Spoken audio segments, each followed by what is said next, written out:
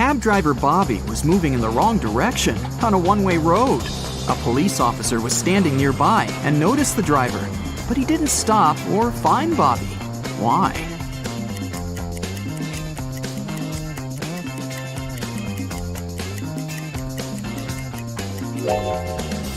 Because Bobby was going on foot. We've never mentioned that the cab driver was driving the cab, so this makes perfect sense. Bobby arrived at the local car service. He decided to give his car 3 coats of paint. Can you guess which coat would go on first?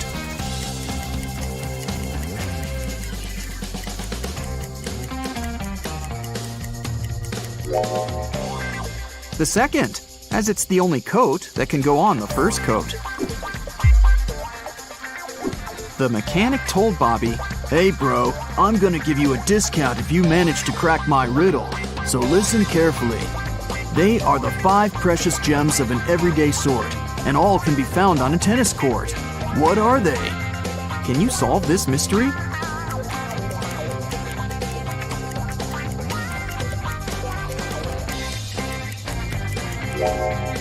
And the correct answer is the vowels A, E, I, O, and U. Bobby was having a cup of tea when he called the waiter and told him that there was a fly in his tea. The waiter took away the cup and brought another one. But 2 seconds later, Bobby called the waiter again and said, "Hey, that's the same cup of tea." How did he know?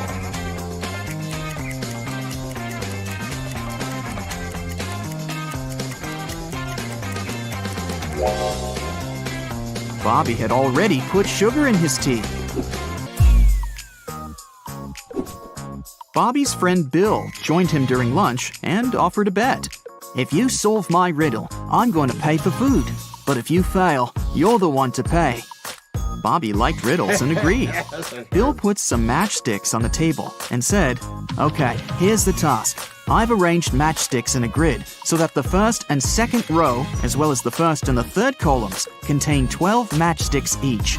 Can you remove 4 matchsticks and rearrange all the remaining ones so that we're still left with 12 matchsticks in the first row, the second row, the first column, and the third column? Can you help Bobby save some cash?"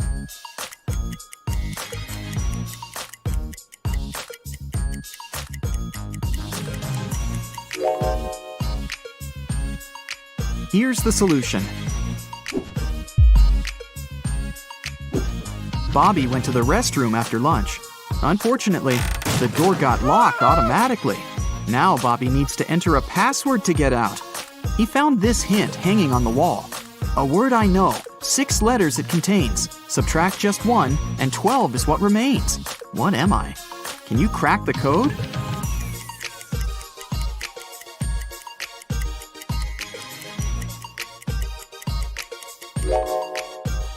The correct answer is dozens.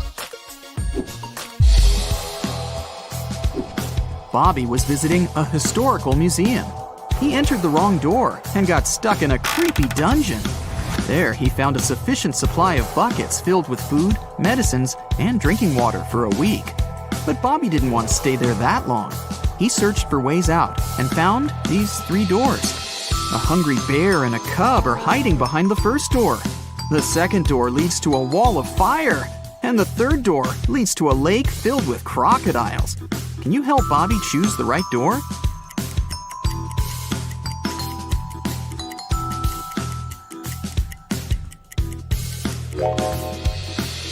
The bear will try to protect the cub, even if you offer them all of your food. Swimming through a lake with crocodiles is also a bad idea. But Bobby can distract the crocodiles with food and use water from the lake and the bucket to fight the fire. So he should choose the second door. Bobby found out that his favorite rock band was playing a private concert for VIP clients in a luxury club. He decided to sneak inside the club through the backyard. But unfortunately, Bobby faced a strict guard behind the door. He refused to let Bobby in without a password. Can you help Bobby figure out the password?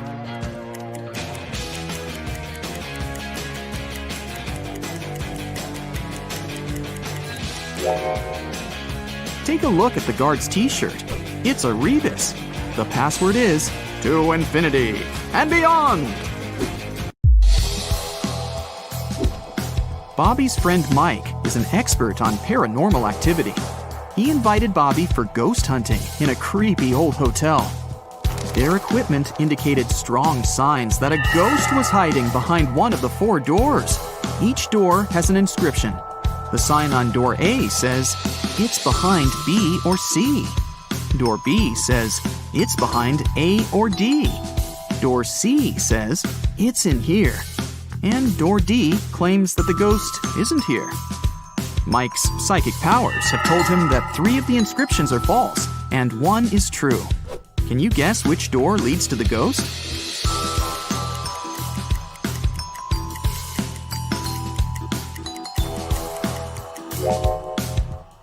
Door D leads to the ghost. Why? Well, if the ghost is behind door A, then both B and D are true. If the ghost is behind door B, then both A and D are true. If the ghost is behind door C, then A, C, and D are all true. But if the ghost is behind door D, then the statements on all the other doors are false, except for that on door B. This matches the rules. Mike was standing on a 100-foot, 30-meter ladder. He slipped from the ladder and fell to the ground. But after the fall, he was absolutely fine and not injured. How could that be?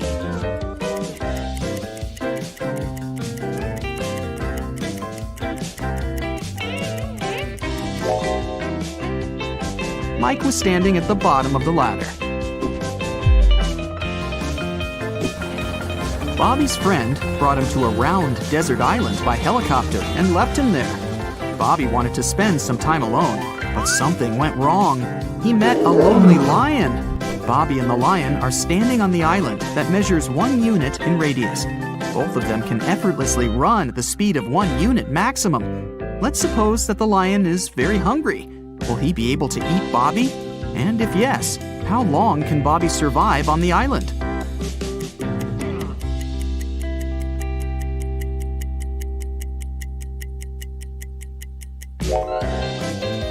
There are 2 possibilities.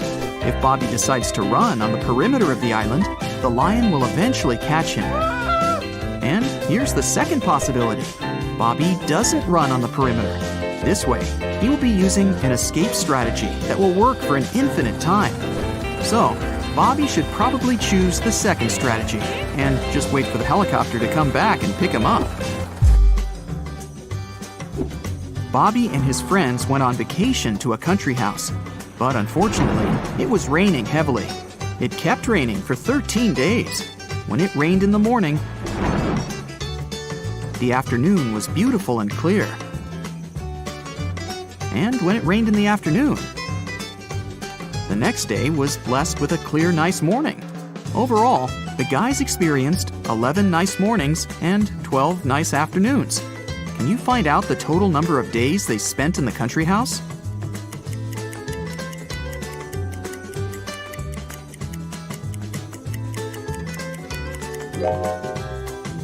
The correct answer is 18, and here's why.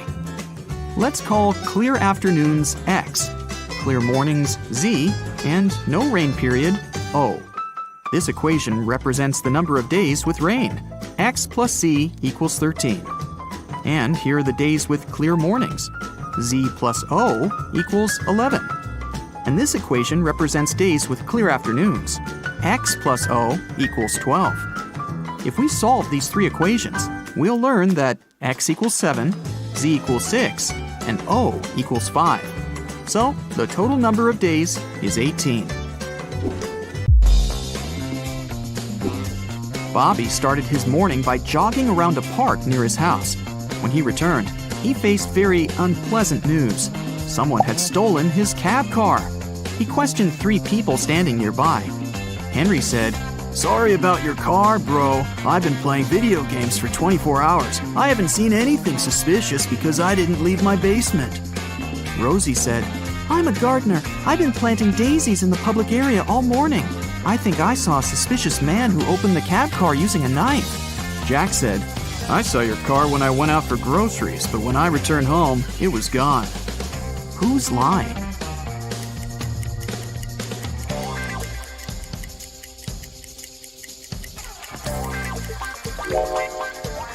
Rosie. She said she'd planted daisies, but there are only rose bushes in this area. Police Officer Frank received an anonymous text message. It revealed an address where Frank could find one of the most dangerous criminals. The police went to check the area. They didn't know what the criminal looked like, but they knew that his name was Dirty Jack, and he was inside the house.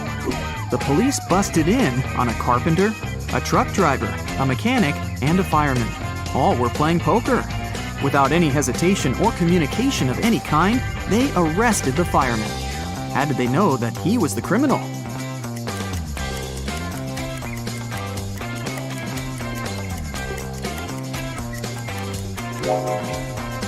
The fireman was the only male in the room. The rest of the poker players were women. Dirty Jack wanted to escape from prison and found 3 possible ways out. The first exit is guarded by hungry dogs. The second exit has a tricky trap. A cage will fall from the ceiling and catch anyone who steps on the floor in this room. And an angry guard is hiding behind the third exit. No prisoner can escape from him. Which door should he choose?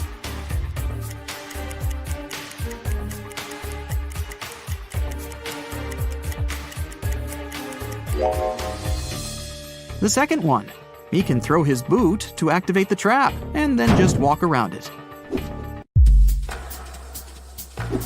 Dirty Jack got out of prison and found himself in the middle of the ocean.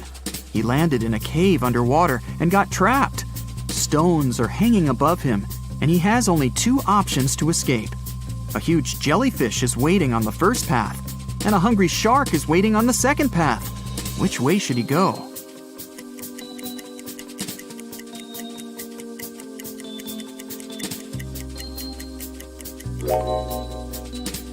Dirty Jack should choose the second option. Take a closer look. This shark has a Go Vegan tattoo. Therefore, it won't hurt a human. So he can easily climb up through the hole in the cave above and escape. What will be the resulting figure if we fold this open cube?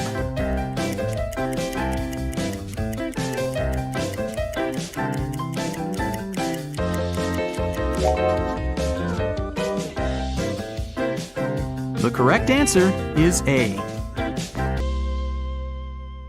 Susan found out that her favorite pop band was playing a private concert for VIP clients in a luxurious club. She decided to sneak inside through the back door. But, unfortunately, Susan came across a strict guard behind the door. He refused to let Susan inside without a password. But, luckily for her, there was a hint on the guard's t-shirt. The hint was to infinity plus BD. Susan deciphered the hint and was allowed to enter. Can you guess what the password was?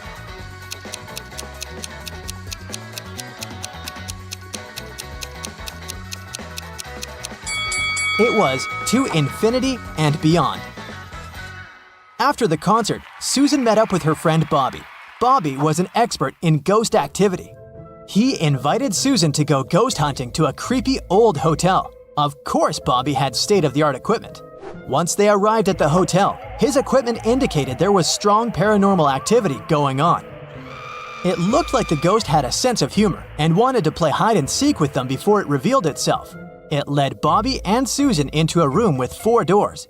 Each door had an inscription on it with some clues. The sign on door A said, "It's behind B or C." The sign on door B claimed, "It's behind A or D." Door C said, "It's in here." And door D stated, "The ghost isn't here." Bobby and Susan looked very confused until a note appeared next to their feet. It said, 3 of the inscriptions are false and 1 is true. Can you guess which door leads to the ghost?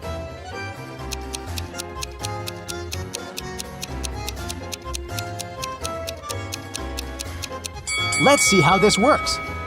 If the ghost was behind door A, then both statements B and D would be true. If it was behind door B, then both A and D would be true. If the ghost was behind door C, then A, C, and D would be all true.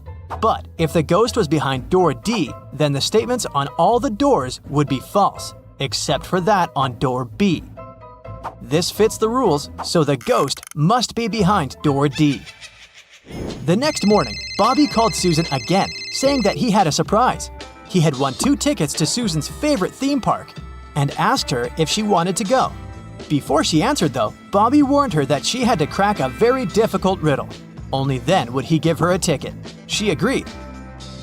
For a school challenge, 100 students received a number between 1 and 100.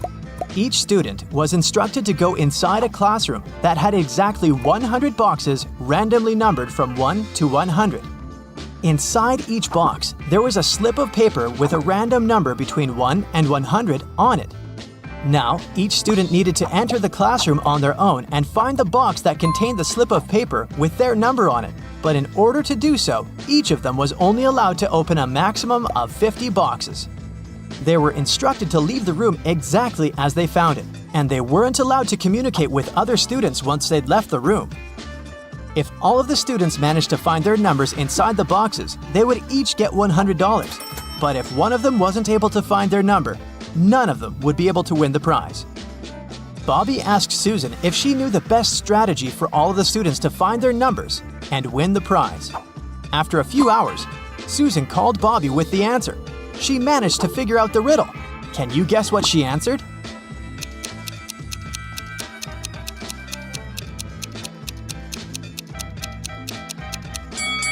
This riddle isn't obvious, but let's see how it works.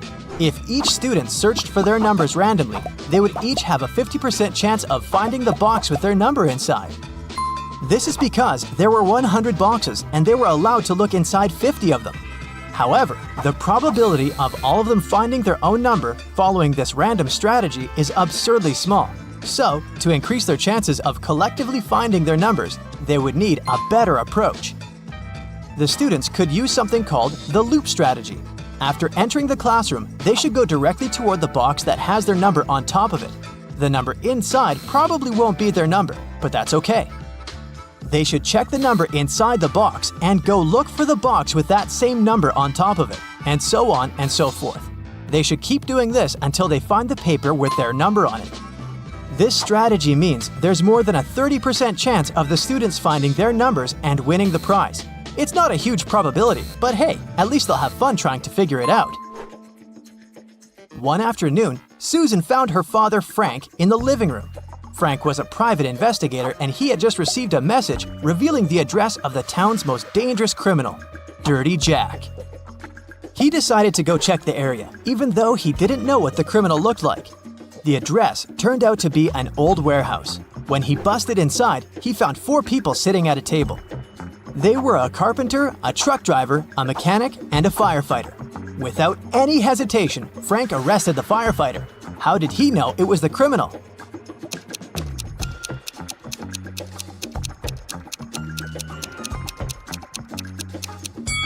The firefighter was the only man in the room. The rest of the people were women. Bobby and Susan decided to go grab a cup of coffee. But when their orders arrived, Bobby's drink came with a fly in it. He called the waiter and asked him to change his cup. The waiter brought him another cup of coffee, but 2 seconds later, Bobby called the waiter again and said, "Hey, that's the same cup." How did he know?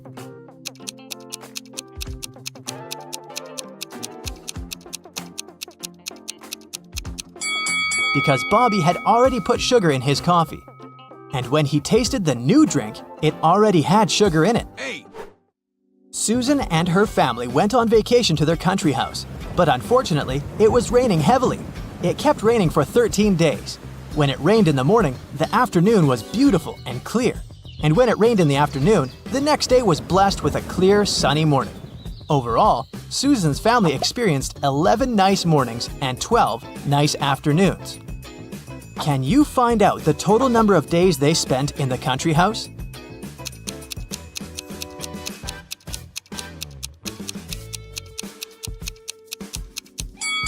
The total number is 18 days. Here's how you can figure it out. Let's call clear afternoons X, clear mornings Y, and periods of time with no rain O. This equation represents the number of days with rain, X plus Y equals 13. And here are the days with clear mornings, Y plus O equals 11. And this equation represents the days with clear afternoons, X plus O equals 12. If we solve these three equations, we'll learn that X equals 7, Y equals 6, and O equals 5. So the total number of days is 18. Bobby started his morning by jogging in the park near his house. When he returned, he got to know some very unpleasant news. Someone had stolen his car. He questioned 3 of his neighbors. Henry said, "I've been playing video games for the past 12 hours and haven't left my basement." Rosie said, "I'm a gardener. I've been planting daisies in the public area all morning, and I think I saw a suspicious man who opened the car using a knife." Jack said, "I saw your car when I went out for groceries, but when I returned home, it was gone." Who's lying?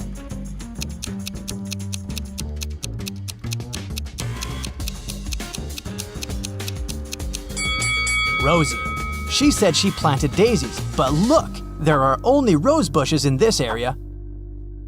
One day, Susan found a box on her desk with a note that read, "What can run but never walks, has a mouth but never speaks, has a head but never weeps, has a bed but never sleeps." Can you decipher this riddle?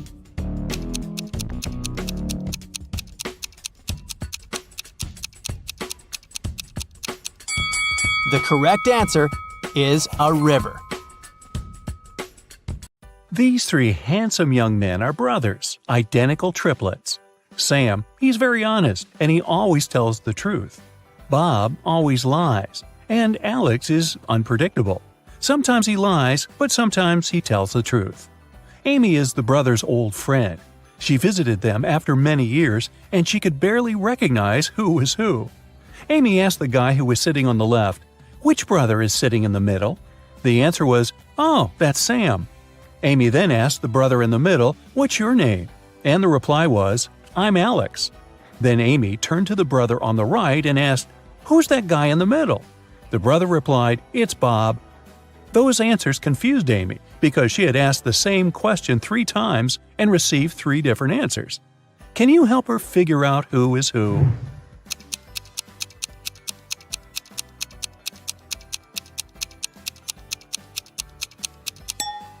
Sam always tells the truth, so the brother on the left cannot be Sam because otherwise he wouldn't be able to call someone else by his name. The brother in the middle cannot be Sam for the same reason, so the brother on the right must be Sam. And since we know he always tells the truth, the guy in the middle is Bob, and the brother on the left is Alex. Both Bob and Alex lied to Amy. No wonder she hasn't seen them in years. Daniel lent $100 to Alex, one of the 3 triplets. Sometime later, Daniel wanted to get his money back. One morning, he meets one of the triplets not far from his house. Daniel can ask him a 3-word question. Sam always tells the truth, while Bob and Alex always lie. What question should Daniel ask?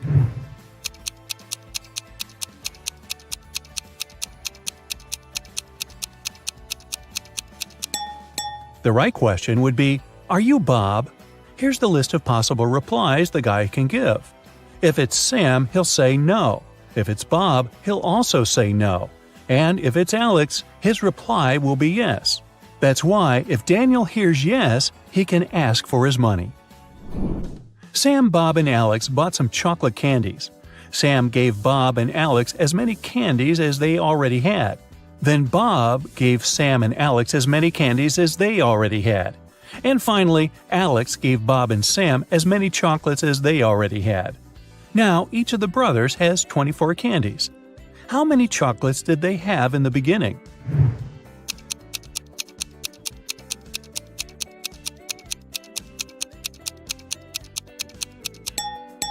At first, Sam had 39 candies, Bob had 21, and Alex had 12.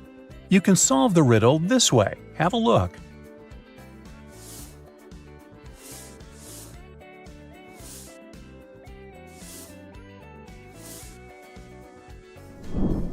Bob leaves home and turns right 3 times. He wants to return home, but he's scared of Sam, who's wearing a mask. What's going on here?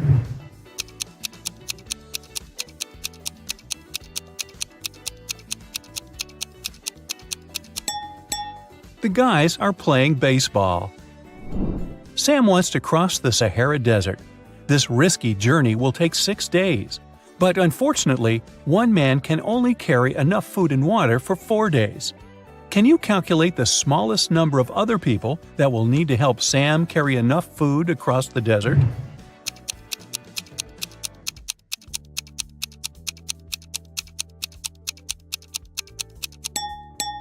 Two people.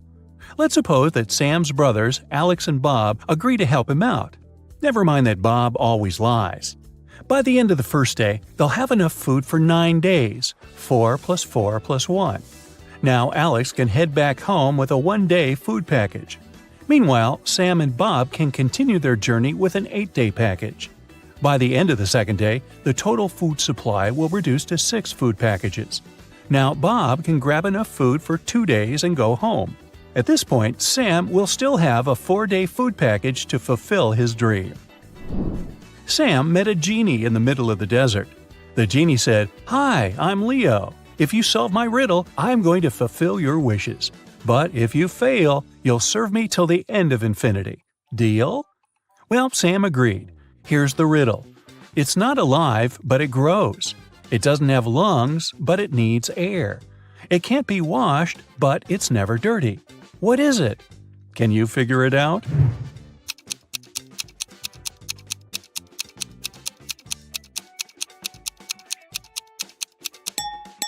The correct answer is fire. First of all, Sam asked the genie for some cash. 9 rare and priceless gold coins appeared in front of the guy. Leo gave Sam balance scales and said, "These coins look absolutely identical, but one of them is fake. The fake coin is lighter than the rest. What's the smallest number of weightings you'll need to find the fake coin?"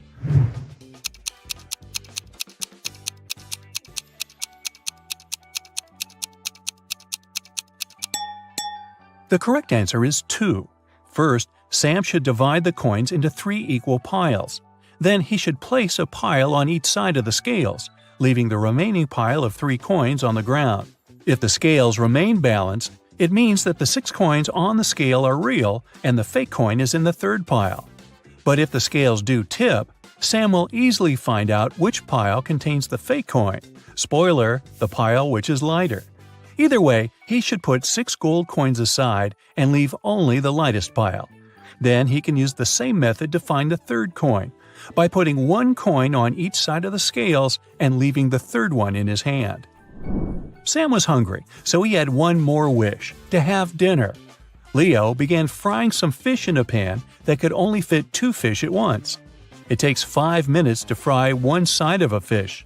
What's the shortest time Leo needs to fry 3 fish in one pan?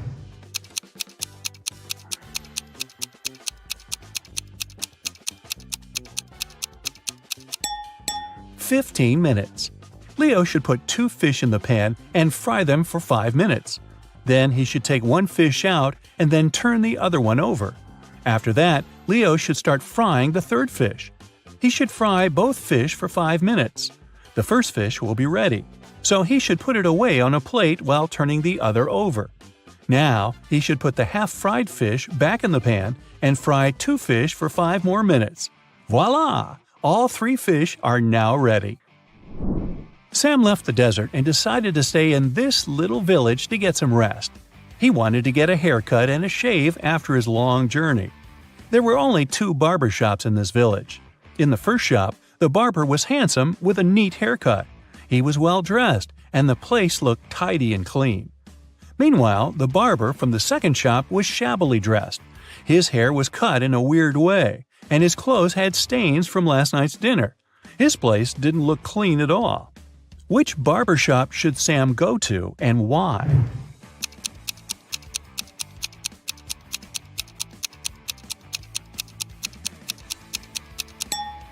Since there are only 2 barbers in the village, it's obvious that the tidy barber must have his hair done by the other.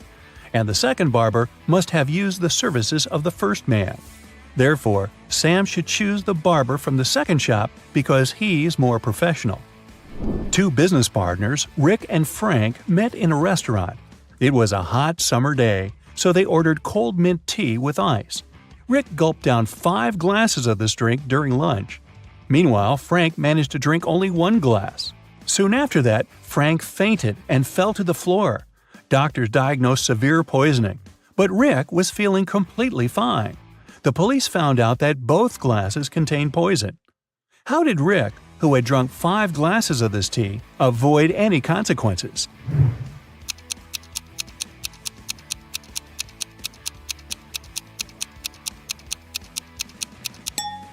Rick survived because the poison was in the ice cubes.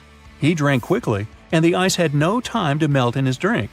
As for Frank, he drank his tea slowly, and the ice melted in his drink to poison it heavily. You pronounce me as 1, but write me as 3. You can't read this riddle without me. What am I?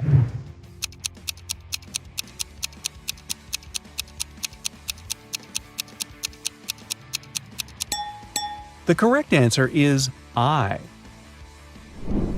Bob bought a parrot from a pet shop and put it in a beautiful silver cage. The seller warned Bob that this parrot could give birth every 2 months, and it can deliver up to 5 babies at a time. How many parrots will Bob have in a year?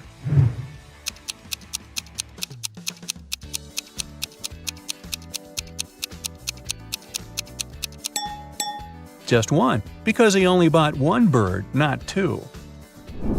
I'm always trapped in my glass cage. I'm usually found at the bottom of the cage. If I climb higher, I get hotter. If I climb down, I get cooler. What am I?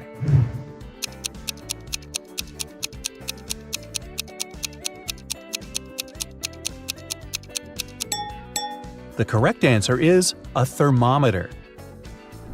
A father is locked up in jail. His wife has gone bankrupt.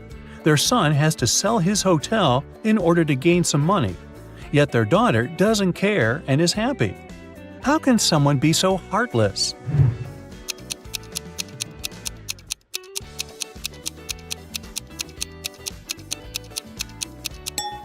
The family is playing Monopoly, and the daughter is winning the game.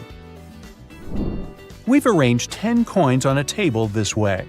Altogether, they form a triangle pointing upward. Can you invert the position of the triangle and make it point downward while moving only 3 coins?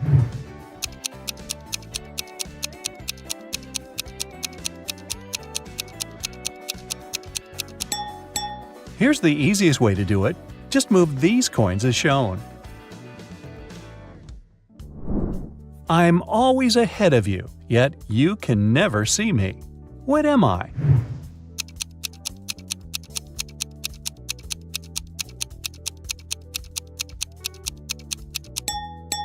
Tomorrow. Can you spot your name in this alphabet soup?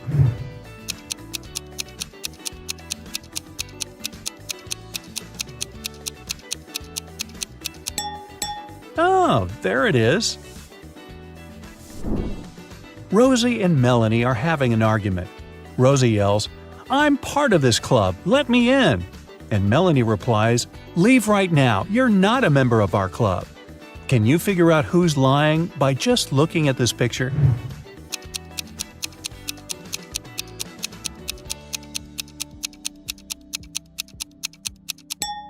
Both ladies have club tattoos, but Melanie's tattoo is slightly different from the club's logo. Therefore, her membership must be fake. At first, you'll be a Sherlock trainee. Look carefully at the pictures and pay attention to the smallest details to solve the riddles. Which one of these students has 3 mothers?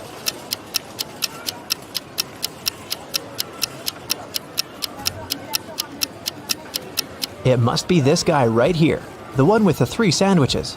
The guy with 3 glasses got them from the cafeteria. He must be very thirsty, but it's not a sign of 3 mothers.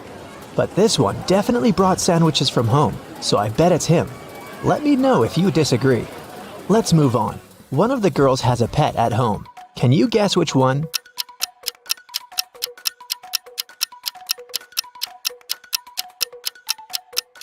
It's the girl in the middle. Look, her hands and arms are scratched. She must be living with a cat. Okay, look at these three people. Who is a vampire?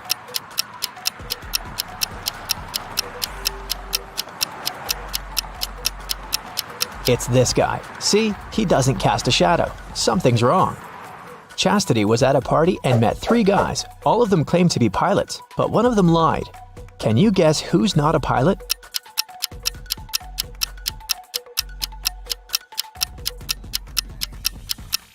Pilots must have perfect eyesight. This guy is wearing glasses, so he's not a real pilot. Look at these three students. One of them is left-handed. Can you figure out who exactly?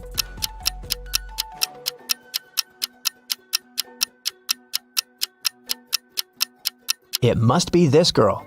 The outer side of her left hand has some ink stains. It happens when she writes. Since we write from left to right, her arm covers everything she's just written. Three best friends met for a coffee in the evening. Can you tell which one of them has a pet?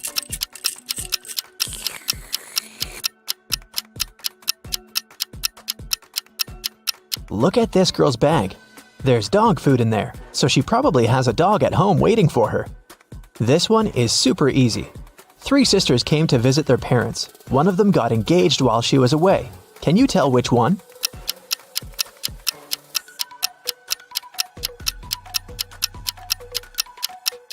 It's this girl who's wearing a ring.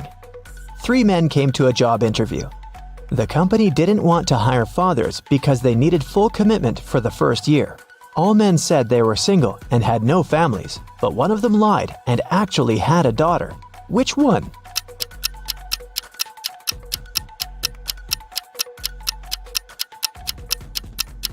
It's this guy here. Why would he wear a pink scrunchie on his wrist if he wasn't making his daughter's hair right before the interview?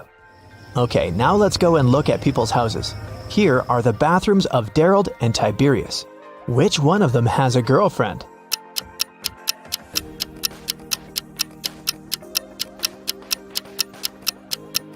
It must be Tiberius. Look, there are two toothbrushes in his bathroom. Nevaeh and Nicolene are students. Both of them live in a one-room apartment with their friends to split the rent. Their mothers once came to visit. Take a look at Nevaeh and Nicolene's bedrooms. Can you tell which one of them is dating her roommate?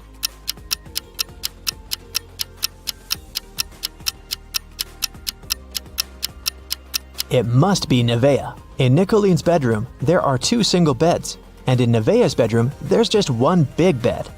Look at these three friends. One of them isn't really a human, but which one?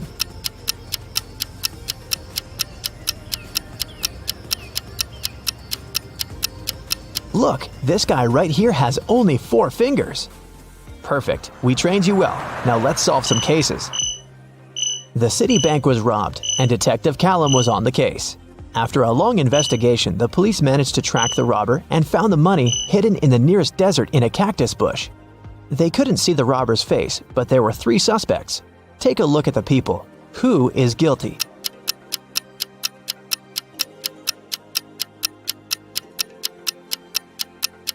It's this man. Look, he has many scars on his arms and hands. He must have gotten them when he was digging the money in the cactus bush. A group of friends asked Billiam if he wanted to join them on a hike that weekend. He said that he couldn't because he had broken his arm. The next day in school, Billiam, indeed, appeared with a broken arm. So he stayed at home and his friends went hiking. On Monday, the friends met in school again. Billiam said that he had just stayed home watching TV. His friends told him about the hike and asked why he had lied about the broken arm. Why did they decide that his arm wasn't really broken?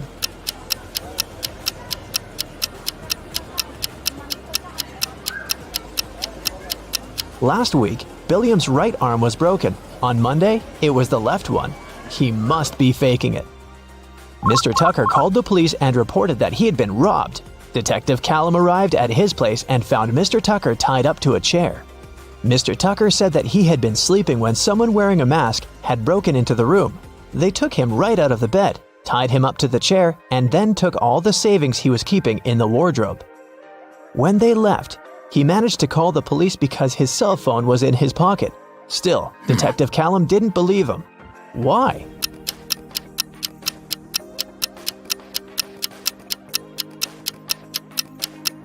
Mr. Tucker said that he had been taken right out of bed, but the bed was perfectly made. I doubt that a robber would care enough to make Mr. Tucker's bed on their way out.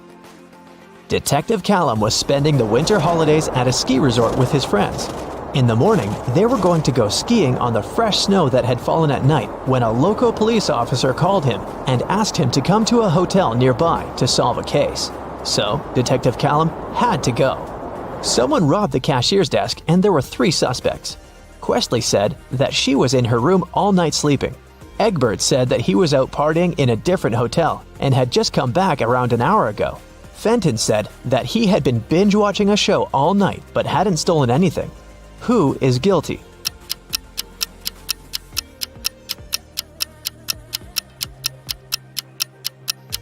It was Egbert. If he had just returned, he would have left his footprints on the fresh snow, but there were no footprints leading to the hotel as Detective Callum was walking there. And the name Egbert will make anyone suspicious. There was a car accident in the suburbs, and police arrived to investigate the case. The driver went into a cliff right where the road was taking a dangerous turn. The car turned around, and he was pushed out of it and got stuck nearby. He had his cell phone on him, so he was able to make a call. A police officer helped the driver out and asked him to show what was in the trunk. The driver gladly opened it with his keys. In the trunk, there was his suitcase, some instruments, and a spare tire. The police officer said that the accident had been staged. Why?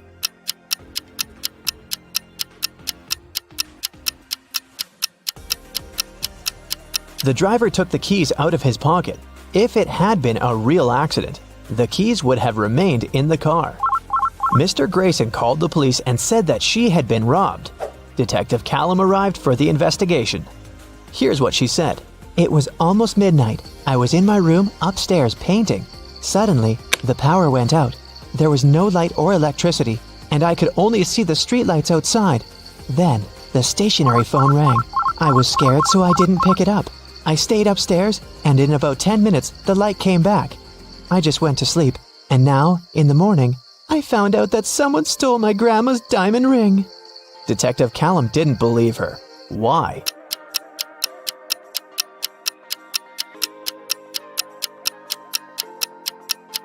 If the lights and the electricity were out, how would a stationary telephone ring?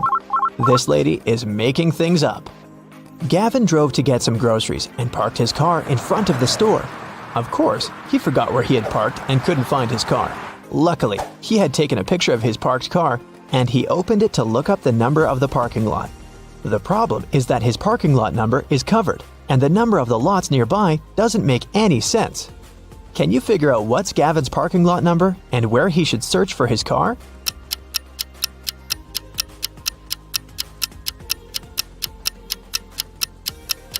The numbers are just turned upside down in the photo. The numbers are 86 through 91, and his car is parked in 87. Now I have a short logo quiz for you. I'll show you a logo and you have to tell the company. Here's the first one. Do you recognize it?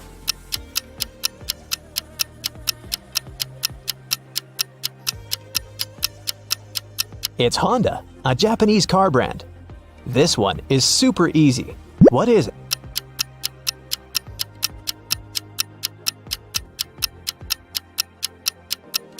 This is Pepsi, of course. What about this cute crocodile? Does it ring a bell?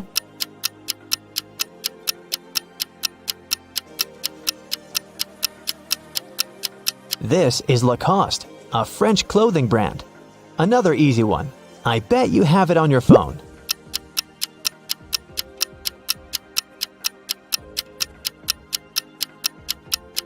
Yes, of course. That's Spotify. What about this one?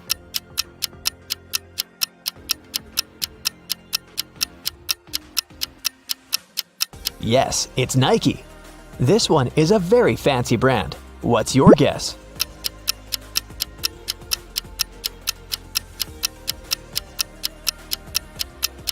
That's Louis Vuitton. Okay, another one for you. It's harder, but you've got this. What's your call?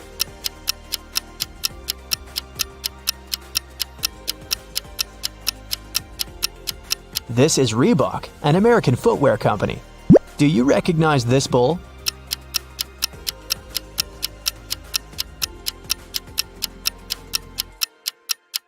is a Lamborghini logo. This is a painfully familiar yellow rectangle. Where is it from?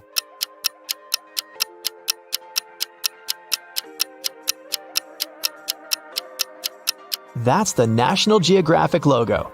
Portia and Vinette live in a country where postal services are super unreliable. Everything sent by post is stolen from the package. How can Portia send his wife, Vinette, a diamond ring if both of them can buy locks, but don't have keys from each other's locks?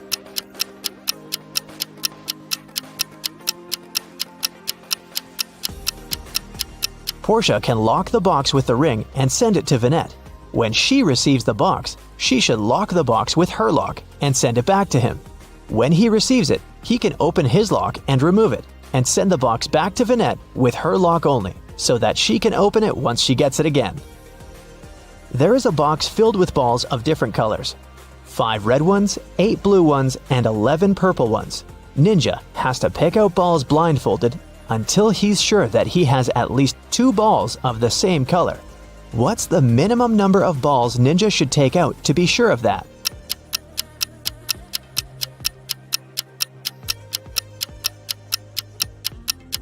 Worst case scenario, he'll be picking out the balls of a different color every time. There are 3 colors, so if he picks out 3, they might all be different. But if he picks out 4, then the additional one for sure will match one of the existing colors. So, Ninja should pick 4. Betty has a sister, Amy. Gail is Betty's mother. Meanwhile, Dan is Gail's father and Samantha is Dan's mother. Can you figure out how Amy is related to Dan?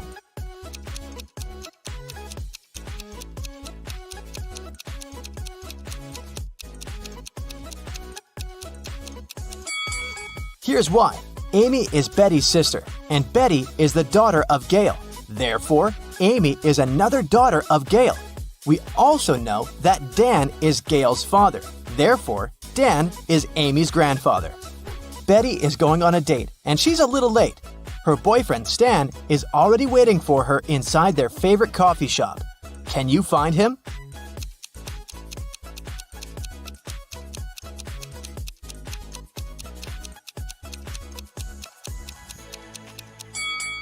It's this guy on the right. He has a small gift box on the table. After the date, Betty takes a car sharing to go home. The car is parked at this point. Can you figure out the only point Betty can reach?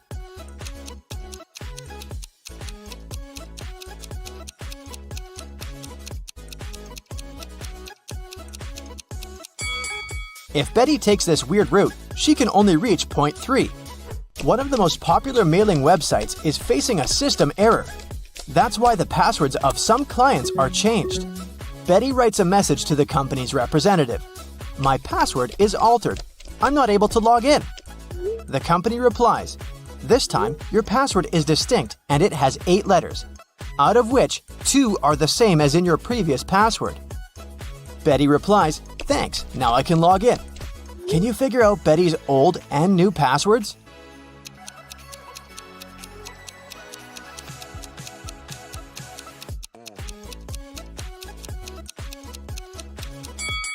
Her new password is distinct, and the old one is altered. Betty arrives at her favorite swimming pool and spots something really weird. Can you see it too?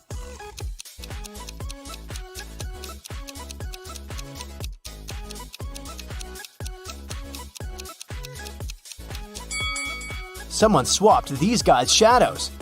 After swimming training, Betty goes to the public shower. There are other people in shower cubicles nearby. Can you spot who's unwanted here?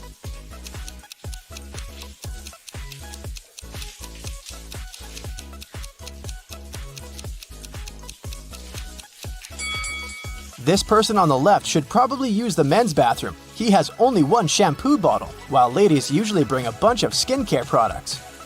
Betty meets her best friend Rob. He always tells the truth. Rob says, I have one specific whole number on my mind. It's 1, 2, or 3. You can ask me just one question, but I can only reply yes or no, or I don't know. What question will you ask to figure out the number I'm thinking about? Can you help Betty?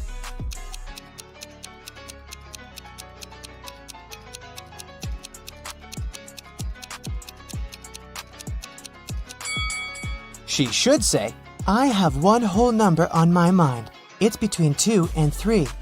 Is the number I'm thinking of smaller or equal to your number? This way, if Rob replies no, then the number is 1. If he replies yes, the number is 3. And if he replies I don't know, the number is 2. Betty got a job as a cashier at a movie theater. A group of her first customers approached the ticket kiosk. 4 mothers, 2 grandmothers, and 4 daughters. What's the minimum number of tickets they need to buy?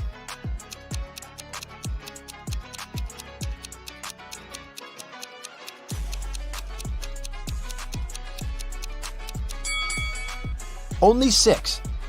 Betty has 3 keys that open 3 different doors. How many attempts does she need to figure out the key for each door?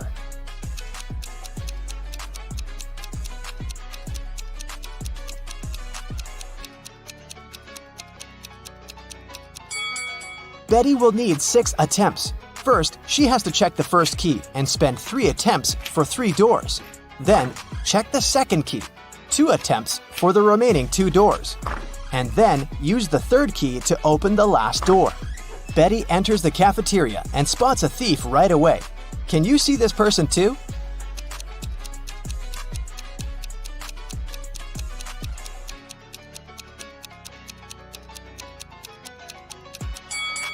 This elegant lady in the chair has a plastic detector attached to the stolen clothes.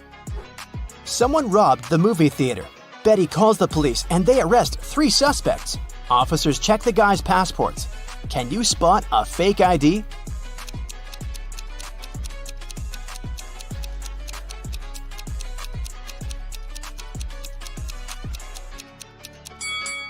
Most passport pictures have a white background, so the one in the middle is fake. Late at night, Betty is walking home in a snowstorm. She meets her neighbor walking a dog in the street and freaks out. Can you guess why?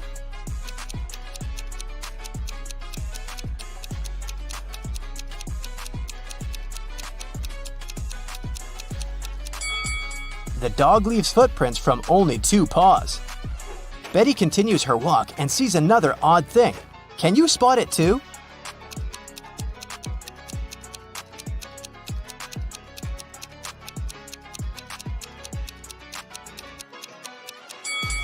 It should be the moon, not Saturn. Betty enters her apartment building and meets 3 neighbors in the elevator.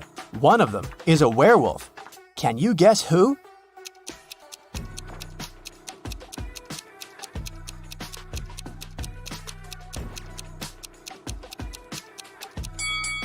This lady on the left. She's wearing a moon necklace. Betty goes to sleep and wakes up in an arena. The speakers announce that she must fight with one of these 3 hybrid creatures. Which one should she choose to stay alive? A polar bear with a head of a tiger, an elephant with a wolf head, or a hybrid with a face and body of a huge squid and the legs of a human?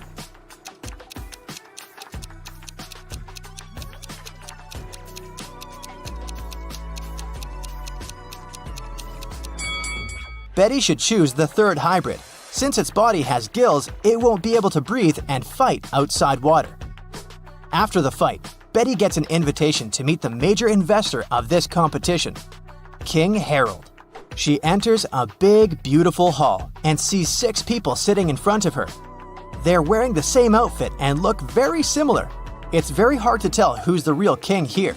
But after a couple of minutes, Betty approaches one of them, bows, and says, "Nice to meet you, Your Majesty." How did she know who's the real king?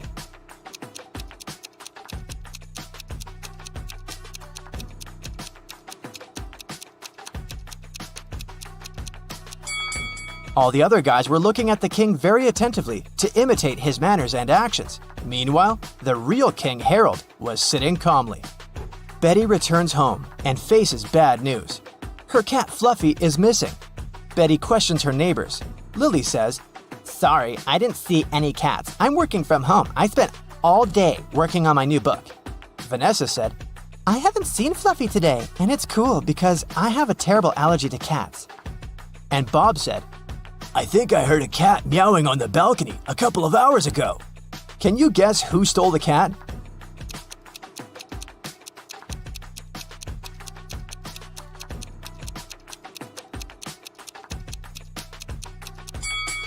Nobody. Fluffy's been hiding under Betty's couch all this time.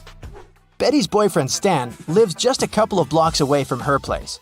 Betty calls him on FaceTime and invites him over.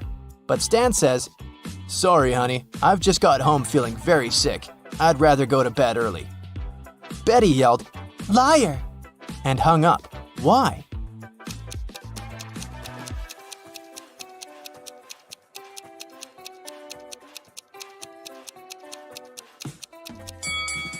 Take a look at Betty's window. It's pretty dark.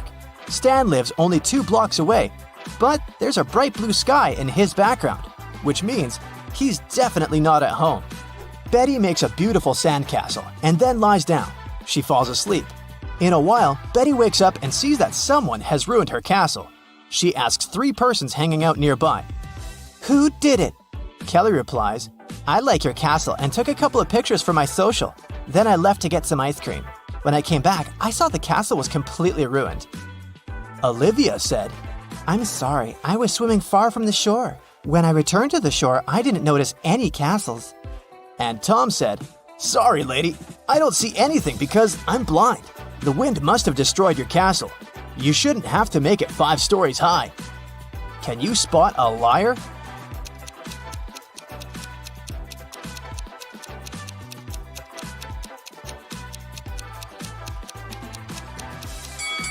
Tom is lying. He said he was blind. How did he learn the castle architecture in detail? Betty is using an app to find accommodation for her vacation. She likes 3 offers. Rose invites her to stay in a cozy bedroom on the 4th floor of her luxurious villa for the price of $50 per night. Jane is ready to host 1 person in a tiny guest house in her backyard for $30.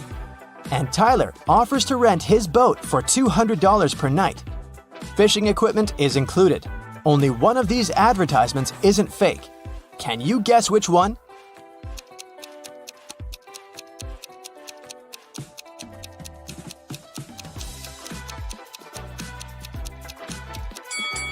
This villa is 3 stories, and Tyler's picture is hanging on the pier. He's a runaway thief. So, Jane's guest house is the safest option for Betty. Hey there! Want to check how attentive you are? I bet you're a quick thinker and will be able to crack all my scrambled words in no time. Remember to note down your score and share it in the comments at the end of the video. Level 1. Let's warm up unscrambling 4-letter words. And here we go. The first one.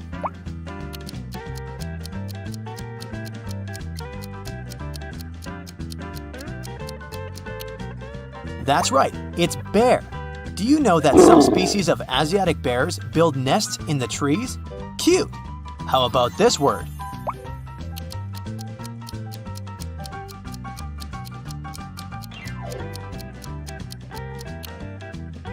If you said cold, you're absolutely right. And in the coldest place on Earth, which is in Antarctica, temperatures drop to negative 128 degrees Fahrenheit. Can you crack this one?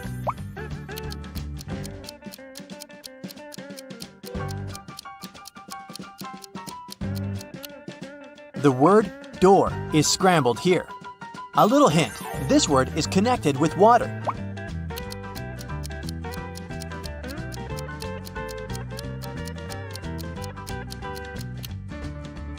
Yep, that's fish. By the way, the shark is the only fish that has eyelids and can blink. The next one.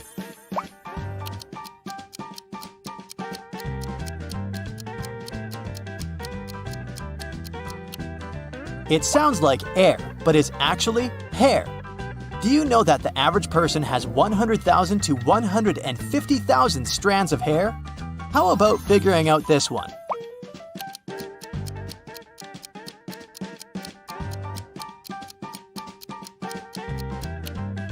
That's the word road. I've got another tricky word for you.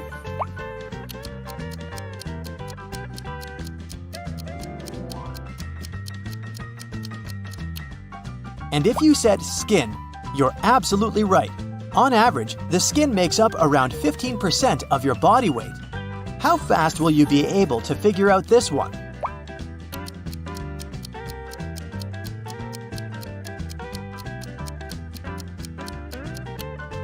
Right, the word year is hidden here. The next tricky word for you.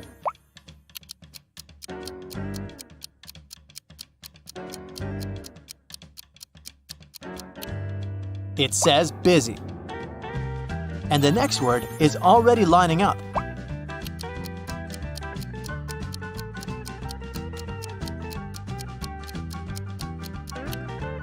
That's the word city. At the moment, the most populated city in the world is Tokyo, Japan, with more than 37 million people living there. Are you ready for something more complicated? Then let me take you to level 2 with 5-letter scrambled words. And here's the first level 2 word. Concentrate and crack this riddle.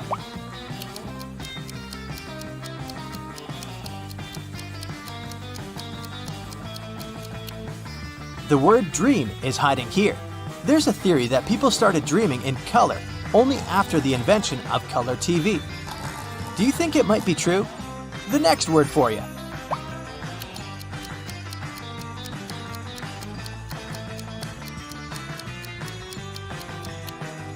Right you are. That's queen. How about this one?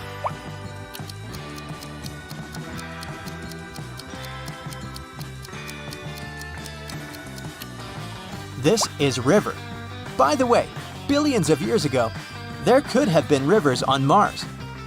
I bet you won't be able to guess what word is hidden here.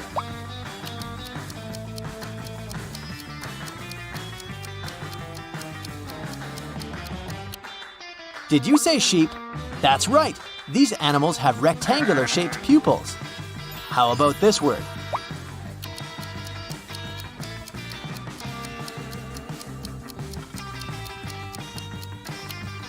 That's the word skill.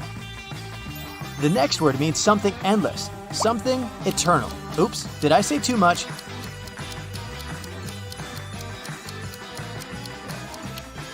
And this word is space. Did you know that space is almost completely silent? Try to figure out what word is scrambled here.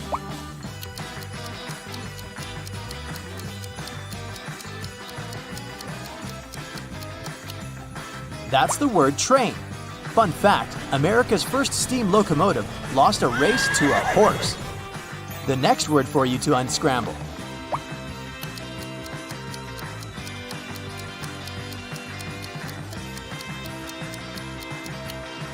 Right, that's table. And how about this one?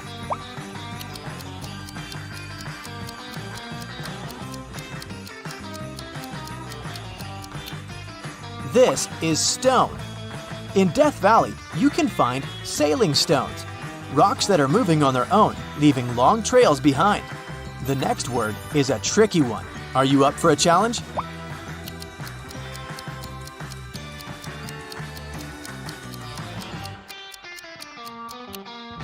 Okay, it was probably not so difficult. Sugar. Level 3. 6-letter words. Wait, what? Calm down, I'm sure you'll manage. Okay, take a deep breath. Ready? Go!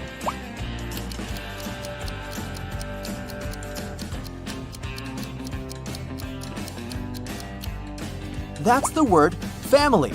See? Not so bad. How about this one?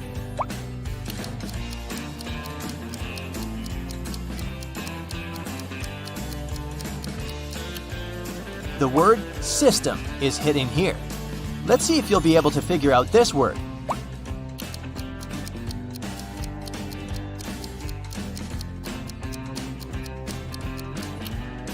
Right, it's coffee. They're seeds found inside the coffee cherry. The next word is one of the cutest you'll find in this quiz.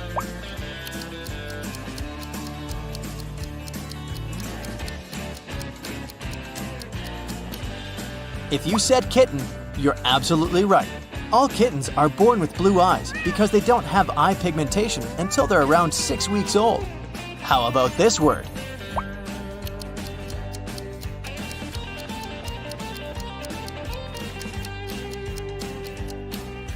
Yep, it's spring. What's your favorite season? The next word is right here.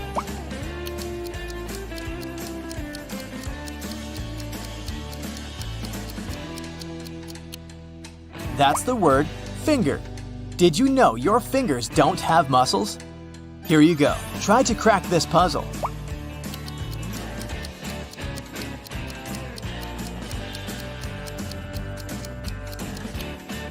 Was it tricky? That's cheese. Cheese takes up a mere 1/10 of the volume of the milk that is used for its production. This word has some connection to space, but enough with hints.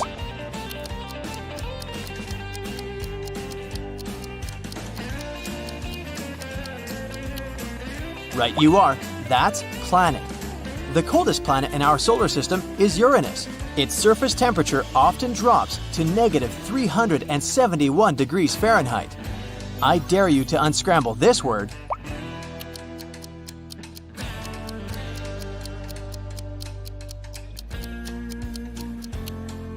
That's the word shower.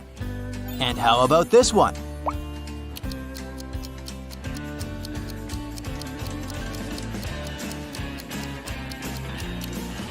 The word orange is hiding here. By the way, there are more than 400 varieties of oranges in the world. And the mind-boggling level 4. The trickiest words, the sweetest taste of victory. Okay, here we go. The first word.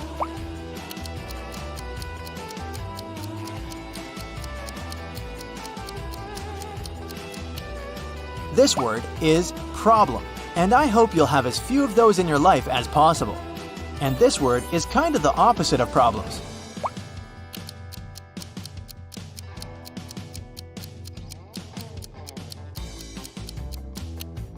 Did you say success? Right you are. Now a word from the animal kingdom. Can you guess this one?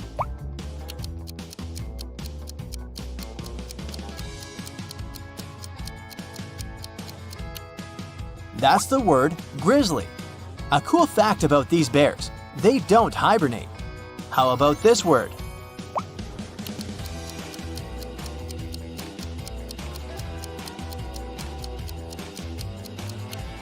Did you see language hiding here? Specialists say there are more than 7,000 languages in the world. Okay, I bet this word will take you ages to decipher.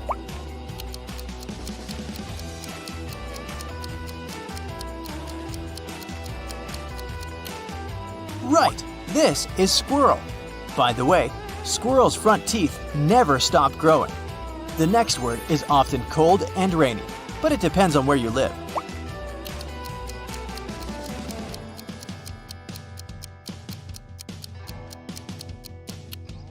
That's the month of November. Brr! The next thing can really help you out in November.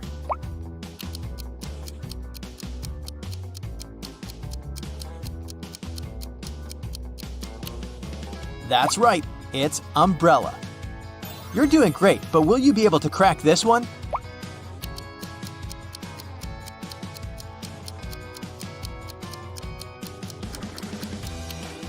I bet you use it every day.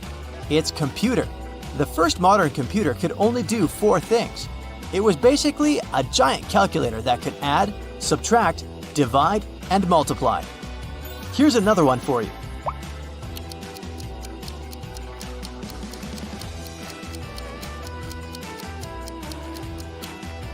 Yummy sandwich. The heaviest sandwich ever made weighed more than 5,000 pounds. If you ever found this thing, you'd be happy and probably rich.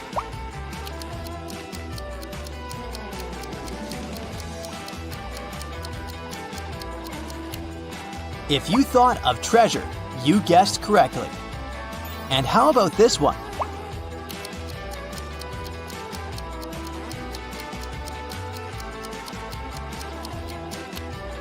That's the word fortress. Betty is a famous artist and blogger with more than 1 million subscribers. She has recently hired an agent to sell her works. The agent created an online shop with Betty's exclusive paintings. One day, Betty woke up and saw that most of her followers recently unsubscribed. Can you guess what happened?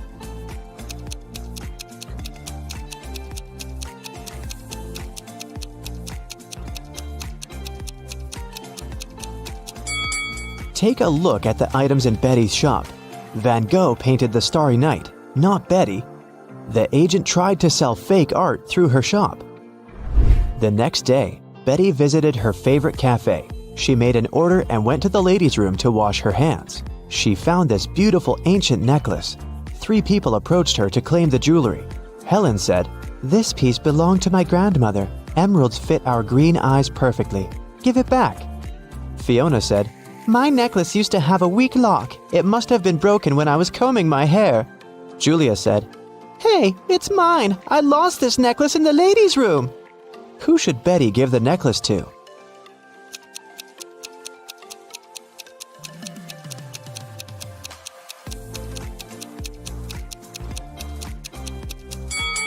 Helen mentioned emeralds, but the stones are red, not green.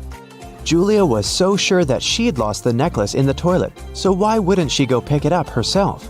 Fiona was the only one who knew about the weak chain lock, so she's the real owner. Betty returned to her table. She noticed that someone had taken a bite out of her bagel. Betty was shocked and questioned other customers. Derek said, "Lady, I'm a billionaire. I don't need to steal other people's food." Zach said, "I'm allergic to gluten. I don't eat any pastries." Sheila said, "I saw a weird hungry guy running around the cafe and asking for money. He must have bitten your bagel." Who's lying?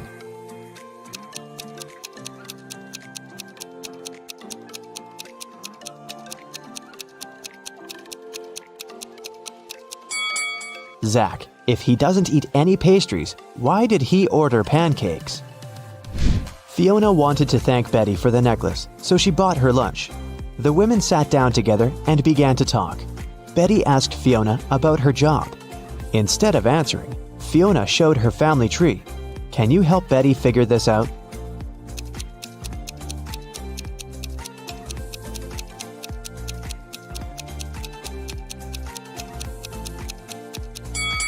Fiona is a witch, her brother is a policeman, their dad is a doctor, and their mother is a football player.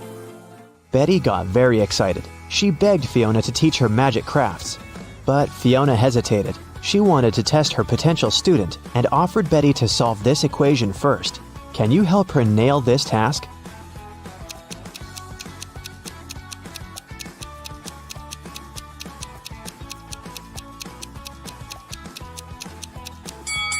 Many people fail to solve this equation because they don't pay attention to details. In this puzzle, every emoji, including the witch, wand, and the broom, symbolize different values. Before calculating the equation, let's find out the value of single things. First, calculate the value of one witch. It's 15. Now let's figure out the value of one wand. As you can see, it equals 7.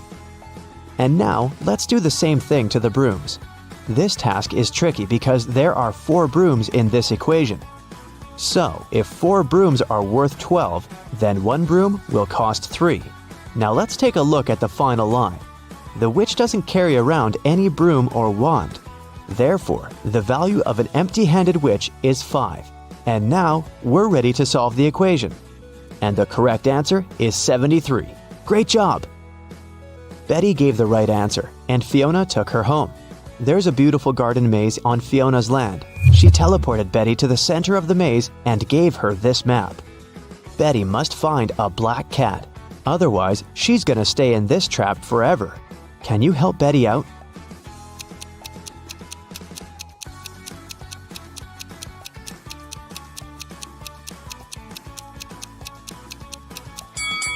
Here's the way. Betty wanted to run back to the castle as soon as possible. Suddenly, a creepy zombie started chasing her. It looked hungry. Betty was running away and noticed 3 paths. The first path was covered by poisonous acid, the second path by bugs and maggots, and the third path by thorn bushes. Which way should Betty choose?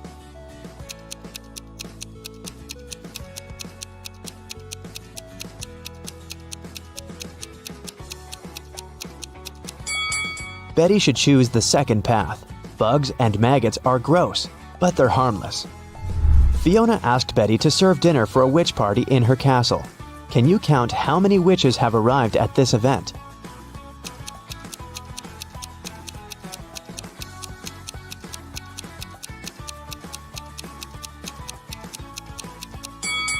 There are 13 witches in this picture. This one is not a witch, it's a garden scarecrow. Betty needed to go to the store to buy some ingredients for dinner. She began to write them down: milk, lemon juice, eggs, butter, oranges, baking soda, cashews, and vinegar. What was Betty making?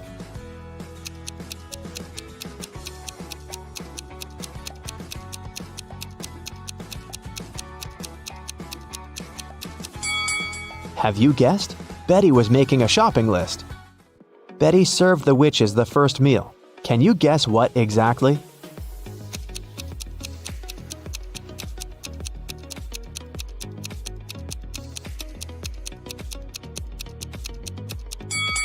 The correct answer is onion rings. Here's a second serving. Can you guess it?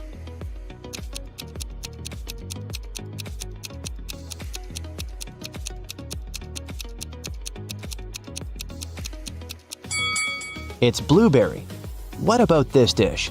What do you say?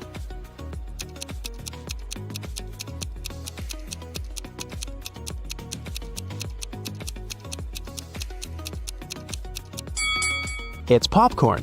Here's the next one.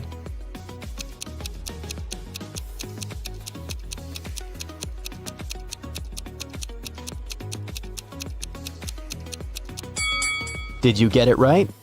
It's a strawberry milkshake. Fiona asked Betty to bring dried flowers to cook a love potion. Fiona stores all ingredients in her warehouse, but as soon as Betty entered the warehouse, the door locked behind her back. Betty searched this area and found some old furniture and an antique mirror. Suddenly, she noticed 3 doors, but there was a dangerous monster behind each door.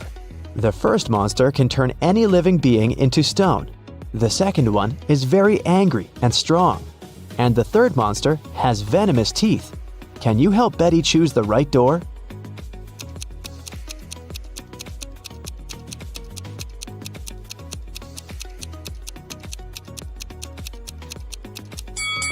Betty should open the first door and show the mirror to the monster so that it would turn into stone. Then she can escape through the first door. Betty took her phone and ran into the forest. It was pretty dark and scary. Betty stepped on a wasp nest. Wasps were everywhere. What should Betty do? Wave her arms to scare the wasps? Run away as fast as she can? Or walk away slowly? What do you think?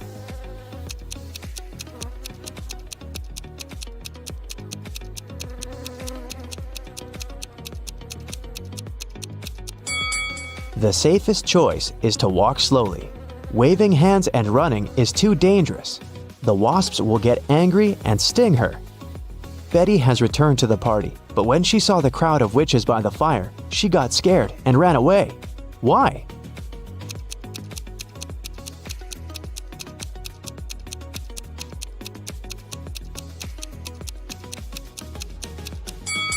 This lady by the fire is a ghost.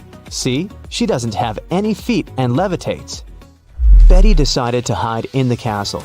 She wanted to call the police, but she couldn't find her phone. Betty questioned 3 witches. Georgina said, "How dare you? I use telepathy. Phones and gadgets are for losers." Lillian said, "I was outdoors singing with other witches. I didn't see or hear anything weird." and Nina said, "I don't need to steal honey. I can manifest any amount of money anytime." Who's lying?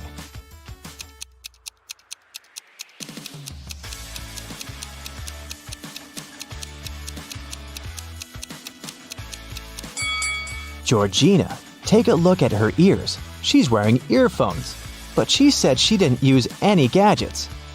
Fiona got very angry when she found out that Betty had interrogated her dearest friends. Betty apologized. Fiona said, "Okay, I'll let you stay, but you must answer 3 questions. Here's the first one. I've been here for 1,000,000 years, but I'm never more than a month old. What am I?"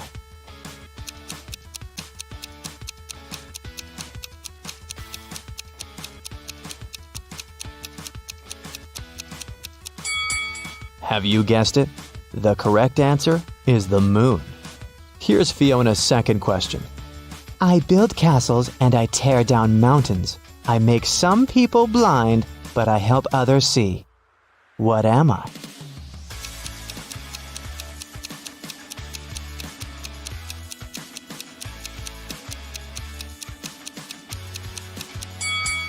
The correct answer is sand.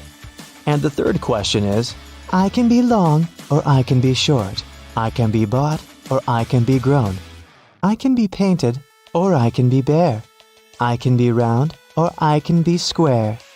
What am I?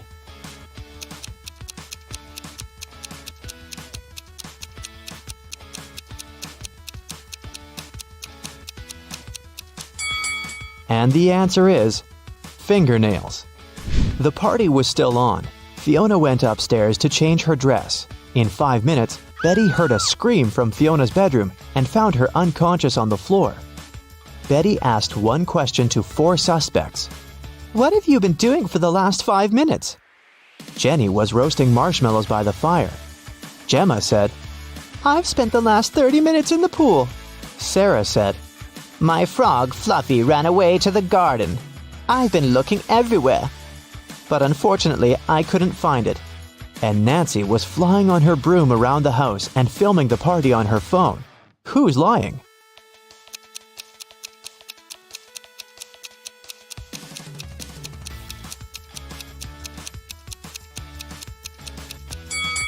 Sarah. Her frog is sitting in her pocket. Suddenly, someone turned the lights off. Betty woke up in jail.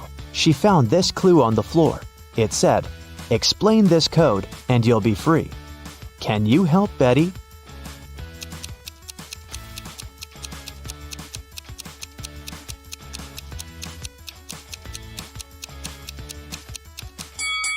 Here's the answer. Betty was running through Fiona's basement and noticed 2 more prisoners. She figured out that one of them was planning to escape. Can you guess who?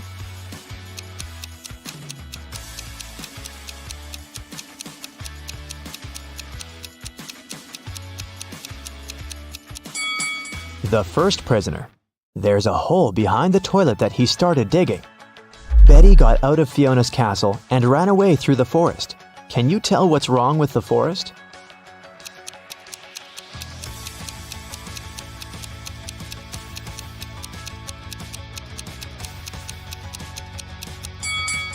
Look at the trees. They all cast shadows, but the big oak tree's shadow is in the wrong direction. Detective Callum arrived at a jewelry store because the owner reported that someone had stolen a diamond. He didn't let any customers or a cleaning man out, so they were the main suspects. Everyone denied stealing the diamond. There were no fingerprints found. Can you help Detective Callum decide whom he should arrest?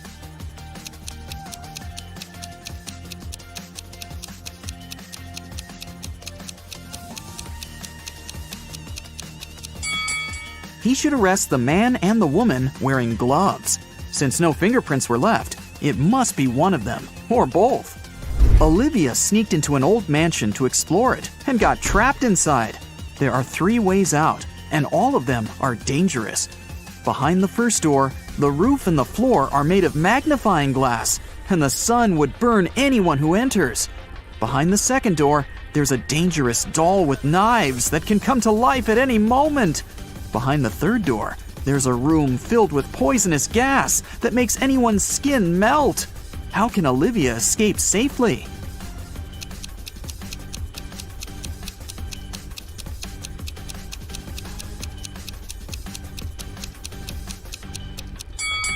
She can just leave through the first door. It's night, so the sun isn't shining, so the first way out is safe. Detective Callum was abroad, traveling by train, when he heard 2 men arguing. One of them, Hendrix, was blaming the other, Brian, for trying to steal his suitcase. Their suitcases looked exactly the same, and Brian claimed that he had just confused the 2 by accident. Detective Callum asked both men to open their suitcases. Do you think it was an accident?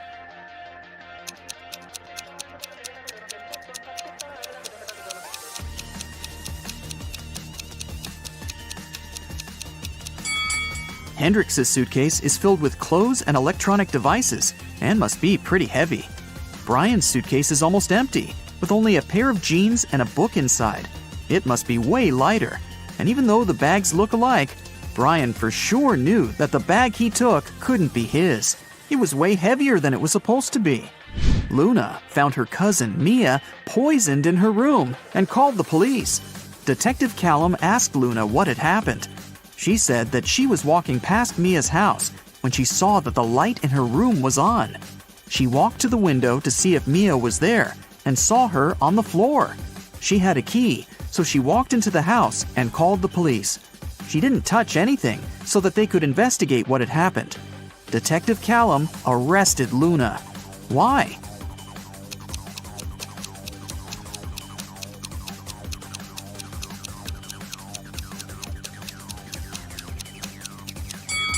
She said that she saw Mia in the window. But look, the blinds are closed.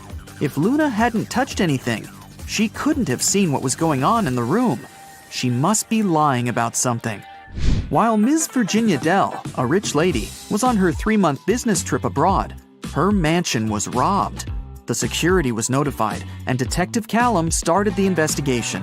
There were 3 people caught on the security camera, and he started interrogating them.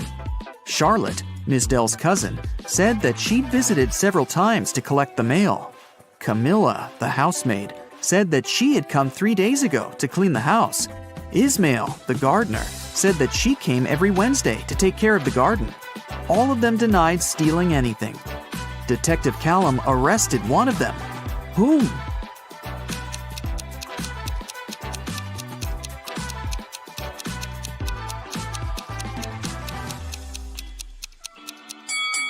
Camilla, the housemaid. She said that she had cleaned the house 3 days ago. But look at the house. There's dust and dark stains. It doesn't look like the house has been cleaned recently, so she probably lied.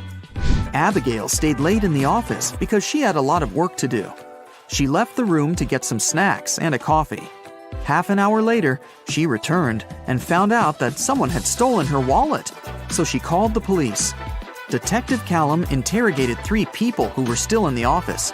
Noel, the cleaning man, said that he had been cleaning another floor and had never stepped into Abigail's office that day yet. Sonia, the accountant, said that she had been talking on the phone with her mom. Sean, a regional manager, said that he had been in his office flooded with work. Who stole the wallet?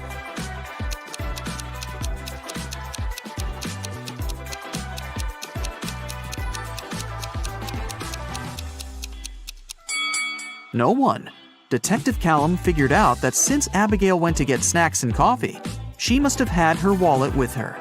He just recommended she should get some sleep and stop overworking. Elizabeth and her daughter Ella went abroad traveling. They were walking and shopping in one remote town when Elizabeth noticed that Ella had disappeared. She called the police and they started to look for the girl. There were 3 people nearby and they were interrogated. Layla said that she hadn't seen the girl. Madison said that she had seen the girl with her mom, but that was it. Amelia said that she had heard someone screaming, but she hadn't seen who it was. Who should be arrested?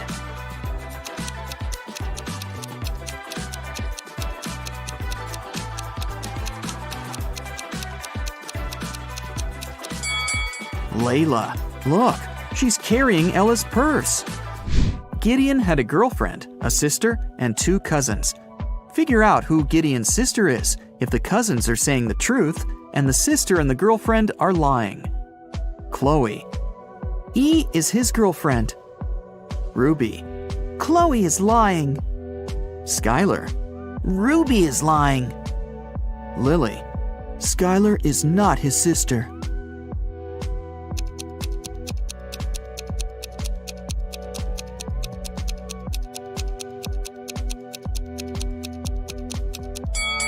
If Chloe is telling the truth, then Lily is lying. Then Skylar is his sister, who's also lying. So Ruby must be telling the truth, which contradicts that Chloe is telling the truth. So Chloe is for sure lying. Then Ruby is telling the truth, and Skylar is lying. So Lily is telling the truth. 2 liars are Chloe and Skylar, and they're Gideon's girlfriend and sister. Lily says that Skylar isn't his sister. So Skylar is his girlfriend, and then Chloe is his sister. Scarlett just moved into her new apartment 3 days ago. One evening, she was reading before bed when she heard a knock on the door. She opened the door, and there was a confused man who said, Oh, I'm sorry. I just moved in here earlier today, and I thought it was my apartment. Once again, sorry, and good night." Then he left. Scarlett didn't believe that it was just a mistake and reported the man to the police. Why?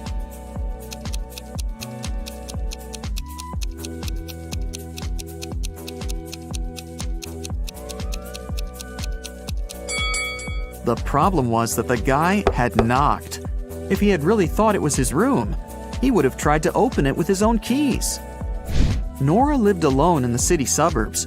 She called the police and reported that someone had robbed her house and stolen her savings that she had been keeping in a pair of socks on one of her wardrobe shelves. Detective Callum arrived with the police, took a look at the room, and closed the case, claiming that the lady was lying.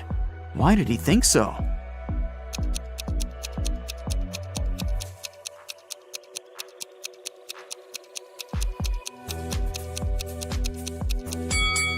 The room was absolutely clean. If someone had robbed the house, they would have made a mess while searching for money. The person who took the money must have known exactly where it was, which is unrealistic. Mrs. Ledger is a high school history teacher. One day, she started a sudden oral test, asking students questions from the back of the book. If the students figure out the order in which she asks, they can find the answer to their question in advance. The first 3 people she asked were Atlas, Eleanor, and Gracelyn. There are Zoe, Luca, Sienna, and Victoria left. Can you guess who will answer which question?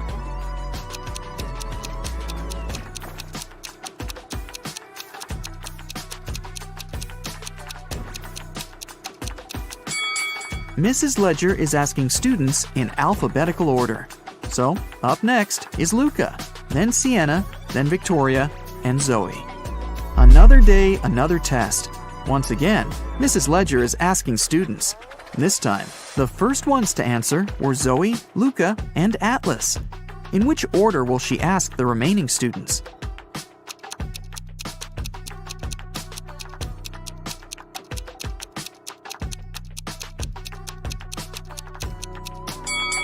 This time, she started with people with the shortest names. There are 3 letters in Zoe, 4 in Luca, and 5 in Atlas. The next one is Sienna, who has 6 letters in her name. Then Eleanor with 7 letters, Victoria with 8 letters, and Gracelyn with 9. Ellie found herself locked in a dungeon and couldn't remember what had happened.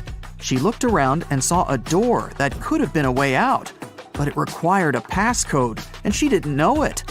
Luckily, there was a hint. 1-802-3004-0803-2611. She has just one chance, and if Ellie doesn't get it right, the dungeon will get locked forever. Can you help her decide which password is the correct one?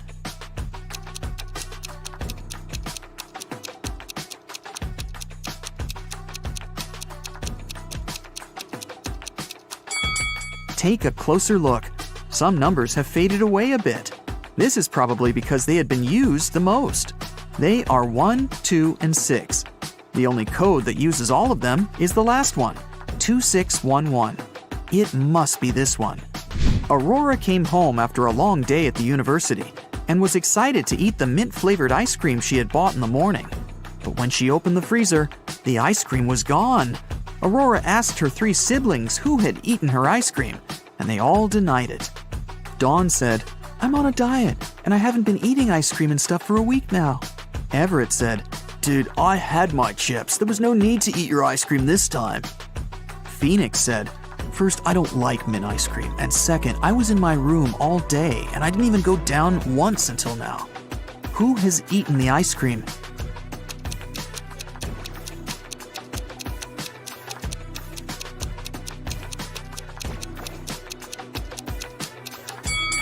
It was Phoenix. Aurora never mentioned the ice cream flavor, but he still knew it.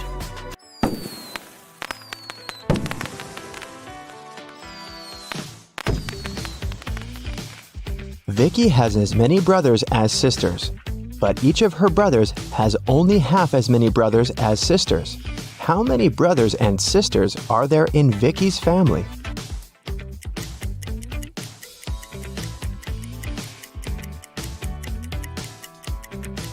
The correct answer is 4 sisters and 3 brothers.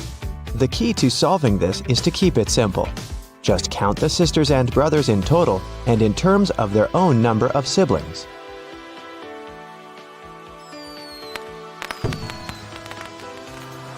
Vicky is a music teacher. One day, she came over to her student's house to give him a lesson. The door was unlocked, so Vicky got in.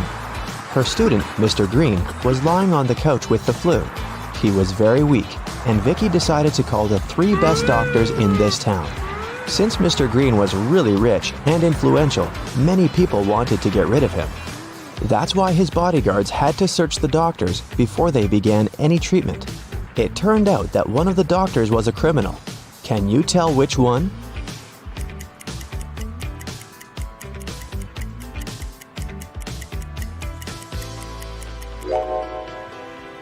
This guy.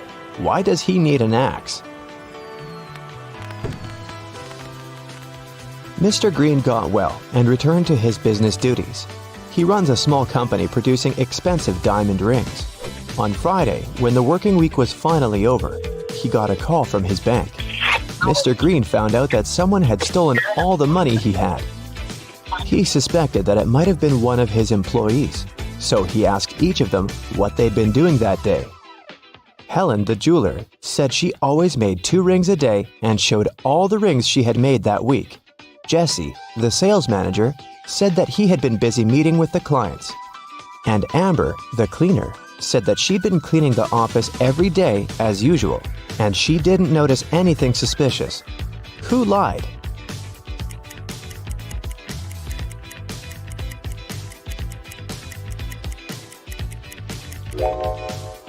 Helen. There are 5 working days in a regular week. She said she made 2 rings a day, but she only showed 8 rings. It means she missed 1 day of work. Vicky was walking down a shopping mall. Suddenly, she heard screams. Looking outside the window and saw 2 women in big trouble. Can you tell who has more chances to survive?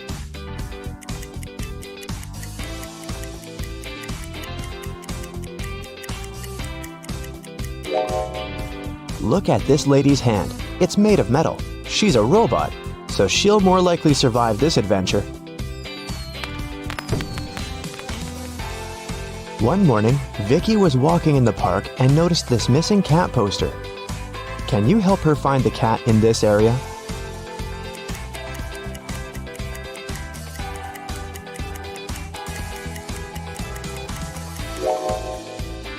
It's hiding in this old lady's bag. Vicky explained to the old lady that the cat had been missing, but the old lady refused to give the cat away so easily. First of all, Vicky had to solve her riddle. I can whistle, I can howl, I can scream, and I can whisper, but I don't speak. What am I? Can you help Vicky?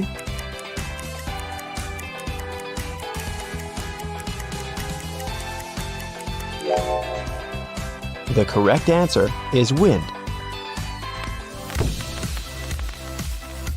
After getting the cat, Vicky headed to its owner's home. She walked through this beautiful park. Can you spot what's wrong here?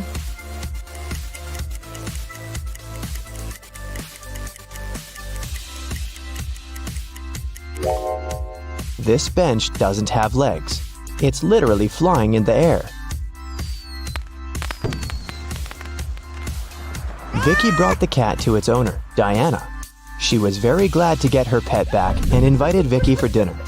Vicky was very hungry and agreed. Diana served these 4 dishes with various foods, but only one of them is safe to eat. Can you tell which one?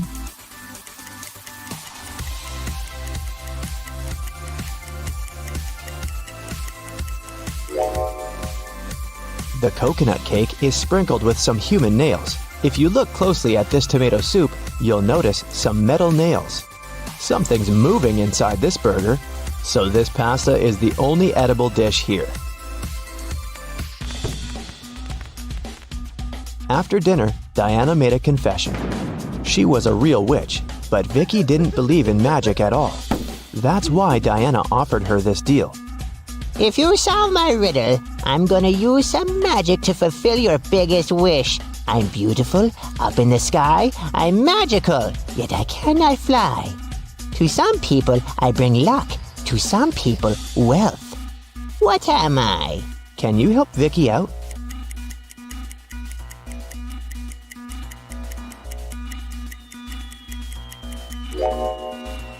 The correct answer is rainbow. Vicky has always wanted to become a famous singer. She received an invitation to a singing contest. Vicky sang beautifully and won first place. After the performance, she drank a glass of water backstage. After that, Vicky felt very sick. The contest manager called the ambulance. Doctors said that someone had poisoned Vicky. The police questioned 3 suspects and searched their bags. Lily said, "I was crying in the dressing room. This contest meant so much to me." Jessica said, "Who do you think I am? Singers should stand for each other." And Rose said, "I was outside the music hall with Lily. She was crying because she had lost this competition." Who poisoned Vicky?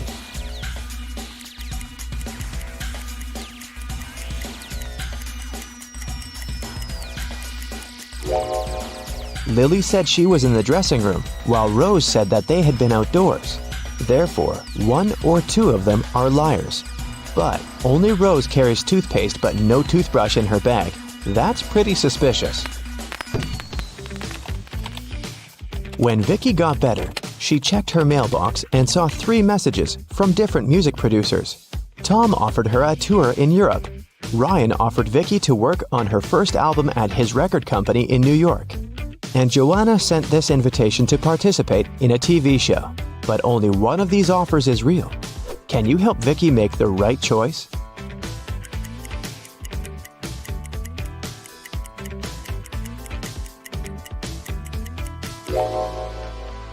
Joanna's message is spam.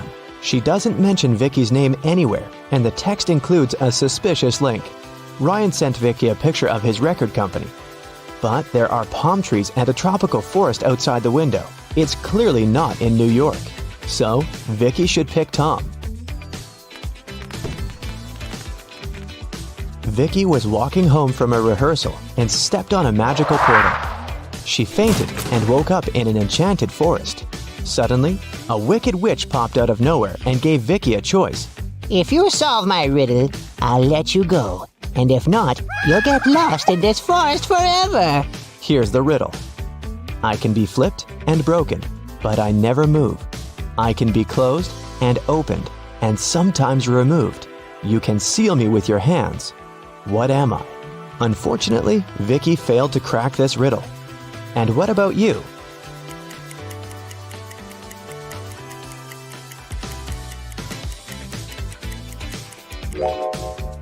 The correct answer is a deal. The wicked witch left Vicky alone in the forest. Vicky searched the area and found 3 paths leading to the nearest village.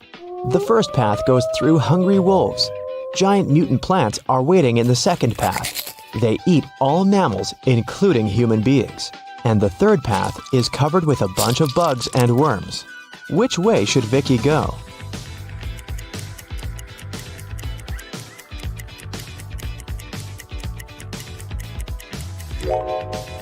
Although insects are gross, they are the least harmful to humans, so Vicky should choose this path. Vicky got very hungry and decided to find some food in the village. When she came closer, she realized the gates were locked. Can you help her guess the right code?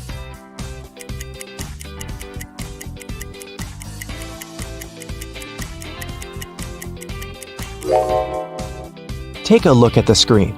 It requires a 4-digit code. Someone decorated the gates with this symbol. It's a hint. If we divide this symbol into 4 parts, we will see that it's made up of 4 2s. So, Vicky should enter 2222 and come in. When Vicky entered the village, an angry pixie stopped her and said, Not so fast, lady. You gotta solve one riddle first. What should you do when you see a green man? Vicky cracked this puzzle right away. What about you?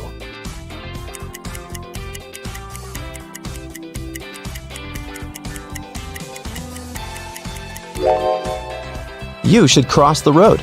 Vicky solved it so easily because she was standing next to a traffic light.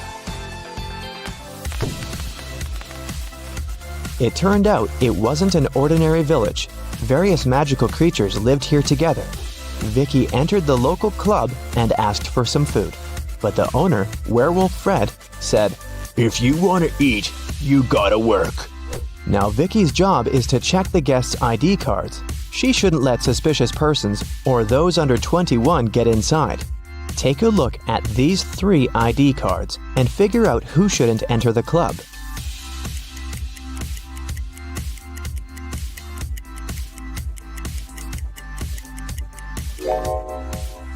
The first one, Vampire, is already 21, and nothing looks suspicious in his ID, so Vicky should let him in. And this werewolf lady seems alright too.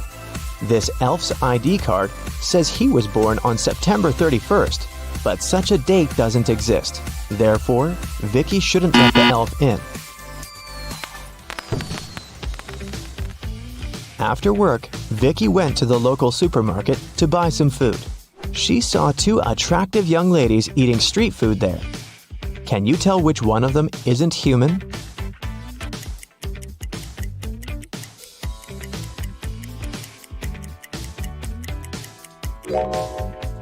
Take a closer look at this ice cream. Raw meat?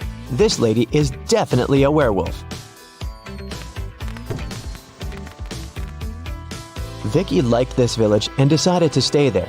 She met the love of her life, and 2 years later, they got engaged. Today is her wedding day. Can you guess who her husband is?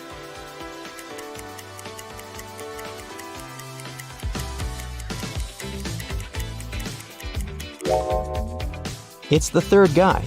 He's wearing a tie, which means he attended the wedding, and he's wearing a ring too. Louis returns home after sunbathing on a beach. He turns on the stove to make an omelet. Sometime later, while he's having breakfast, someone knocks on his door. Several men introduce themselves as maintenance workers. They tell Louis about a gas leak in his apartment and ask him to evacuate immediately. Louis slams the door in their faces and calls the police. He's sure these guys are thieves. Why would Louis think that?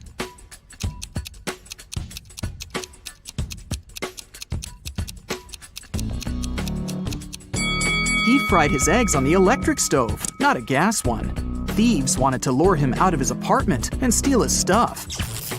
6 people got stuck on a desert island. They know a helicopter will arrive in a few hours, but they need to eat something now. They have a pot, a bottle of fresh water, and 5 potatoes. They cook them and are about to have dinner. But first, they need to divide 5 potatoes of different sizes and shapes among 6 people. And the food should be distributed equally. How can they do it?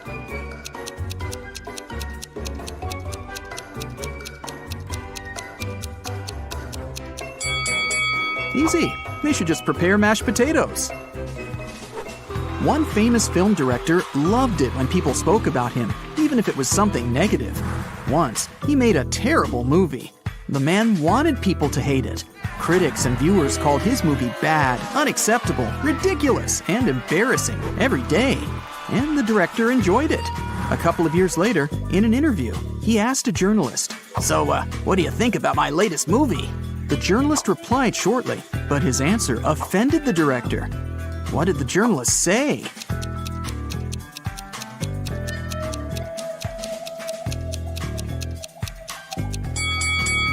I don't remember it. 3 girls met in a cozy restaurant to discuss an upcoming party. Jessica ordered a lot of food. Sarah asked for cherry juice. Lucy took an apple out of her bag and started eating it.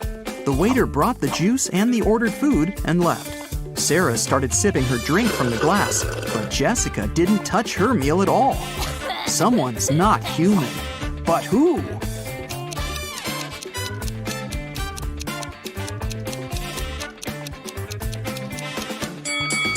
It's the waiter. Did you see that his hands were covered with scales and his pupils looked like those of a snake? A traveler is walking through a dense Amazon jungle. He's looking for a unique artifact that once belonged to an ancient tribe. If his mission is successful, he'll sell his find for millions of dollars. He comes out of the jungle into a wide clearing and sees two caves. They're both filled with traps, but only one of them contains the treasure. The traveler's sure he'll be able to deal with all the dangers, but only if he chooses the right cave. Which cave should he opt for?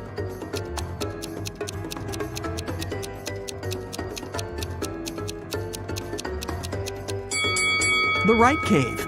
See, the entrance is overgrown with cobwebs. This means that no one's been there for a very long time. All the other treasure hunters entered the left cave, and they never came back. Mark's friends invited him to a picnic. He arrived at the place, walked around the house, and saw a group of 8 people. None of them was his friend. It was the wrong house. Before leaving, Mark noticed that 3 people in that group were androids. Can you spot them?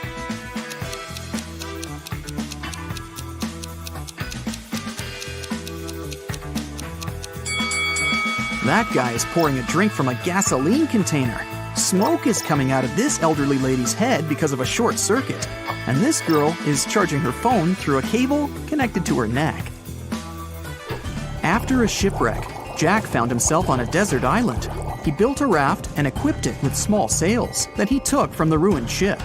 Jack couldn't sail far from the shore because there was no wind. A few days later, he noticed a ship. It was approaching the island, but its wind-filled sails were facing the opposite direction. According to the laws of physics, it should be sailing away from the island. Besides, there was no wind. So how is it possible that the ship was getting closer to the shore?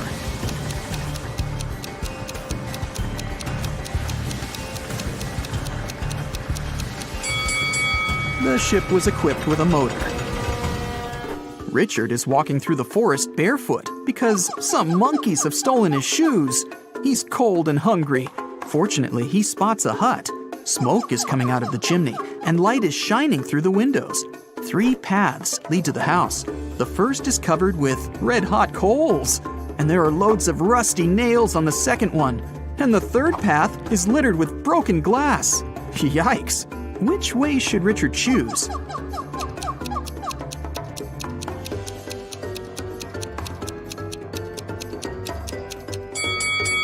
It's cold, so Richard can wait until the coals cool down. And while he's waiting, he can warm up next to them. Toby has been wandering through the desert for several hours. The sun's burning his neck. There's nothing but hot sand around. He's run out of all the water he had. Toby gets weaker and weaker, and finally, he falls down. At this moment, he sees 2 tiny ponds. Toby only has enough strength to get to one of them. Which of these ponds is a mirage, and which is real?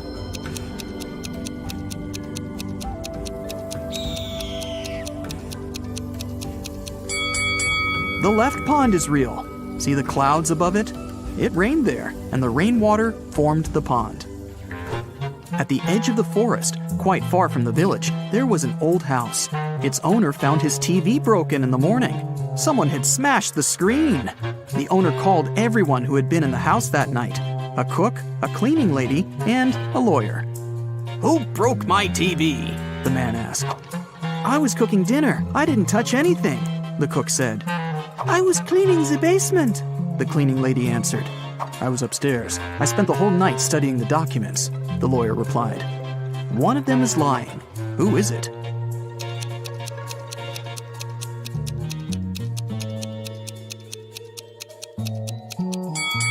The lawyer. He said he was upstairs, but it's a 1-story house. He couldn't be studying the documents on the roof all night. Tom has lost his car keys. He's searched every corner in every room, but hasn't found them. The guy goes to the farthest room, looks at the floor, and realizes the keys are hanging on the chandelier. How does Tom know that?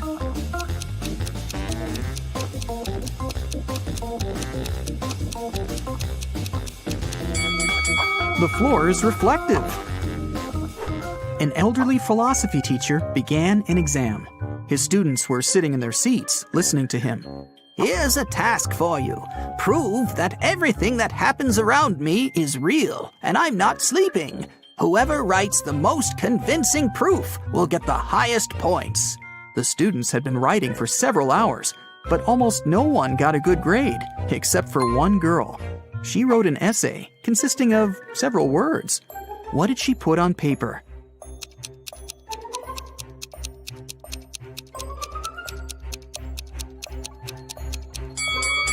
You can't read this if you're asleep. By the way, you can use this tip while sleeping. It's almost impossible to read anything in a dream. Therefore, to find out whether you're asleep or not, look at your phone and try to read something. There was an old haunted house in town. Local people were afraid to go there, but one day, 3 girls and 2 boys decided to check that place out and record whatever was happening there. They approached the scary building, but one guy, Rob, refused to come in. He said he would wait for his friends outside. The rest of the group went into the house. Rob was nervous. After waiting for them for a few minutes, he was ready to call someone for help. But all 4 girls and 1 boy returned at this moment.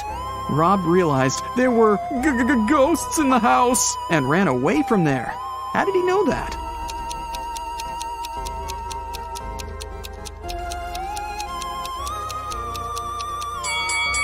Three girls and 1 boy were in the house, but 5 people came out. 1 girl was a spirit. Rob saw her and ran away. Michael is walking along the sidewalk, holding his hands behind his back. A car appears from around the corner behind him. At this moment, Michael is walking near a big puddle. The driver accelerates. He's going to splash the water all over Michael. But at the last moment, he suddenly slows down and drives around the puddle. Why didn't he drench Michael?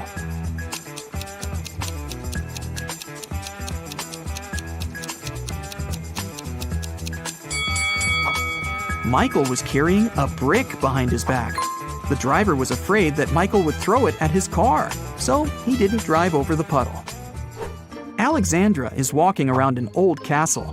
There are lots of portraits of kings and queens on the walls. The corridor is lit by candles. Alexandra goes down to the first floor, where several people are dancing. The girl feels as if she has somehow traveled to the previous century. But wait a minute, this is all fake. How did the girl understand that?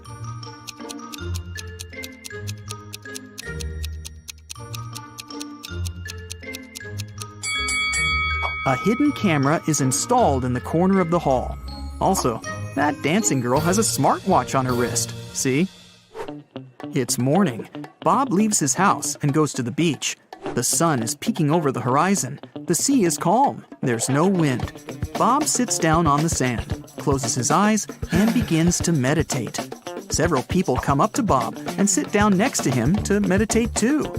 Bob opens his eyes, sees them, and realizes that something's wrong with these people. But what?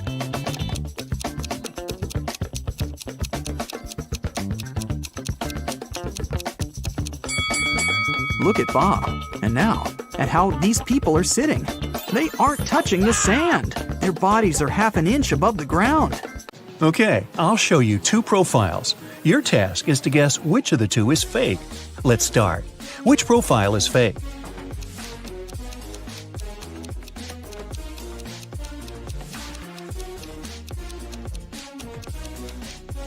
It must be the left one.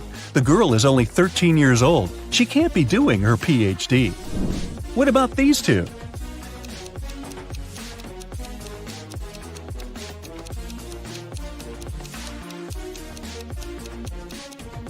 The person on the right was born on February 29. It's fine, this date does exist, but there was no February 29th in 1985 because it only occurs every 4 years. So the profile on the right must be fake.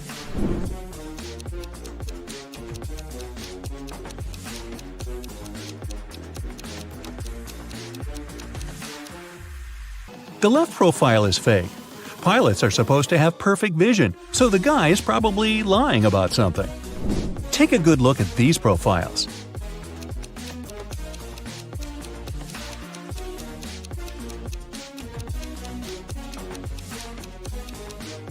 Okay, Panem and Narnia are two fictional places, so I'd say the left profile is a fake one. What can you say about these two?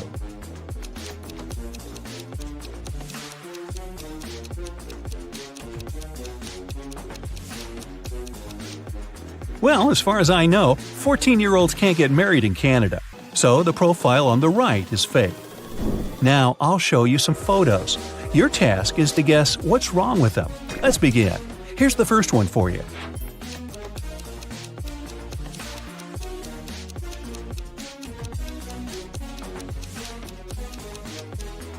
Look, this train is transporting a modern car, but it's the Wild West. There were no cars back then. Can you tell what's wrong here?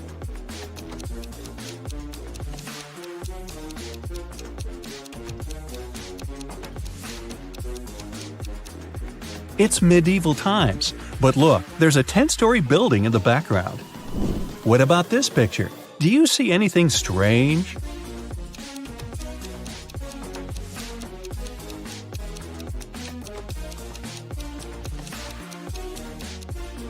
The woman is wearing sneakers. Now look closely. What seems odd here?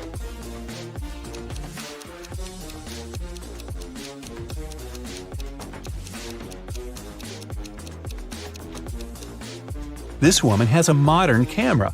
I don't think people had them back then. What do you think about this photo?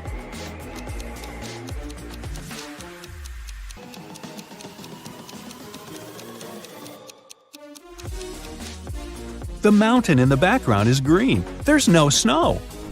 Keep going. What's wrong here?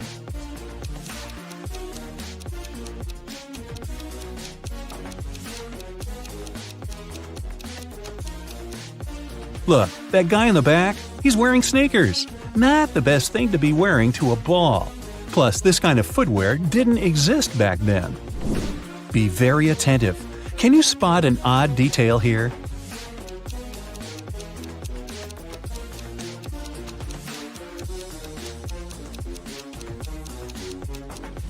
This guy has 3 hands. How handy. Ryan had a crush on a girl from his school, Amelia. Once, he got a note from her saying that she liked him, so Ryan decided to write her back and ask her to prom. Unfortunately, he didn't remember which desk was Amelia's. There were 2 possibilities. Can you tell which desk is the one he needs?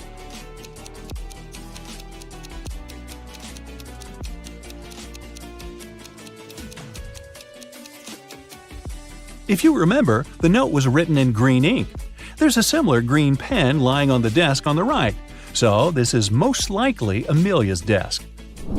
One Monday morning, a big sum of money went missing from the accountant's safe. 3 people were in the office at that time. Magnolia, the accountant, said she'd left for several minutes to go to the bathroom. Walker, a software manager, said he'd gone out for lunch and hadn't seen anything. Dawson, a cleaning man, said he'd been cleaning the 2nd floor at the time. Can you figure out who's lying?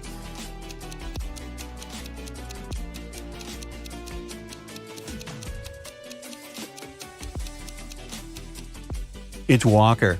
He said he'd been on his lunch break, but it was still morning at that time. Tessa works in a clothing store in the suburbs. She doesn't usually have many customers. One day, she only had 3. The first person got a belt and a purse, the second got a dress, and the third customer got a hat. One of them was a criminal, and Tessa reported them to the police. Who is the criminal, and how did the girl understand it?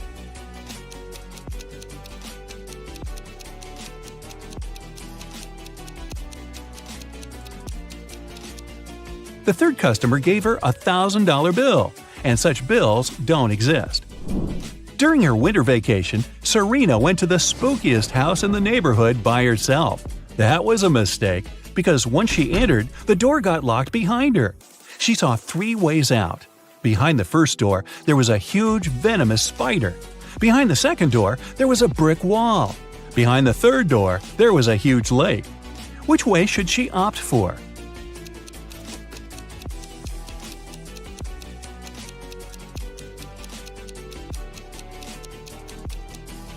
She should take the third way. It's winter, and the lake is frozen. Serena told her friends what had happened to her. But no one believed her. The next day, Leslie went to that house too. The same thing happened. The door got locked and the girl saw 3 dangerous ways out. A fire was raging behind the first door. Behind the second door, there was an angry ghost. If she opened the third door, a huge chunk of glass would fall down on her head. Which way should Leslie choose?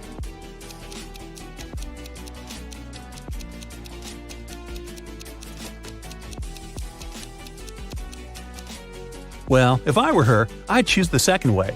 Ghosts, even angry ones, can't physically harm you. They can only freak you out. Now, look at the pictures I'll show you and try to find the odd image.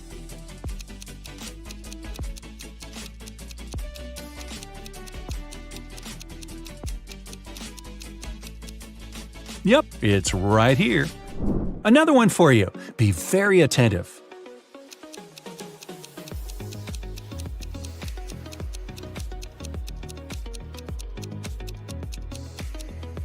Look, here it is.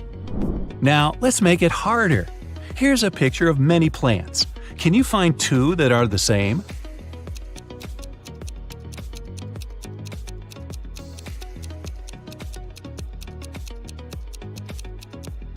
Here's one. Here's the other. Can you find 2 similar images here?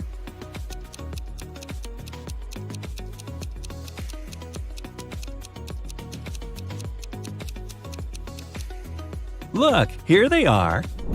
Okay, now I have a maze for you. Can you find a way out?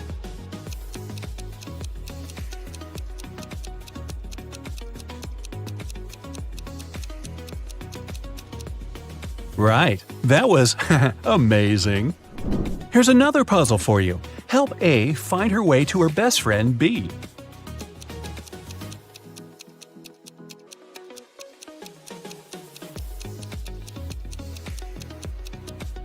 That's how she can do it. And another maze, the hardest one so far. Can you help the dog find its favorite plush toy?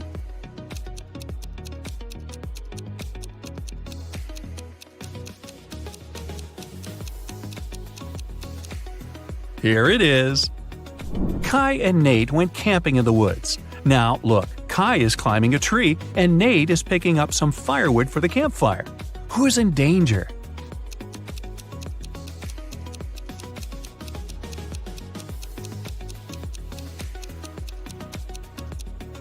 Nate. A bear is approaching him. The guy should be very careful. Ella and Grace are late for school, so they're taking a shortcut. Ella chose to go through the forest, and Grace decided to go across a frozen lake. Who is in danger?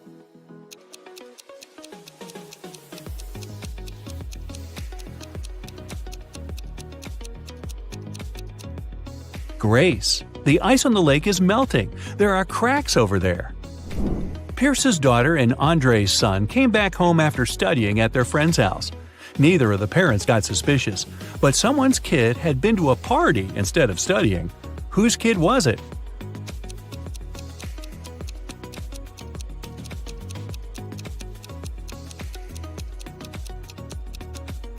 Andre's. Her son has a lipstick stain on the collar of his polo shirt. I'm guessing that was courtesy of Pierce's daughter. Gabriella and Emily are best friends. One of them is pregnant, and the other one just pretends to be pregnant to get some perks.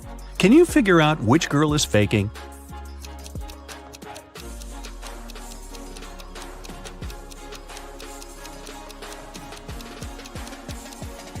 I'd say it's Gabriella. Look, she's wearing really high heels, so she's probably not afraid of slipping and falling. If she was pregnant, she'd be more careful, you'd think. One day, Los Angeles police were warned that the infamous robber Samuel had left Spain and taken a plane to Los Angeles. The only detail the police knew was that the criminal had a beard. At the airport, they stopped a group of people who had just arrived from different countries. The detectives noticed 3 bearded men and interrogated them. The first guy said that he'd come from London. The second one said he'd arrived from Spain, but his name was Cristiano. The third man said he'd come from Poland to have a vacation. The detectives didn't even need to check their plane tickets to figure out who the robber was. Who do you think the criminal is?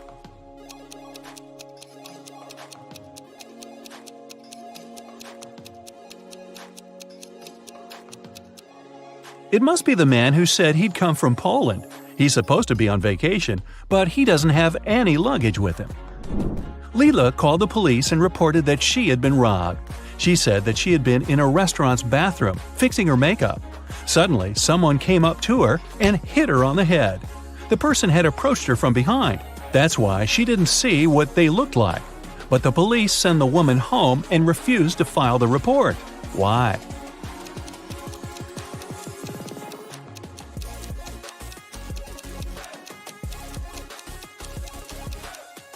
The woman said she'd been fixing her makeup. Then she had to be looking in the mirror.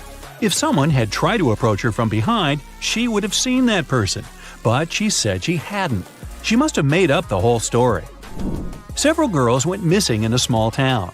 The police only managed to find them half a year after the first one had disappeared. When officers entered the place, they saw just 3 girls. They all said they had been locked in a small room and had never left it. The detectives knew that one of them was the kidnapper. The first girl, Eleanor, said she'd spend around a half a year there. The second girl, Vera, said she had been confined there for 2 months. The third girl, Sienna, said she had been there just a week. Can you guess who's lying?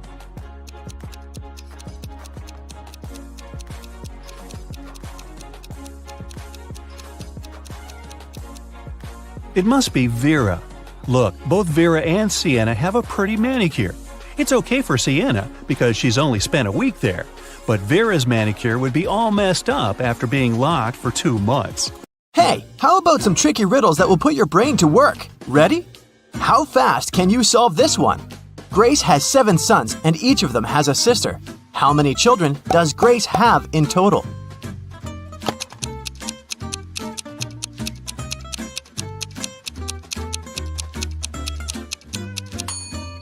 The answer is 8.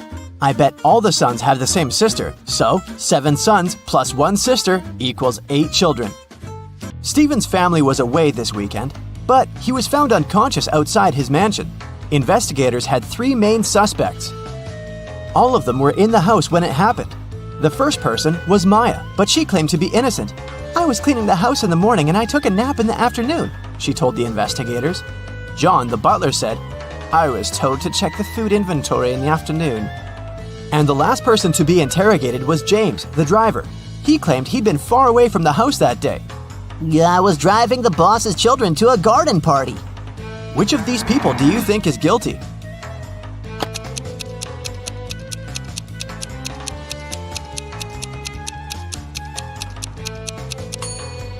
It was James. All family members were away that weekend, so his alibi can't be true. What English word has the same pronunciation even after you take away 2 of its 3 letters?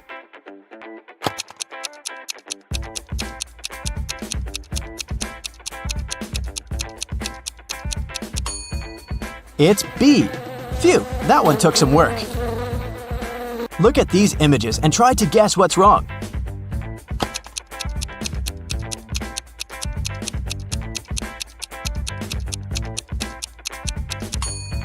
Duh! In the last picture, the woman is trying to eat soup with a fork. Like that would work. On a lazy Sunday afternoon, 7 friends decided to go to the mall. Esme, Evelyn, and Elise grabbed a cup of coffee each, while Ava, Ella, and Emma decided to drink some refreshing soda. Using this logic, can you figure out if Esther chose to drink coffee or soda?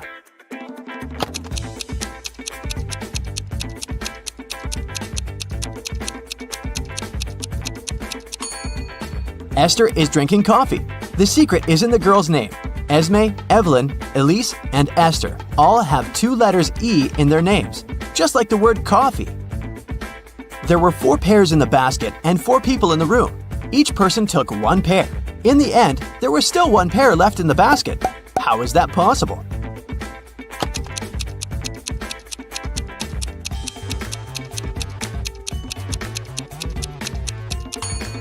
The last person took a pair that was still lying in the basket. Mary's birthday was coming up, and she decided to treat herself to a relaxing day at the spa. During a massage, Mary dozed off. When she woke up, the money she had in her purse was missing. Oh no! Mary had 3 suspects. The cashier, Erica, claimed, "I was having lunch in the back." Catherine, the masseuse, said, "I went to the back of the store to get some extra oil." The last person was Monica. She was another customer. She said she hadn't seen anything and had just been waiting for her appointment. Can you tell which one is the culprit?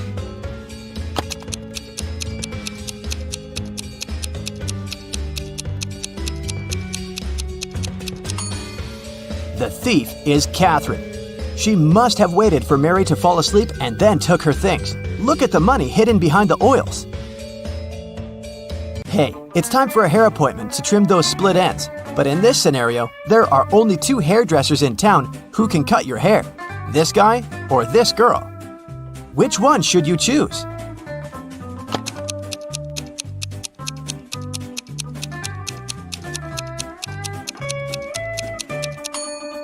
The girl, of course. If there are only 2 hairdressers in town, that means they cut each other's hair. And judging by the haircut the guy gave the girl, it looks like he doesn't really know what he's doing. If a rooster lays an egg on top of this cabin, in which direction will it roll?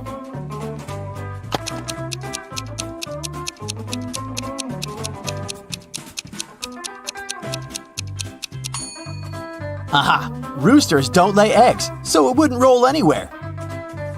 The shopkeeper of an expensive skincare store called the police because someone had robbed his business. He didn't notice the culprit, but according to the security camera footage, there were 3 customers in the store at the time of the robbery. Police officers questioned each of them. Michael said he'd been buying some stuff for his pets.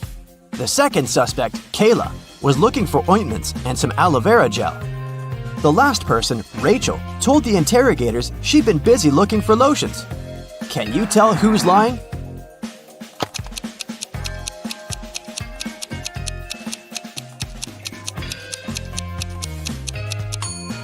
Michael is the culprit. The skincare store doesn't sell pet products. Duh.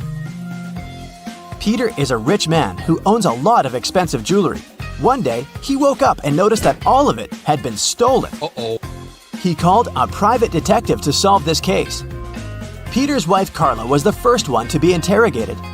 "I was showering at the time," she said nervously. Bianca, the housekeeper who had been working for the family for years, was not in the house. She said, "I was cleaning the garage."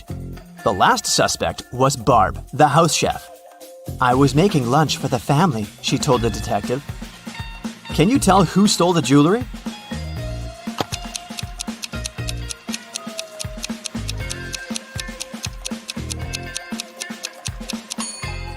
It was Barb, of course.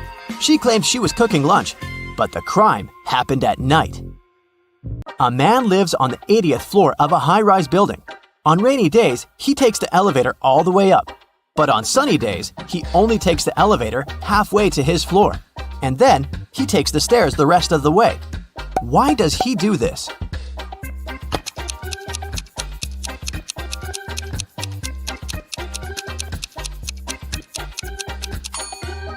Well, my friends, it so happens that the man is short. Normally, he can only reach the 40th floor button. But on rainy days, he manages to push the 80th floor button with the help of his umbrella handle. Genius, huh? On a rainy day, Miranda decided to work from home. At one point, she went to the bathroom. But when she got back, she noticed that her cell phone and money had been stolen right in her own house during the day. There were 3 people in the house at the time. Her sister Beth claimed it wasn't her. "I was still asleep at the time because I'd gone to bed late yesterday." Her other sister Anna said she'd been taking a stroll in the garden when it had happened. "I was watching the night-scented orchid bloom." And lastly, there was Josh, Miranda's boyfriend. "I've just got home for lunch," he said. What do you think? Which of these 3 suspects stole Miranda's money and cell phone?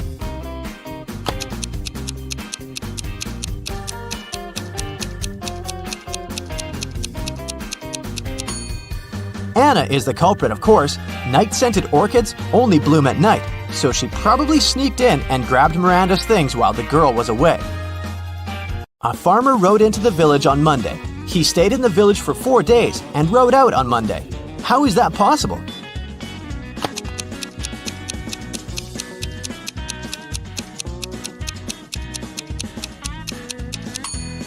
The farmer's horse is named Monday. I bet you didn't guess this one, did you? Uncle Ben's farm experienced a terrible downpour, and all but 15 pigs were missing and couldn't be found. How many pigs are still in the barn?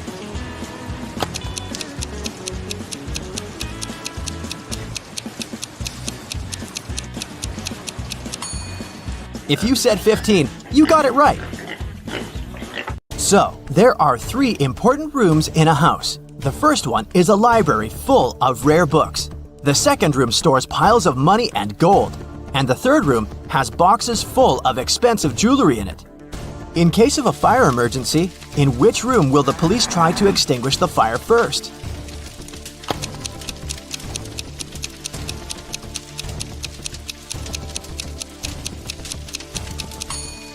The correct answer is none.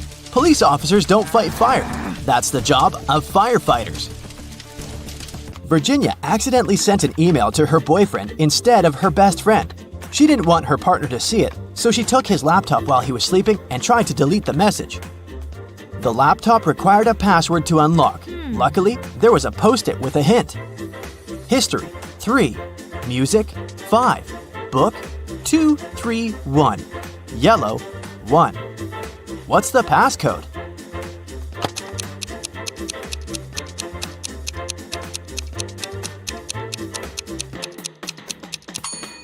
Each number indicated the letter Virginia had to select in the corresponding word. The third letter in history is S.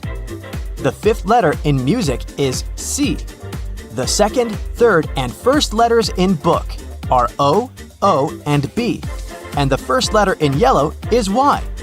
The password is Scooby. Abby was a college student. Every day before classes, she packed a sandwich for lunch. And her meal disappeared from her backpack every single time. After Abby was left hungry once again, she got very angry and decided to track down the thief. The next day, she left her bag in the classroom, hid in a locker, and started waiting. Abby noticed someone pull the sandwich out of the backpack, but she didn't see their face. She decided to ask everyone about the stolen sandwich. Liam said, "How dare you? I only eat fruit salads." Jason said, "My granny made this sandwich for me." And Chuck said that he just bought his sandwich in the school vending machine. Who's lying?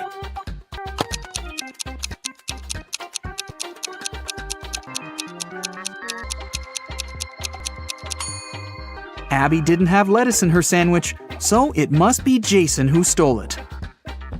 Abby passed her first test in college and decided to throw a party. She invited all of her friends. That was also the evening when Abby found out that one of them wasn't human. Can you tell who?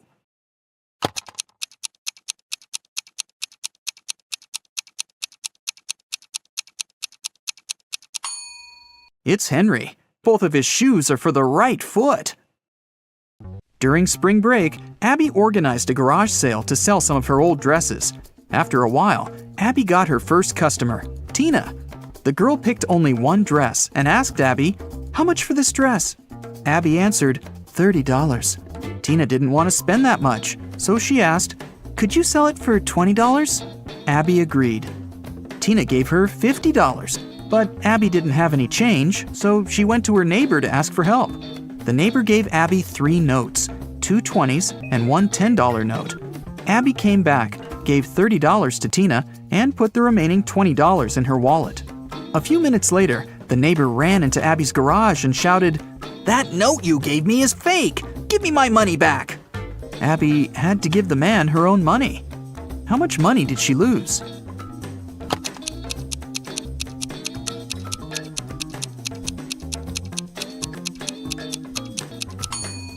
Well, firstly, Abby gave away the dress for free, and its full price was $30 before the discount. Then she had to pay $30 out of her own pocket to her neighbor. So, Abby lost a total of $60. Abby invited her best friend Nina to go skating in the park. Soon, they got really hungry and decided to buy some burgers. They chose similar toppings and added lots of sauces. 10 minutes later, Nina got very sick. Abby had to call 911. Paramedics took the girl to a hospital and diagnosed severe poisoning. Can you tell which sauce was poisoned?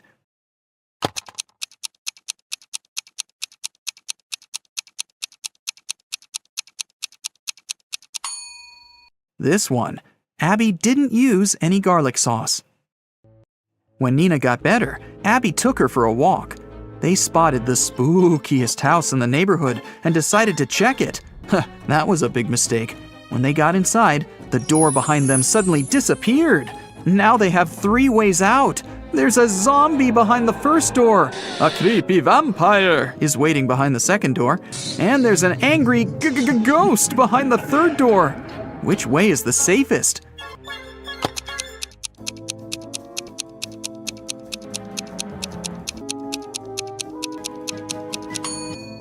They should choose the third door. Ghosts may be spooky, but they can't cause any real harm. Okay, well, maybe you might get slimed, but... Nina and Abby found themselves in the next room. The door leading outside was open, and they ran toward it. But an old witch popped out of nowhere and yelled, Not so fast. You've got to solve my riddle first. Why are these words in such an order? Nina and Abby failed to crack this riddle. What about you?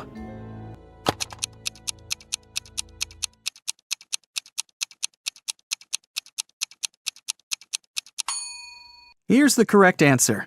The words rhyme with 1, 2, 3, 4, and 5. That's why they're in this order. The witch teleported Nina and Abby to her basement, but the girls didn't give up and found 3 ways out again.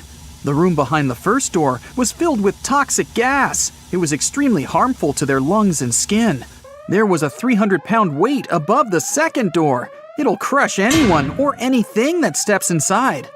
And a hungry tiger was waiting behind the third door. Abby and Nina hesitated for a while and made the right choice. Which door did they choose?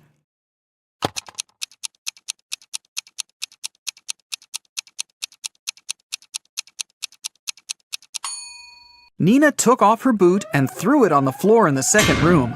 The weight crushed the boot, and the girls ran into the room and closed the door. After that, they escaped through the window. Unfortunately, they got lost in a magical forest. It was cold since it was winter. After wandering around for a while, they saw 3 roads. All of them seemed dangerous.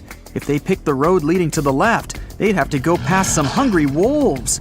And if they went straight ahead, they'd have to go through a village where werewolves lived. And the third path went over a lake covered with thin ice that could crack at any moment. Which way should they choose?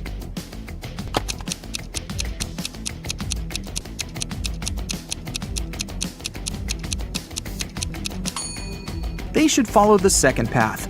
Look at the sky. It's a new moon, and werewolves are only dangerous during a full moon. Nina and Abby got home safely. But someone had burgled their apartment while they were absent. They called the police, and they questioned 3 neighbors. Jeff said, "I was away all weekend, fishing with my friends." Holly said, "I didn't leave my home. I was painting the walls in my apartment all weekend. I love bright colors, you know." And Lucy said that she'd been singing karaoke with her friends and hadn't heard anything suspicious. Who's lying?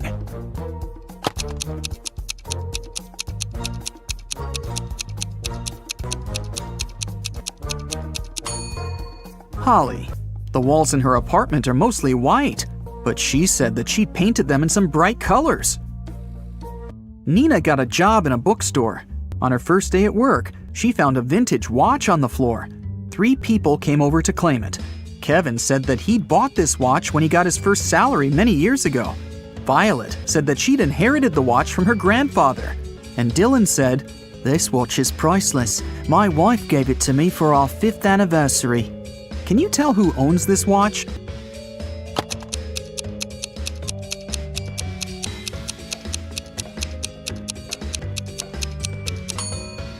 It's Violet. She has the narrowest wrist. That's why the girl made an extra hole. Otherwise, the watch would slip off her hand. Abby went on a date with Jerry. He invited her over. But as soon as Abby got inside his apartment, Jerry turned into an evil wizard. He decided to make fun of her and said, "I'll give you a chance to get free. Just make me breakfast tomorrow. If it's good enough, I'll let you go. And if it's bad, you'll stay here forever." The next morning, Abby came to the kitchen and began cooking. When she turned away from the stove, Jerry added a whole box of salt to the pot. But when Abby served breakfast, Jerry understood that he'd have to let Abby go. What did she cook?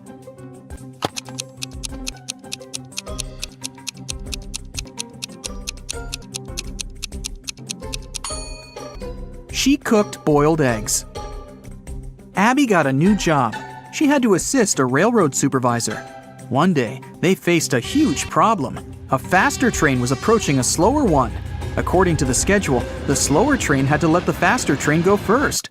Abby offered to use an auxiliary railway line, but it was too short for the slower train. Abby didn't know what to do, but finally, she found the solution. What did she realize?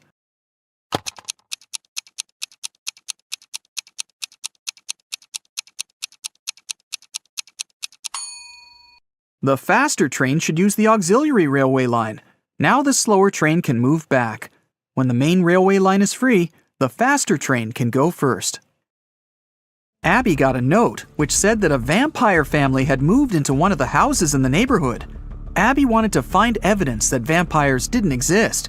She found the street she needed. There were 3 houses there. Which house looked suspicious?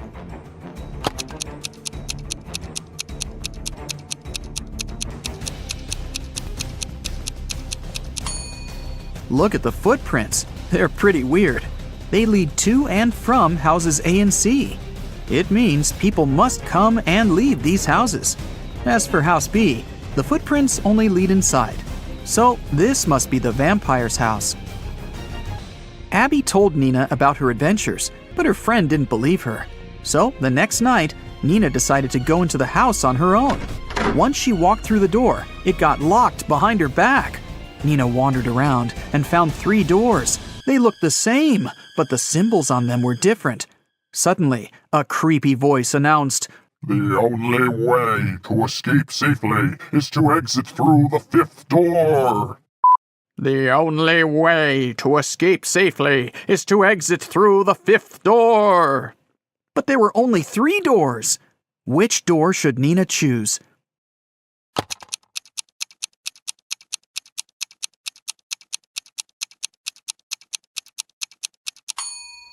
Take a look at the symbols. They're actually numbers turned toward each other. So Nina should choose the first door. This symbol is made up of 2 5s looking at each other. This must be the 5th door the girl needs. A theft happened in Abby and Nina's college. The police caught 3 suspects. The detective's task was to identify which suspect was a robot. There were several items on the table in front of him: a kitchen knife, a bottle of water, a screwdriver, and a marker. Abby said that she knew how to recognize the robot. What should they do?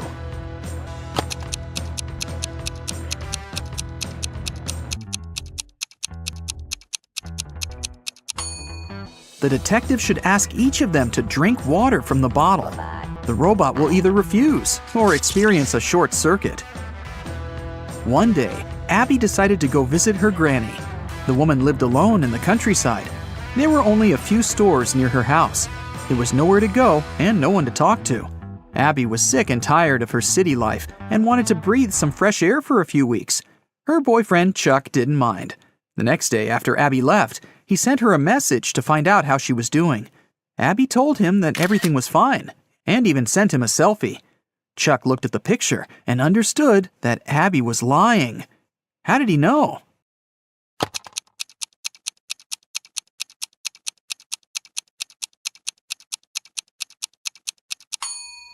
Take a look at the car. There's a movies sign reflected in the windshield. Tyler is on his way to visit his grandma.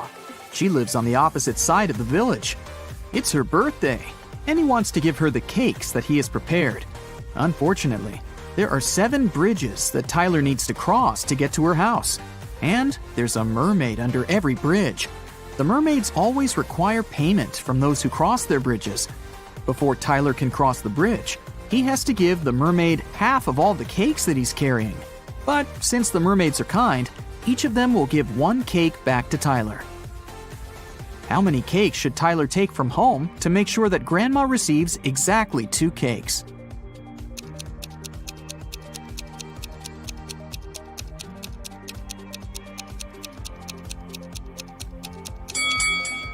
2. Tyler will have to give half of his cakes at each bridge, but he'll still get 1 cake back. If Tyler takes 2 cakes from home, he'll manage to stay with 2 cakes after every bridge. Will is going on a jungle trip for 1 day. He asked his wife to pack something to eat, something to drink, and something to help him stay warm. When Will opened his backpack, he found just one thing. Can you guess what it was?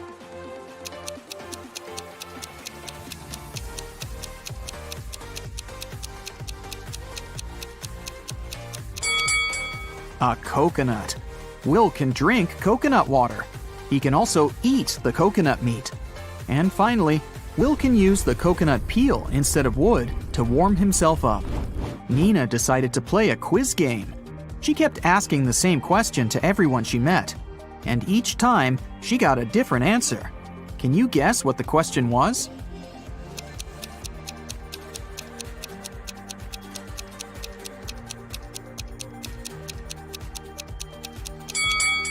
The question that Nina asked was, what is the time? Take a look at this picture. Can you predict which tank will fill first?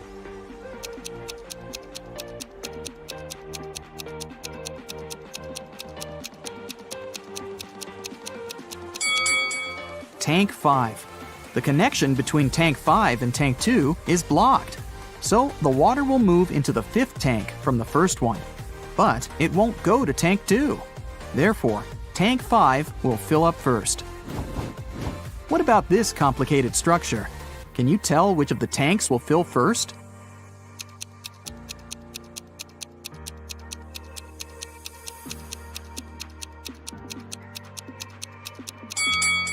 Okay, here's the explanation. Tank C is pretty tricky because it's blocked on the right side. So, the water will move to Tank J. And now, it will move to the right and go through Tank L. At this point, it seems pretty obvious that Tank H will get filled first. But that's wrong. It's blocked as well. So, the correct answer is Tank F. There is a wide field of corn. A fox finds its way into the field and starts running. Can you find out to which point the fox can run into the field?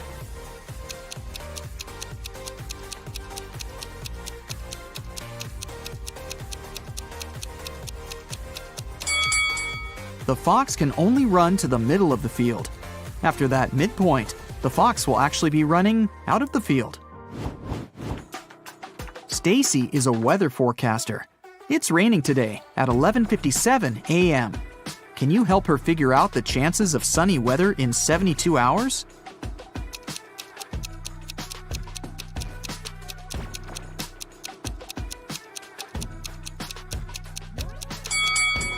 The chances are 0. In 72 hours, it'll be nighttime. How is a fly different from a mosquito?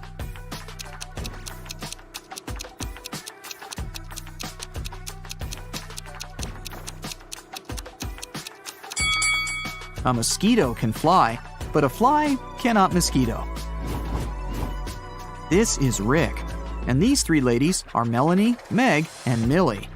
Melanie loves strawberry ice cream. Meg loves blueberry ice cream. And Millie hates ice cream. Can you find Rick's wife among these women?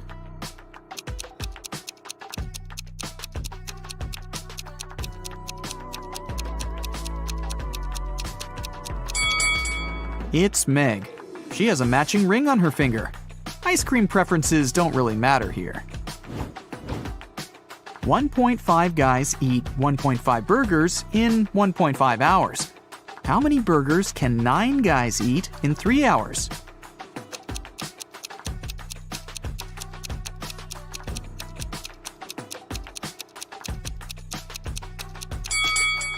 More hours mean more burgers, and more guys mean more burgers. The time was doubled to 3 hours, and the number of people rose 6 times. Therefore, the number of burgers will be 18. Take a look at this arrangement. It consists of 15 matchsticks. How can you remove exactly 6 matchsticks to make 10?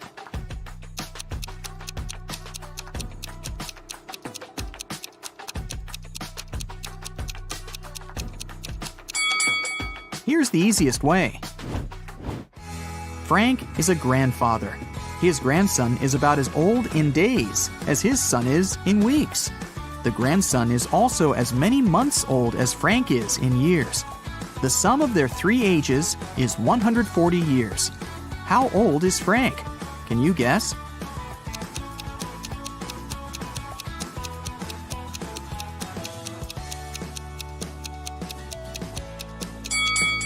To solve this riddle, we need some calculations. Let's say the grandfather is A, the son is B, and the grandson is C. Since the total age is 140 years, we can make up the following equation. A plus B plus C equals 140. Also, the grandson is about as many days old as the son is in weeks, which can be expressed in this equation. 365C equals 52B. And finally, the grandson is as many months old as Frank is in years, so 12C equals A. Now we can put this information into one big equation and calculate the final result. 12C plus 365C divided by 52 plus C equals 140. 624C plus 365C plus 52C equals 7280. 1041C equals 7280, so C equals 6.99. Since the task said that the grandson was about as old in days as his father in weeks, we can round up that number to 7. Therefore, Frank is 84 years old, and his son is 49. If you multiply all the numbers on your phone, what number will you get?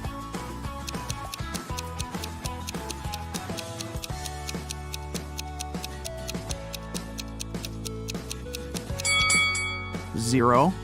Remember that multiplying any number by 0 always results in 0. Jerry and Sarah went hiking to celebrate their anniversary, but only the wife returned from the vacation. She went to the local police office and said, "Jerry got lost in the woods while I was sleeping in our tent." The sheriff arrested her, saying, "I've talked to your travel agent. We suspect that you're involved in Jerry's disappearance." Sarah didn't inform anyone about the trip. Why did the agent and the sheriff decide that she was guilty?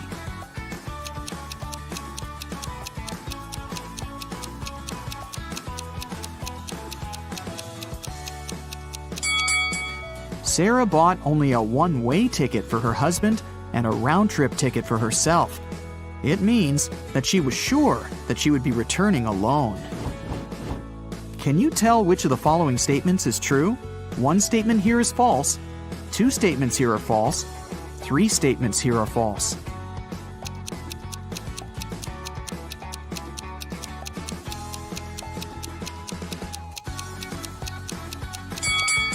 The second statement is true. 13 caves are arranged in a circle in an enchanted forest. Each of the 13 caves has treasures and gems. Every day, the cave's guards can move the treasure to an adjacent cave or can keep it in the same cave. Meanwhile, every other day, treasure seekers visit the forest and have enough time to enter any 2 caves of their choice. How can the treasure seekers make sure to find the treasure in the minimum possible days?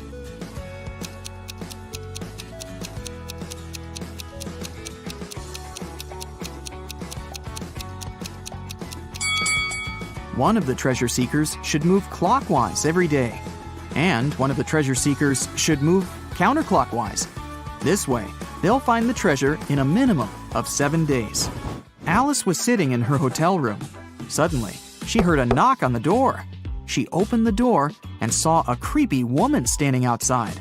The woman said, "Oh, I'm really sorry. I thought this was my door."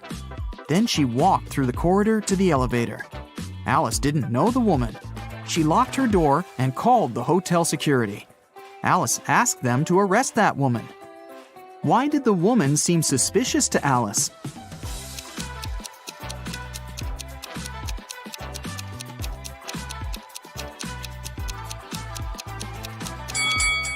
If the woman thought the room was hers, she would have used the keys, but she knocked on the door. Alex, Amy, Allie, and Austin got trapped in a jungle. There's a bridge that can lead them back to the city safely. But the bridge is very old and dark. It can handle only 2 people to pass through. Also, the family has only one flashlight to move through the dark. Alex takes 1 minute to cross. Amy takes 2 minutes, Allie takes 4, and Austin takes 5 minutes. How can they all get to the other side in the minimum possible time?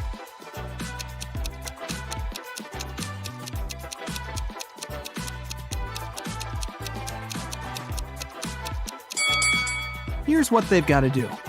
Alex and Amy should go first. It'll take them 2 minutes. Then Alex should spend 1 minute going back to Allie and Austin. Now Allie and Austin should take the flashlight and cross the bridge. It will take 5 minutes. Then Amy should come back to Alex. At this point, they've already spent 10 minutes. And now, Alex and Amy will have to spend 2 more minutes crossing the bridge. And this is how all of them will reach the other side in 12 minutes. Stephanie is a college professor. A supervisor will be visiting her class tomorrow. The supervisor can ask the students any questions. They can be either easy or difficult. Stephanie will still have the right to decide which student will be giving the answer to each question. Stephanie wants to leave the best impression. What instruction should she give to her students to maximize the chances of receiving a correct answer for each question? Can you help her?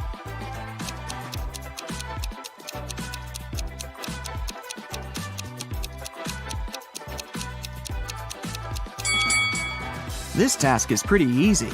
All Stephanie needs to do is to ask all the students to raise their hands on every question. But those students who know the right answer should raise their left hand, and those who don't know the right answer should raise their right hand. This strategy will help Stephanie to get only correct answers. The supervisor will also be impressed because all the students will raise their hands. Molly and Polly are twins, but only one of them is a real police officer. Can you tell who?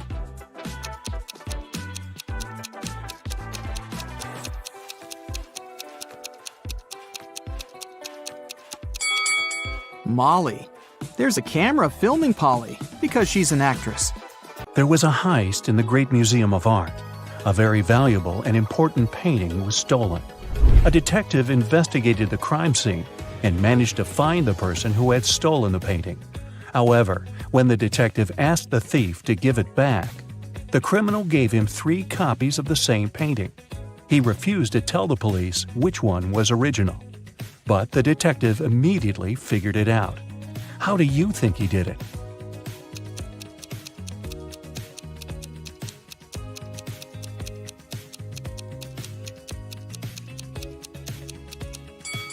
Do you see that each painting has a different frame? But only one of them is similar to the frames of other paintings in the museum.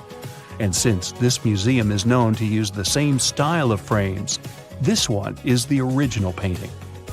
Jeremy was accepted to the best school of witchcraft and wizardry. One of the classes he had to take was about transforming into animals. 3 professors taught that class, and each of them specialized in transforming into one certain animal. Can you tell which professor turns into what kind of animal? Do you see that the first professor has a forked tongue? She must transform into a snake. Have you noticed that the second professor has a lion's tail? Her animal must be a lion. And do you see bear claws the third professor has? Then he must turn into a grizzly bear. Tony was going to study abroad for 1 semester. He flew into another country, found his new dorm where he was going to stay, and unpacked his stuff. Then he called his parents to inform them he'd arrived. They asked him, "What time is it there?" Tony was pretty tired and jet-lagged, so he couldn't immediately tell what time it was. Can you help Tony figure out the time?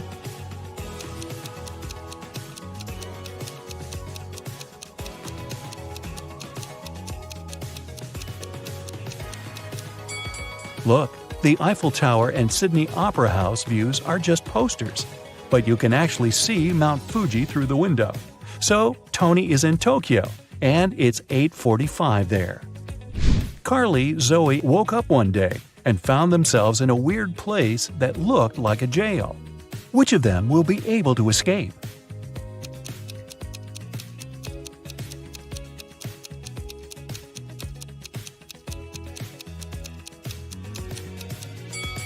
Carly can escape because the bars of her prison cell are made of wax. She'll be able to use the candle on the floor behind her back to melt them. Zoe can also escape. Do you see several rats in the corner that are munching on the bars? It's because the bars of the girl's cell are made of salted breadsticks, and she can eat them and escape. Isabella was a princess and the heir to the throne. One day, an evil witch lured her into an enchanted forest so that she could take over the kingdom. Isabella got lost, but fortunately, she had a magic pendant. The king's magician gave it to her some time ago, claiming it would help her find her way back if she ever got lost. She used the pendant, and 3 spirit animals appeared. The first spirit animal was an owl. The second one was a butterfly, and the third spirit animal was a hawk. Only one of them knew the way back to the castle. But if Isabella chose to follow the wrong animal, she would find herself even further away from her kingdom. Which spirit animal should she follow?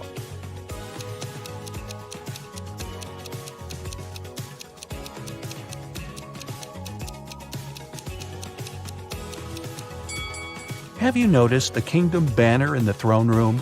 It has a butterfly on it, so it's the official symbol of this kingdom. Isabella should follow the butterfly. Toby was a rich businessman.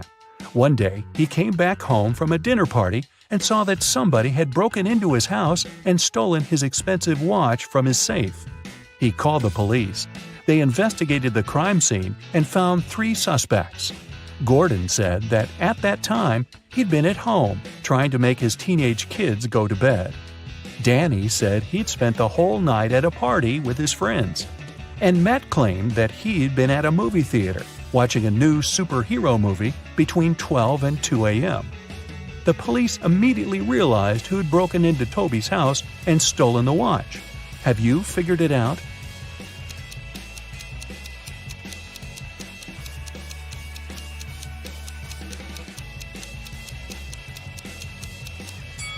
It was Matt. When Toby arrived home, it was 11:30 p.m., so it doesn't matter where Matt was between 12 and 2 a.m. Elliot was a crazy scientist who was obsessed with the idea of parallel universes. He dedicated his whole life to figuring out how to create portals to other dimensions. One day, he finally succeeded in building a portal machine. When he tried to test it, 3 portals appeared in front of him, and then the machine just blew up. And since he had meddled with the laws of physics, the universe where he lived started to collapse. The scientist had to choose one of the portals to escape through, and fast. The first portal opened to the universe in which Elliot was a supervillain. The second portal opened in the world in which the man was a ruthless king. The third portal opened on the planet where Elliot was an underwater creature. Which portal should he choose?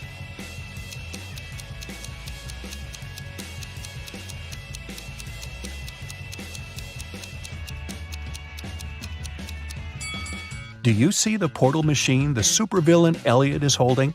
It's the same as the one that destroyed itself.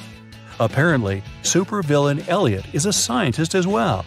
He might be able to help the real Elliot to bring his original universe back by making a better portal machine. Sally was at a crowded concert. Suddenly, she felt somebody reaching into her bag and pulling out her wallet that only had her credit cards inside. She couldn't see who the person was, but after checking the footage from the surveillance cameras, security guards were able to narrow it down to 3 suspects. Joshua said he had been sharing concert videos on his social media and didn't have anything to do with the theft. Jennifer said she was super rich and didn't need anyone else's wallet with credit cards. She only used cash when she went shopping. Penny said she had been singing along to the song the band had been playing, so she didn't even know what had happened. The security guards immediately figured out who the thief was. Who stole Sally's wallet?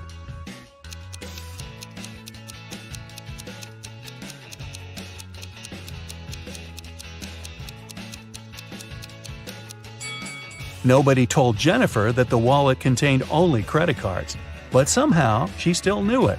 She must have stolen it. Mary found a new job in another city, so she had to move.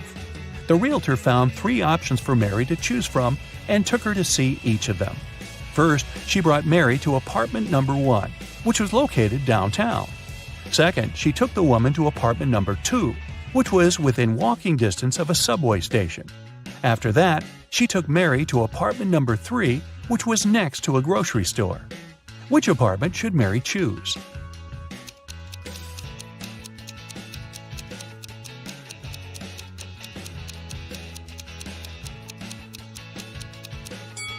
Since apartment number 1 has a rat living in it, and apartment number 3 has a crack in one of the walls, Mary should choose apartment number 2. Miss Sanders took her students camping at the weekend. She wanted to tell them about forest plants. During the trip, one of the students wandered off and got lost in the forest. Hours passed, but he couldn't find his way back. The guy felt very hungry, but he didn't have any food with him. That was when he saw 3 different bushes with 3 different kinds of berries in front of him. Only one type of berries was safe to eat, and the other 2 were poisonous. Which berry should he eat as he's waiting to be rescued?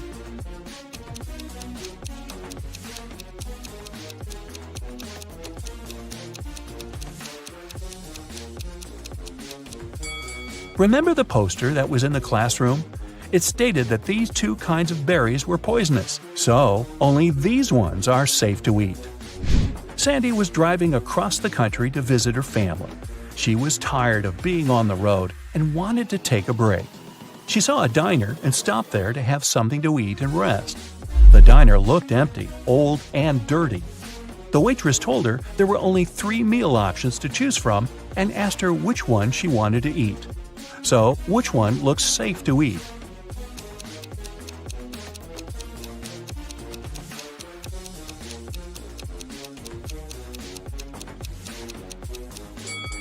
Do you see the fumes coming from the first meal? They're green. That can't be a good sign. And the third meal has a little bug on it. Yikes! So Sandy should eat the second meal and get the heck out of there. Audrey won the Best Actress Award at a film festival. But when she left the stage and went to give an interview to the reporters, her award was stolen.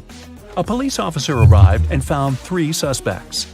The first suspect was Grace, a cleaning lady. She said she had been taking selfies with her favorite celebrities backstage and didn't have anything to do with the award. The second suspect was Gabrielle, a reporter. She said she had stolen the award because she had been with other reporters waiting for her turn to ask Audrey some questions. The third suspect was Catherine, an actress. She said she was not the one who had stolen the award because she had been among guests watching the show.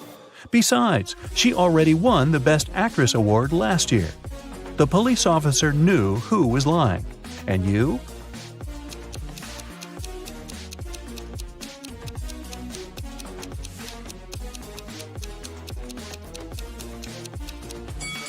Take a closer look at the selfie Grace took. You can see Catherine behind, sneaking away with the award. Like every morning, Daphne went to her favorite local cafe to get her coffee and breakfast sandwich. She left the cafe after she'd paid. A few minutes later, she returned, looking anxious, because she had forgotten her wallet. Strangely, it was nowhere to be found. She called the police to report the incident. Nobody had left the store, so the thief was still there when the officer arrived. He started questioning everyone. Jenny, the cashier, said that Daphne was a regular customer and she had known her for a long time. So, she would never steal her wallet, and she didn't see it after Daphne had paid.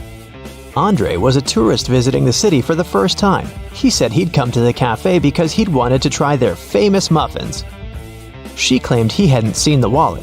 He was busy trying to pick what type of muffin he should get at the time.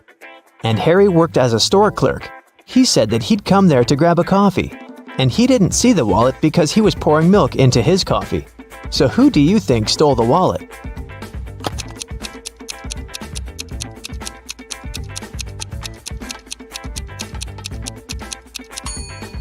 It was Harry, the store clerk, or should I say Harold. Do you see his name tag? He lied about his name when he ordered his drink. Also, even though he said he was pouring milk in his coffee, as you can see, it doesn't have any milk in it. Jessica was an aspiring actor. and she had a big musical theater audition that day. She left her house early in the morning to make it on time, but she had forgotten to take her sheet music with her, so she had to drive back. When she walked in, though, she saw her roommate lying on the floor unconscious.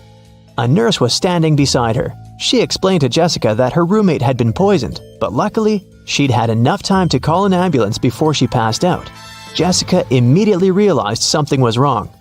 She thanked the nurse for helping her friend and asked her if she could get her a glass of water or anything else. The nurse agreed, and Jessica hurried to the kitchen. There, she called the police saying, "There's a fake nurse in my house. She poisoned my roommate and tried to rob her." How did Jessica understand that?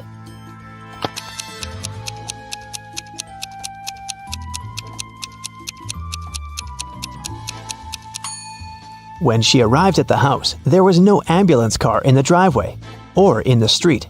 And it's not like paramedics started using Uber. And you might have also noticed that the paramedic bag the nurse was holding was slightly open, and Jessica's roommate's jewelry was dangling out of it. Anna and Catherine are both influencers, but take a look at the latest photos they posted. Which of these ladies do you think is richer?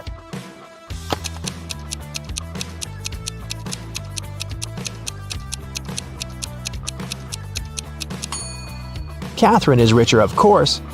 Just look at the number of likes on her photo. She has 27,907 likes. Anna, on the other hand, has 9,837, which means that Catherine has way more followers and must be earning millions. Annie managed to buy presents for everyone except her dad. She knew what everyone wanted, but her dad was kind of secretive and not the talking type. He was also not great with technology and never bought anything online, so there was no way she could sneak into her dad's computer and check the saved items in his shopping cart. But he always liked to make lists in his little notebook, and Annie was sure she might be able to find a wish list there. So she sneaked into her father's office one day to look for the notebook. It was nowhere to be found, but his study table had a locked drawer. She looked for the key around the room but couldn't find it anywhere. That's when 2 different sticky notes attached to 2 different books inside the bookcase caught her eye. The first note was attached to a psychology book and had P5487TH written on it. The second note was attached to a detective novel and said P21320TH. Annie immediately knew what the notes meant. Can you guess what she had to do?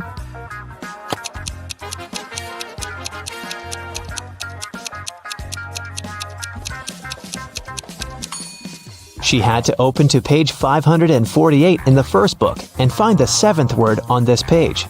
Then, she had to open page 213 in the second book and find the 20th word on that page. The words she found were under and desk. The girl immediately looked under the desk and found the drawer key taped to it. James was walking back to his apartment from work late at night. Suddenly, he was hit on the head and taken away. When he woke up, he found himself in a small room. He tried to escape, but the door was locked with a padlock. James tried to look for the key, but there was nothing in there but a window with strange-looking metal bars. Suddenly, he noticed something. It helped him to find the key. Do you see it too?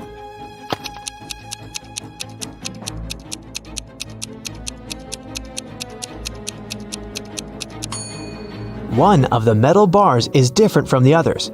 That one is the key. Giselle was camping in the forest during a night when the moon was full. After midnight, when she was making s'mores by a fire, she heard a loud howl.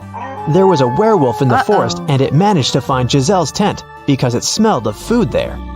Thankfully, Giselle was not in her tent anymore when the werewolf arrived because she had already run away. Hiding behind a tree, she watched the creature eat her s'mores and tear up the tent. When the werewolf left before sunrise, the girl returned to her tent, but everything was ruined. There was no more food or water left. Her cell phone had run out of battery, so she couldn't call anyone. She started wandering through the forest, and soon she came upon a witch's house. When she walked in, she saw the witch and another lady. Giselle asked the witch if she could send her home. The witch agreed to help her on one condition. She would only send Giselle home if she guessed her sister's name. If not, she would turn her into a frog. Giselle knew the answer, but how?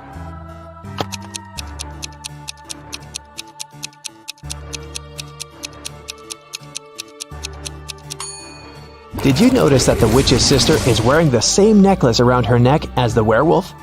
Well, Giselle did, and there's a name written on the necklace: Abigail. Zoe went to a security guard and reported that her gym bag was missing. She said she'd gone to the ladies' restroom after her dance cardio class. She was fixing her hair when someone came up from behind and pushed her. So she didn't see the person who had taken her bag. The security guard refused to check the footage from the security camera that was outside the restroom. Neither did he file a report. Why?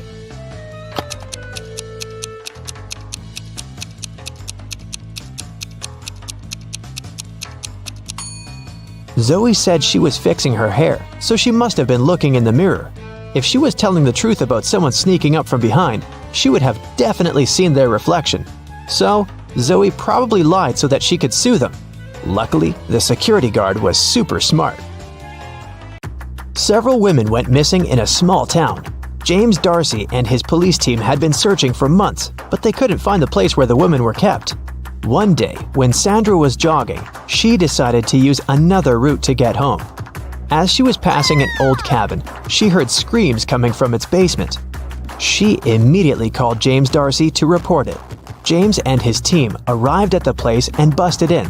They found there 3 women. They all said that they had been locked in the basement for months, but James knew one of them was lying. The first woman said that her name was Tammy and that she had spent almost 8 months in the basement. The second woman claimed that her name was Hannah and that she had been there for almost 5 months. The third woman told him that her name was Allison and that she had stayed there for about 3 months. Can you tell who the liar is?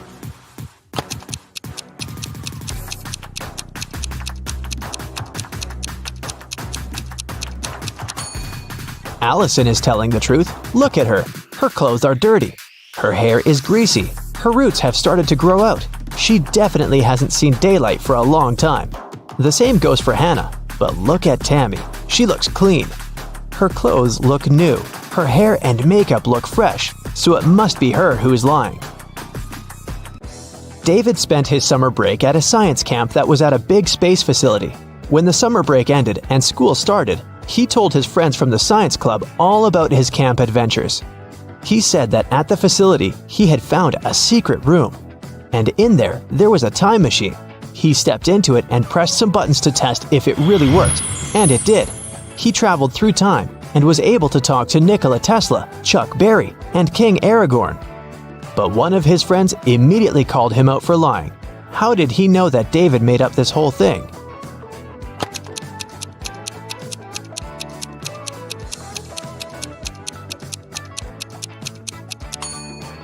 Well, even if David actually managed to travel through time, he might have been able to talk to Nikola Tesla and Chuck Berry, but definitely not King Aragorn, because he is a fictional character.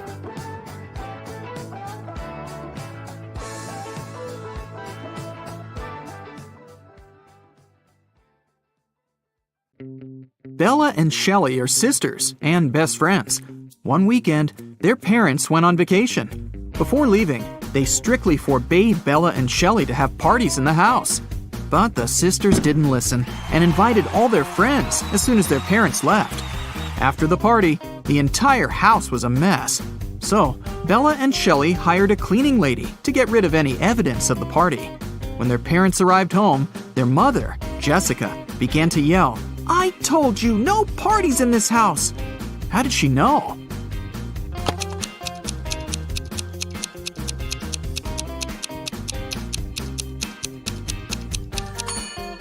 The house is too clean. There was dust on this glass vase when the parents left, but now it's fresh and clean. Jessica asked Bella and Shelley to mow the backyard lawn. None of the sisters wanted to do this annoying task, so Shelley offered an easy way out. She put 2 cards in a hat and said, "I wrote mow on the first card and chill on the second. Pull a card and choose your destiny." Bella wasn't so naive. She suspected that Shelley was cheating and put both cards with mow written on them. But no one would believe her if she just tried to expose Shelley. And no one would look at the other card once her fate was decided. What should she do?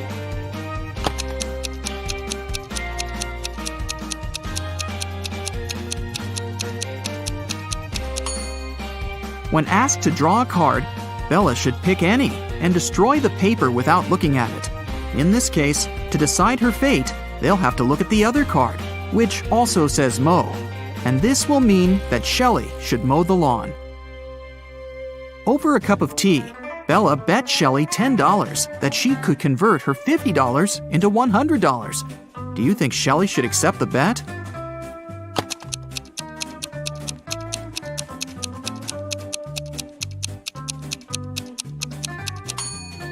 There's no logical reason behind accepting it. If Bella isn't able to convert the money, she'll lose the bet. But she has only $10 to lose. Meanwhile, Shelley is supposed to be giving her $50 from her wallet. Thus, even if Shelley wins the bet, she'll still lose $40. Bella and Shelley have a certain number of candies. If Bella gives one candy to Shelley, they'll have an equal number of candies. But if Shelley gives one candy to Bella, then Shelley will be left with half the number of candies that Bella has. Can you find out the number of candies they have right now?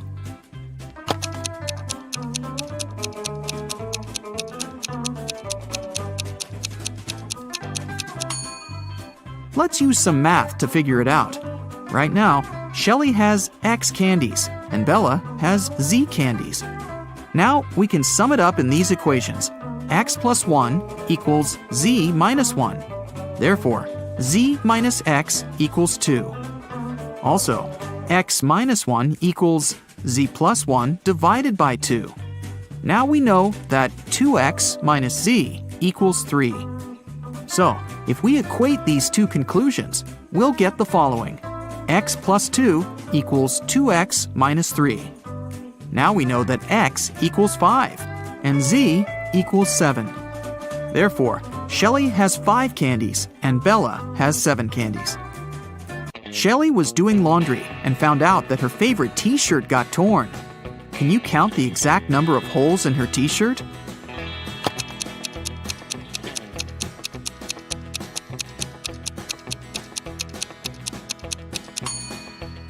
The answer is not 3 or 6, which most people must be guessing. The correct number of holes is 10. 1 hole for the neck, 2 holes for the arms, 1 hole for the torso, 3 holes in the front, and 3 holes in the back.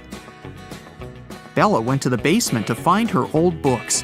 Suddenly, the bulb burned out. Bella took the new bulb to replace it, but the wires are very tangled. Can you find the correct switch that will turn on the bulb?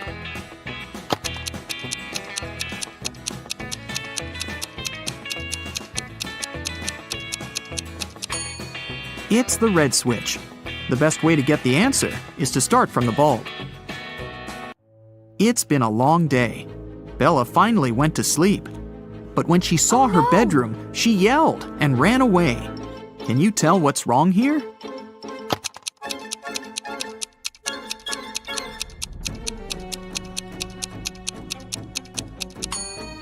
Did you notice this zombie?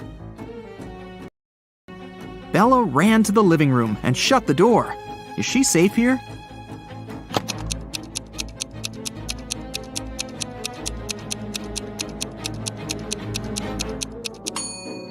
Nope. Take a look at the mirror. Some stranger is inside the room. Bella and Shelley went hiking with their friends. 4 of them went into a completely empty lake. And then 8 people came out. How is this possible?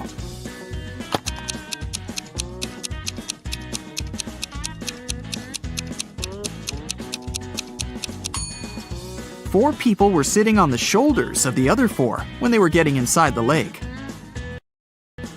The guys made a stop to have a picnic. They began to play football. During their play, Bella's boyfriend, Rob, busted his lips and ears and broke a couple of ribs and thighs. However, he still managed to play a professional match the very next day. How can this be possible?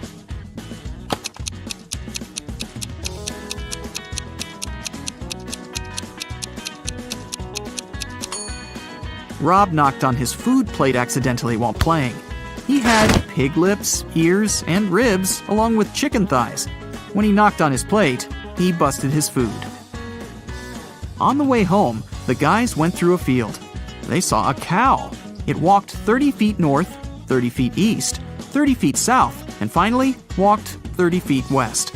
All this time, where was its tail pointing? Can you solve this mystery?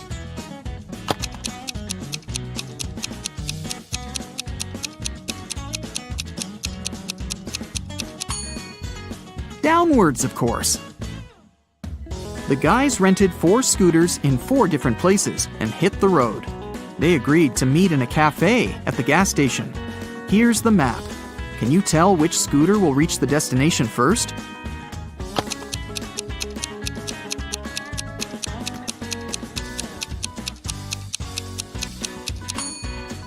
The third one.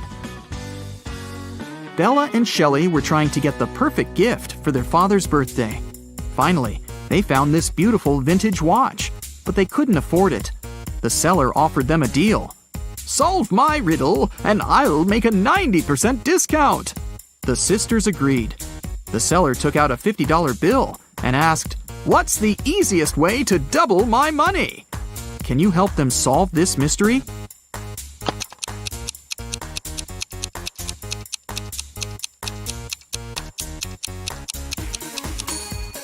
They should put the bill in front of a mirror.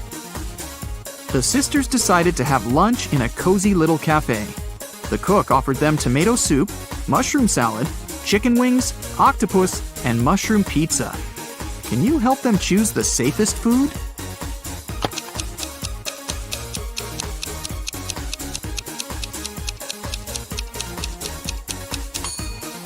There are mirror shards in these chicken wings. Probably not the healthiest option. I'm pretty sure those mushrooms are poisonous too. This octopus is still alive, and this soup must be several weeks old. So, Bella and Shelley should choose the mushroom pizza. After lunch, the local barista offered the sisters free coffee if they managed to solve his tricky riddle. Here's the task.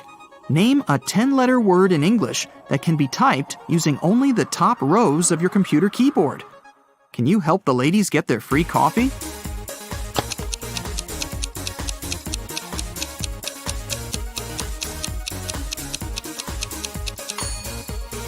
And the correct answer is typewriter. Great job! Shelley got a job at a restaurant. One night, a cook, a cobbler, and a doctor went to dinner together and asked Shelley to split the bill equally among them. When the bill arrived, it was for 4 people. How can this be possible?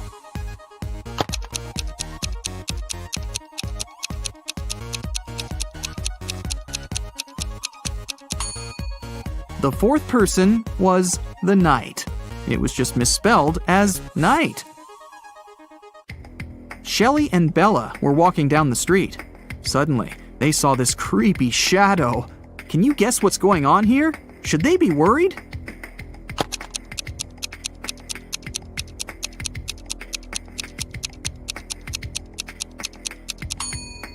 Nope. It's Halloween. The guy is just walking around and scaring people in his witch costume. See? He's wearing sneakers. Shelley and Bella saw this mysterious magic shop sign and decided to go get some tarot readings. As soon as they entered the shop, a wicked witch locked the door and said, "I will make your biggest dreams come true if you crack my code. But if you fail, you'll stay here forever." Then she gave them the following clues. A. 981. One number is perfectly placed. B. 924. Everything is incorrect. C. 093. 2 numbers are part of the code, but are in the wrong places. D. 147. One number is part of the code, but is in the wrong place. E. 783. One number is part of the code, but is in the wrong place. Can you help Shelley and Bella?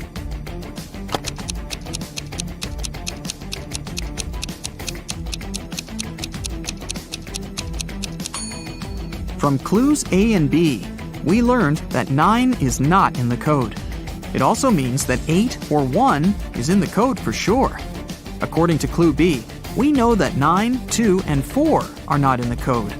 From clue C, we know that 0 and 3 are in the final code.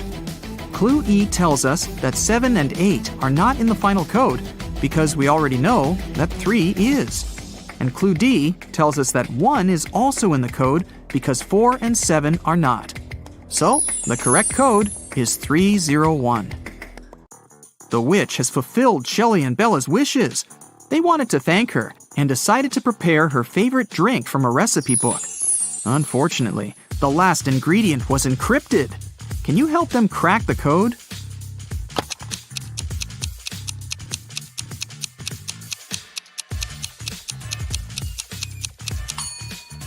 They should add a tear of a Triton. After visiting the witch, Shelley met a handsome guy, Tom. They had a perfect date. Shelley couldn't believe that he was real.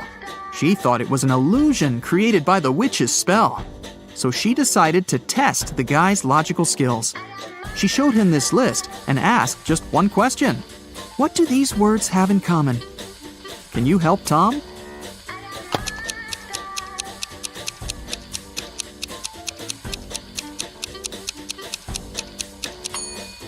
If we remove the first letter of each word and place it in the end, you'll be able to read the same word from the beginning and the end. Can you figure out the next number in this sequence?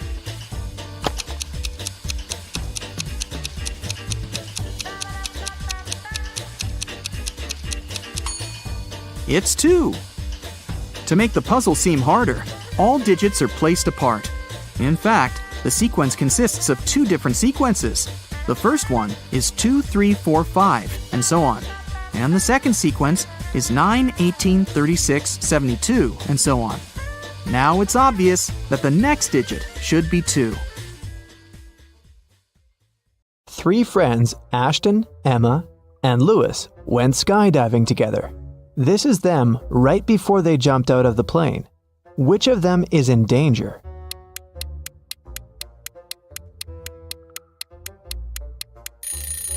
Ashton. He's wearing a regular backpack instead of his parachute. Amelia is running away from a group of zombies and comes across 3 doors. Behind the first one, there's a raging fire. Behind the second door, there's a deep lake. Behind the third door, there are venomous bees that bite everyone who enters. Which way is the safest?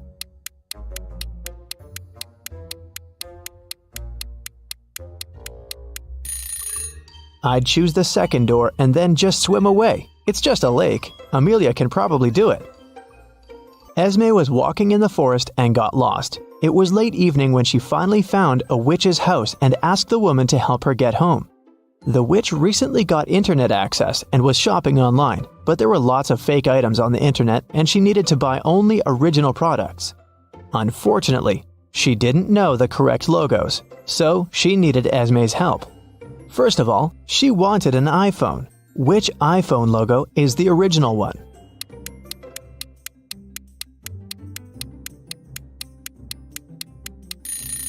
Of course, this one. Next, she needed a pair of sneakers for her morning runs. Which logo is correct?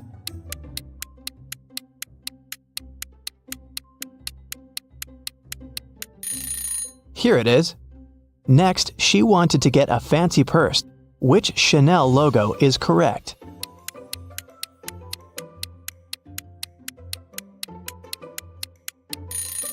This one.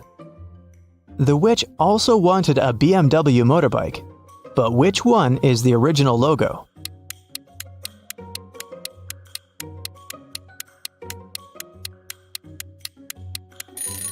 Yep, that's right.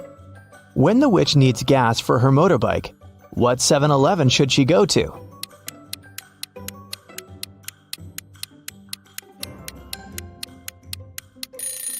It's this one. Amazing! Now Esme can go back home. Evelyn went to a corporate party with her husband. At the party, she suddenly blacked out. When Evelyn woke up in a hospital, she couldn't remember anything. There were 2 men in front of her, and each of them claimed to be her husband. But which one tells the truth?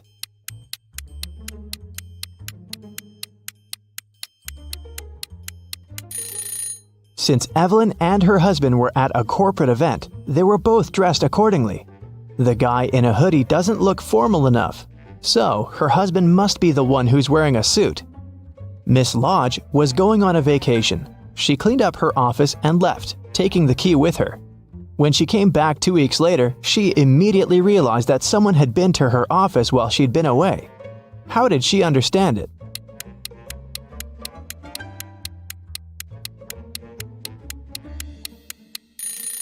When she left, the window blinds were closed, and now they're open. A group of friends met in the evening for a game night. According to the rules of one of the games they played, they each had to draw a card with a number. Soon, they realized that the number 6 was missing. Since it was a new set of cards, it was weird that they had already lost it. They all revealed their cards and, indeed, there was no 6. Suddenly, one of the friends started to laugh. She said she'd found the missing card. Can you spot it too?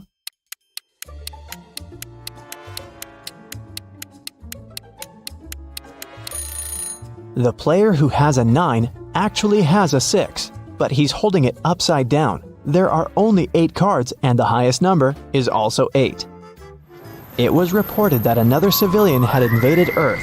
Detective Callum had a special mission to find everyone who was not human. He entered a cafe searching for invaders and noticed one of them right away. Can you tell which customer is not human?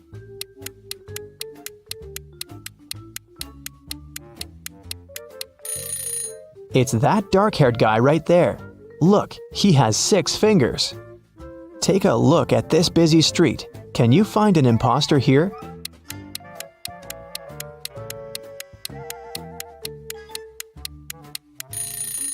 It's this guy. His clothes are super warm, but look, his face is blue. Now we're moving to the mall. Try to find an intruder here.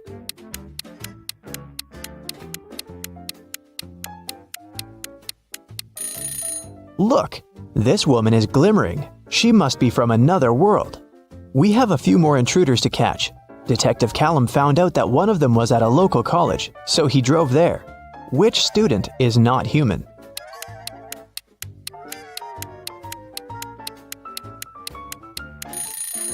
Look, that girl is floating, just a couple of inches above the ground, but still, definitely not an ordinary student.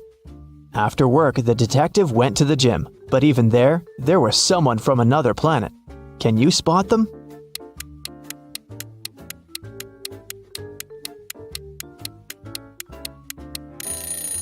Pay attention to the guy on the treadmill. He's running too fast. He must be an imposter.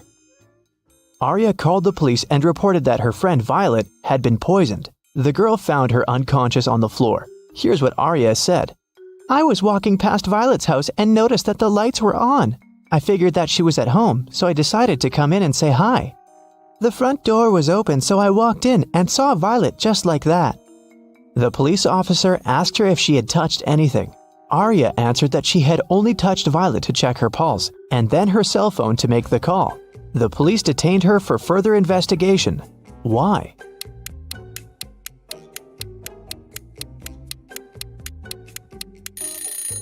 The lights in the room are off, but Arya said that it hadn't been dark in the room. That's why she entered. If she didn't touch the switch, then she's lying now. It was a sunny spring Sunday morning. The whole family was at home. When Hannah returned to her room after breakfast, she noticed that someone had played a prank on her and stolen all the clothes from her closet. She questioned every person in the house. Hannah's mom said she'd been busy reorganizing her bedroom. Her dad said that he'd been shoveling snow in front of the house. The girl's sister, Serenity, said that she had been playing video games in her room. Who took Hannah's clothes?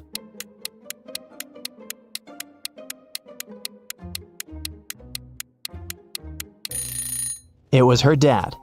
There is no snow outside. It's spring. He couldn't have been shoveling snow. So he lied.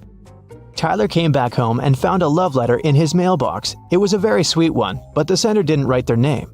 Instead, there was some code added at the end. Can you figure out the name of Tyler's secret admirer?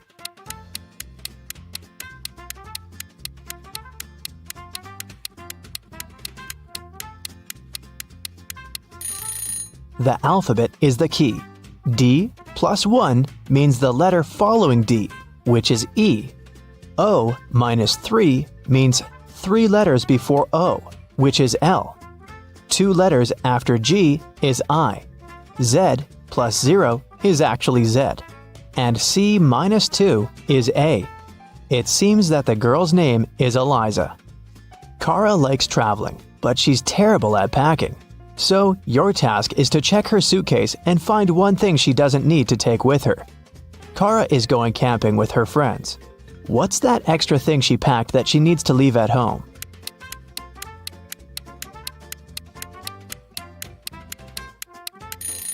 There's no electricity in the forest. She can leave this electric kettle at home.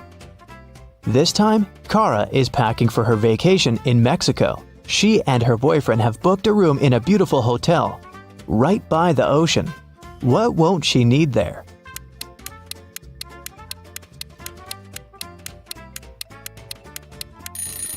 She probably won't need the towel. Hotels usually provide them and replace them every day with clean ones. This time, Kara is going on a ski trip with a group of friends. The task is the same. What won't she need there?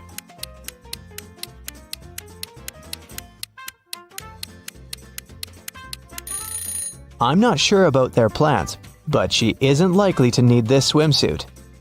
And finally, Kara is going to visit her grandparents. They live on a farm, and she'll stay there for a week. There's no electricity or running water there, so it's gonna be a bit tough for a girl from a big city. What doesn't she need to take with her?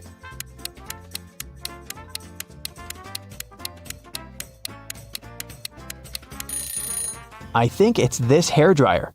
No electricity, remember? Weston Jones, a young businessman, was found poisoned in his office. Detective Callum arrived to investigate the case. He had 3 suspects: Mr. Jones' cousin, Leah Jones, his business partner Kenneth Brown, and his girlfriend, Emery. Leah said that she hadn't seen Weston for a while. Kenneth said they'd had an argument, but he hadn't poisoned his partner. And Emery said she loved Weston and would never have done anything like that. Who should Detective Callum arrest?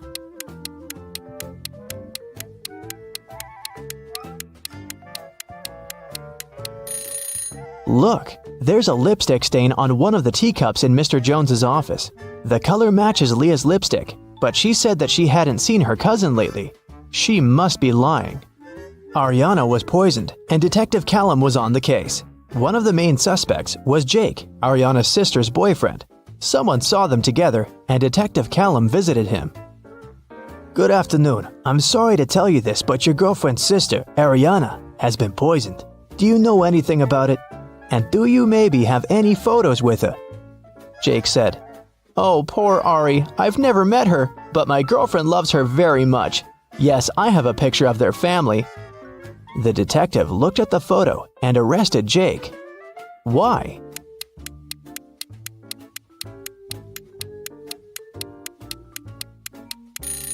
Look, Jake is in the photo too. It means that he must have met Ariana. Then why would he lie about it? Esme was walking through the forest. Yep, again. And you know what? She got lost. She had been wandering around until she found the witch's house. She said, Hi, petted the cat, and asked the witch to show her the way home. The witch had a task for Esme. She needed several magical artifacts for her new spell, but she only knew their shapes. And Esme had to figure out which of the artifacts the witch needed. Here's the first set. Those are magical crystals. Which of them is the one the witch needs?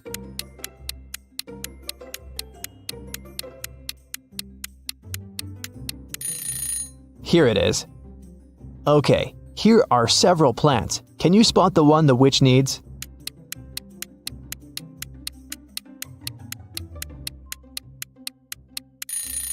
Yes, here it is. Now there are several types of insects. Which one of them is the one the witch needs?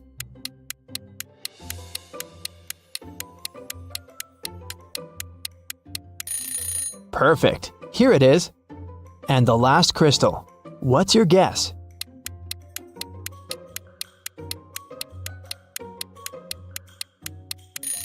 It's right there. Esme's free to go this time. Thank you for your assistance.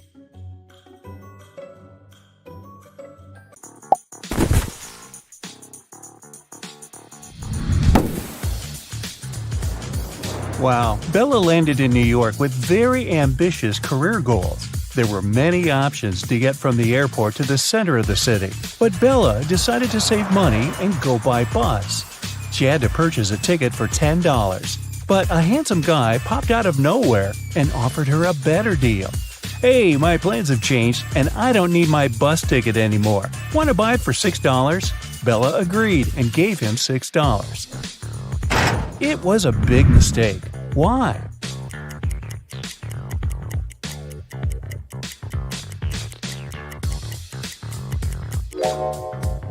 Take a look at the current date on the screen of the vending machine. And now check the date on the ticket. It expired a decade ago. Finally, Bella arrived in Manhattan and found her hostel. She had booked a bed in a dormitory room. Bella had to share it with 3 other women. She left her backpack on her bed and went to take a shower. When Bella returned, she found out that someone had stolen her laptop. She questioned her roommates. Sarah said, "I was drinking some coffee in the lobby. Ask the manager." Kelly said, "I was sleeping with my earplugs in and my sleep mask on, so I didn't see or hear anything." And Chelsea said that she had been taking pictures on the roof of the hostel. Who's lying?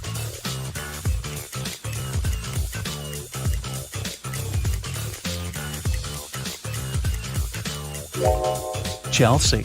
Do you see the sign? The hostel rules strictly prohibit guests from going up to the roof. In the evening, at around 8 p.m., Bella got very hungry. She went out to get some food. She found a cozy restaurant. As soon as Bella entered, she witnessed a heated argument between a waiter and a customer. The customer claimed to have ordered tomato soup, and the waiter claimed that he'd only ordered hot chocolate. Bella realized which of them was lying right away. What about you?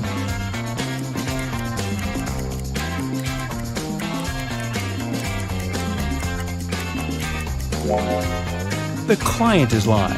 This advertisement on the wall says the restaurant only serves soups from 1 to 4 p.m. This means that the waiter simply wouldn't have accepted such an order. Bella ordered dinner. While waiting, she looked around and noticed one weird detail. Can you spot it too?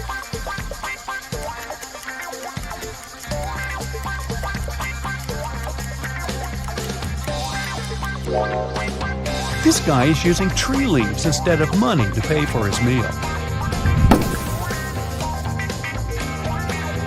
The waiter served Bella her meal. She was about to start eating when 2 ladies began arguing about their VIP reservation. Julia claimed that she had reserved the VIP room in advance to celebrate her wedding anniversary. And Letitia said, "No way! It's my birthday party tonight. I called the manager yesterday and he promised me the VIP room." The manager said, "Ladies, I'm so sorry, but the booking system crashed and deleted both of your reservations. The VIP room is unavailable today. Can I do anything else for you?" Who's lying here?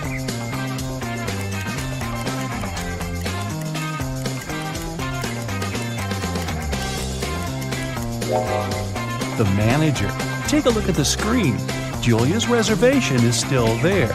He lied because Letitia had given him huge tips to get the VIP room without any reservation. See?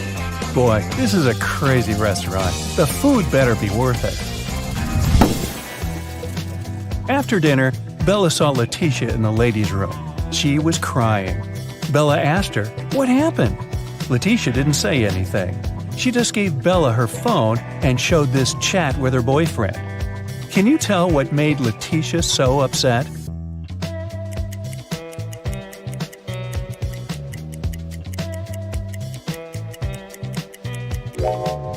Her boyfriend didn't come to her birthday party. Even worse, he lied that his mom was ill to visit a pool party. Take a look at the reflection in his sunglasses. It seems that he's having fun.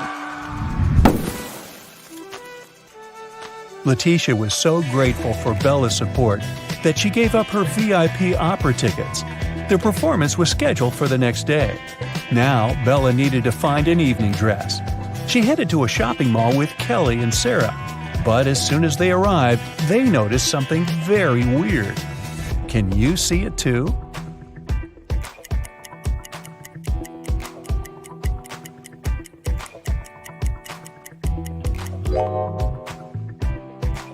This mannequin has 3 arms. Can you spot what's wrong here?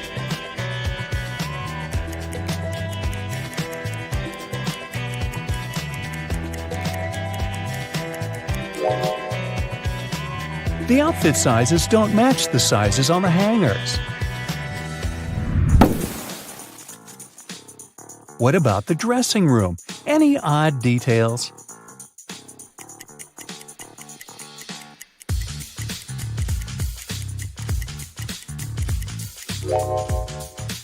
These hairy clawed paws can't belong to a human. Finally, Bella found a beautiful evening gown for the opera, but it cost $97. Bella couldn't afford it, so she borrowed $50 from Kelly and $50 from Sarah, which equaled $100. She bought the dress and got $3 of change. Bella gave $1 to Kelly and $1 to Sarah and kept the last dollar for herself. So now, Bella owes $49 to Kelly and $49 to Sarah, which equals $98. If we add the dollar that Bella took, we'll get $99. But then, $1 is missing. Where is it?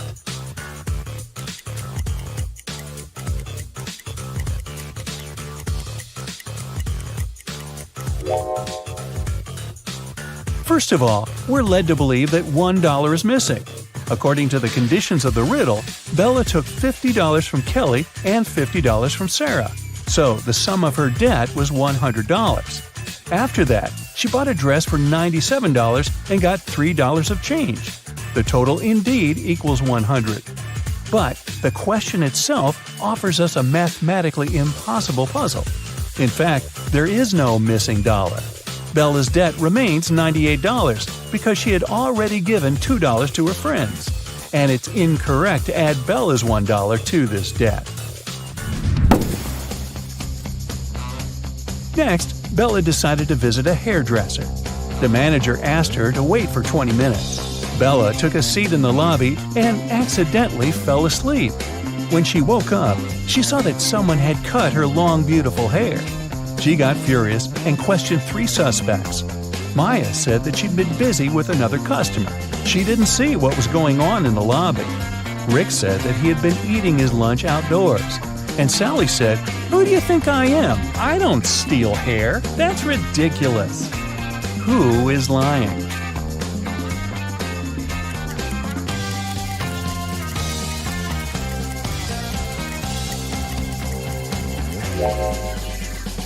Both Maya and Sally have some cut hair on their clothes, but that doesn't prove their guilt. But Rick's lunchbox is full of food, which means that he was busy with something else during his lunch break. Very suspicious.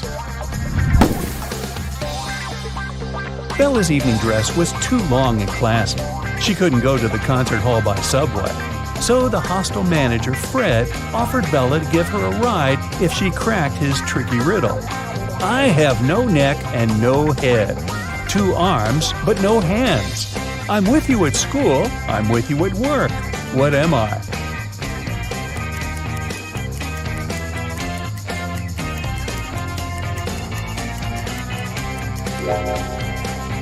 The correct answer is a shirt. During a break, Bella went outside to get some fresh air. She enjoyed the evening along with other guests. Suddenly, a street dealer offered Bella a diamond necklace for $20. She agreed right away and put the necklace on.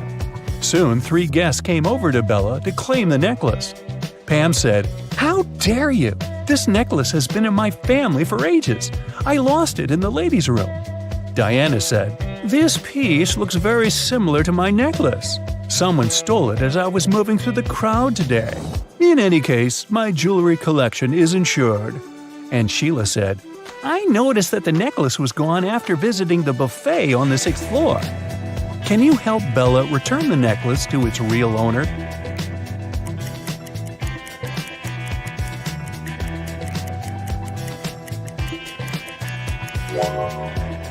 The necklace belongs to Diana.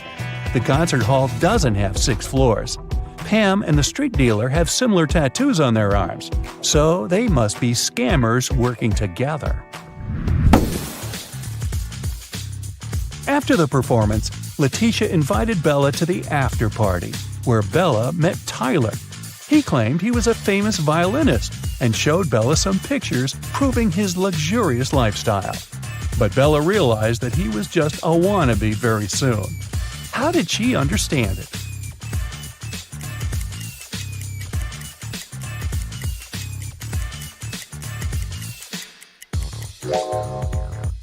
Take a look at the trees in this picture. It's obvious that the wind is blowing to the right. Meanwhile, Tyler's hair seems to be swept to the left. The picture has been photoshopped. The next morning, Bella went to buy some groceries. She didn't have much cash, so she bought only 2 items, cheese and bread, and paid $1.10 in total. The cheese cost $1 more than the bread. So, how much did the bread cost?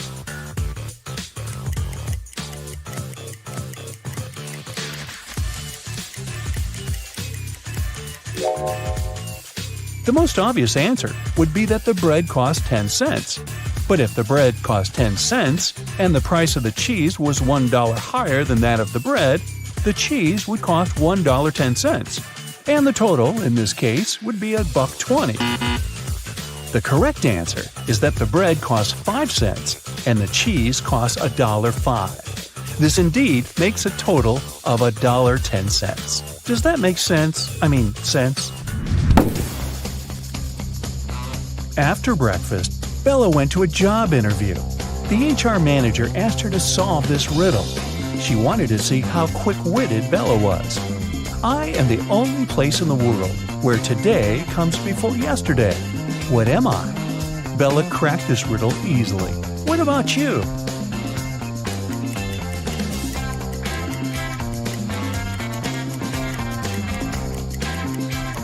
The correct answer is the dictionary. Bella got a job as a train conductor. On her first day at work, she entered a rail car to check the passengers' tickets. There were only 3 people inside, and only 2 of them were human. Can you tell who's not human?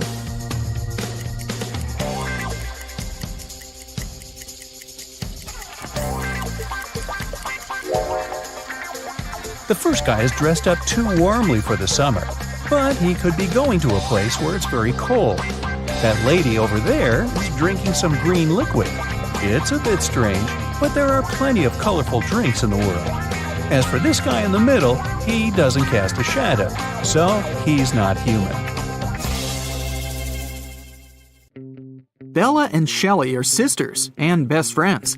One weekend, their parents went on vacation. Before leaving, they strictly forbade Bella and Shelley to have parties in the house. But the sisters didn't listen and invited all their friends as soon as their parents left. After the party, the entire house was a mess.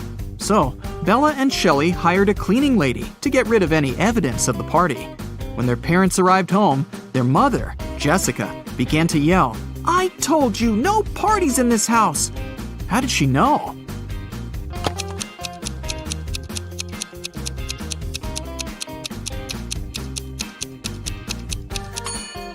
The house is too clean. There was dust on this glass vase when the parents left, but now it's fresh and clean. Jessica asked Bella and Shelley to mow the backyard lawn. None of the sisters wanted to do this annoying task. So, Shelley offered an easy way out. She put 2 cards in a hat and said, "I wrote mow on the first card and chill on the second. Pull a card and choose your destiny." Bella wasn't so naive. She suspected that Shelley was cheating and put both cards with mow written on them. But no one would believe her if she just tried to expose Shelley. And no one would look at the other card once her fate was decided. What should she do?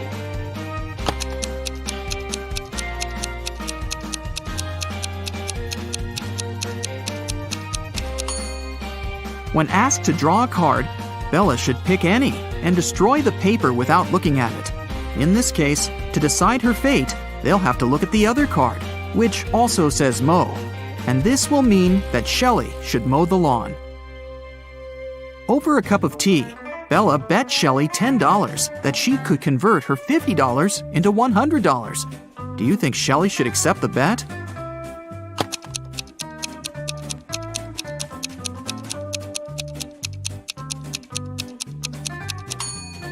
There's no logical reason behind accepting it. If Bella isn't able to convert the money, she'll lose the bet. But she has only $10 to lose. Meanwhile, Shelley is supposed to be giving her $50 from her wallet. Thus, even if Shelley wins the bet, she'll still lose $40. Bella and Shelley have a certain number of candies. If Bella gives one candy to Shelley, they'll have an equal number of candies. But if Shelley gives one candy to Bella, then Shelley will be left with half the number of candies that Bella has. Can you find out the number of candies they have right now?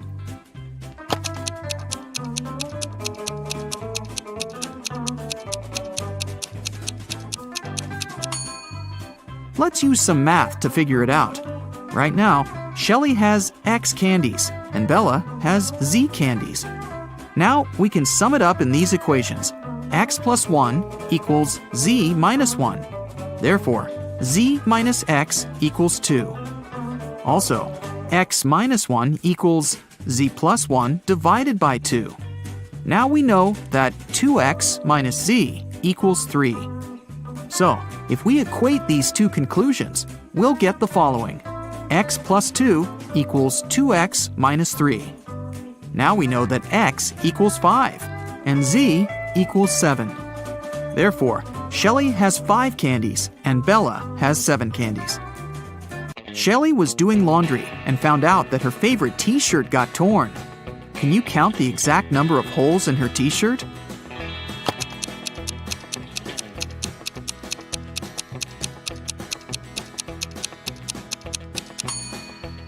The answer is not 3 or 6, which most people must be guessing.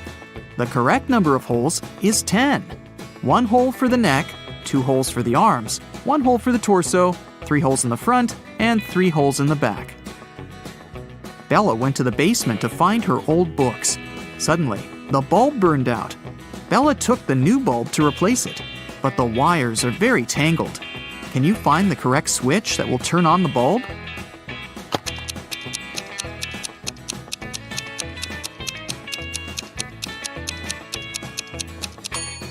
It's the red switch. The best way to get the answer is to start from the bulb. It's been a long day. Bella finally went to sleep. But when she saw her bedroom, she yelled and ran away. Can you tell what's wrong here?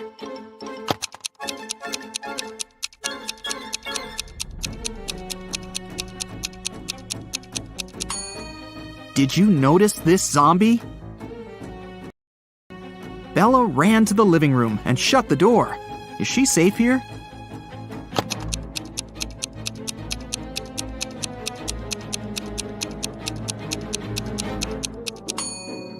Nope. Take a look at the mirror. Some stranger is inside the room. Bella and Shelley went hiking with their friends. 4 of them went into a completely empty lake. And then 8 people came out. How is this possible?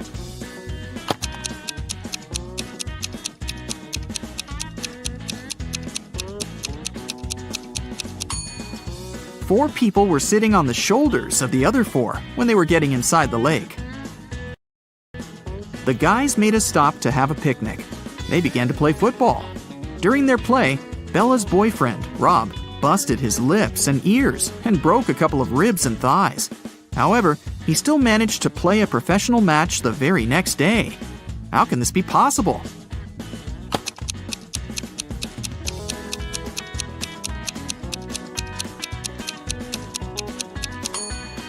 Rob knocked on his food plate accidentally while playing. He had pig lips, ears, and ribs, along with chicken thighs. When he knocked on his plate, he busted his food. On the way home, the guys went through a field. They saw a cow. It walked 30 feet north, 30 feet east, 30 feet south, and finally walked 30 feet west. All this time, where was its tail pointing? Can you solve this mystery?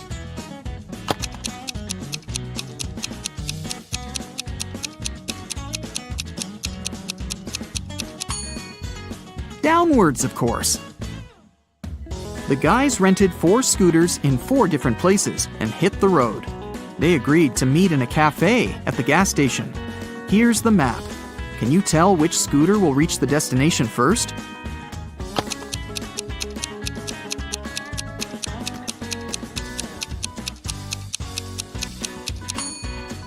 The third one.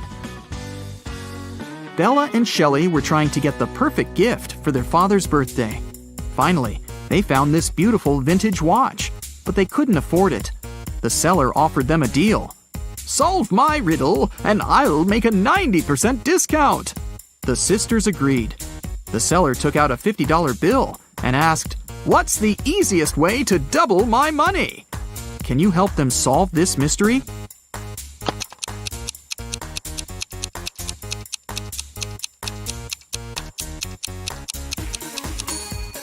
They should put the bill in front of a mirror. The sisters decided to have lunch in a cozy little cafe. The cook offered them tomato soup, mushroom salad, chicken wings, octopus, and mushroom pizza. Can you help them choose the safest food?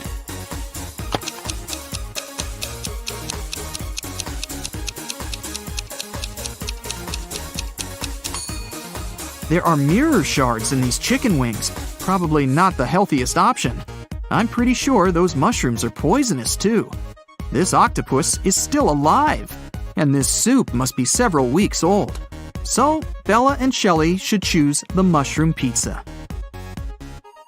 After lunch, the local barista offered the sisters free coffee if they managed to solve his tricky riddle. Here's the task. Name a 10-letter word in English that can be typed using only the top rows of your computer keyboard. Can you help the ladies get their free coffee?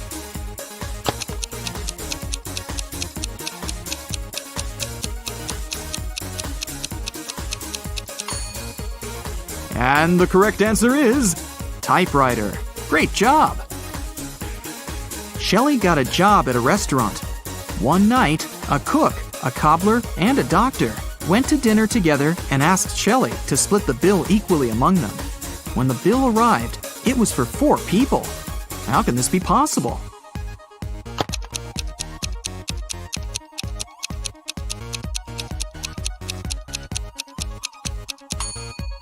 The 4th person was the knight. It was just misspelled as night. Shelley and Bella were walking down the street. Suddenly, they saw this creepy shadow. Can you guess what's going on here? Should they be worried?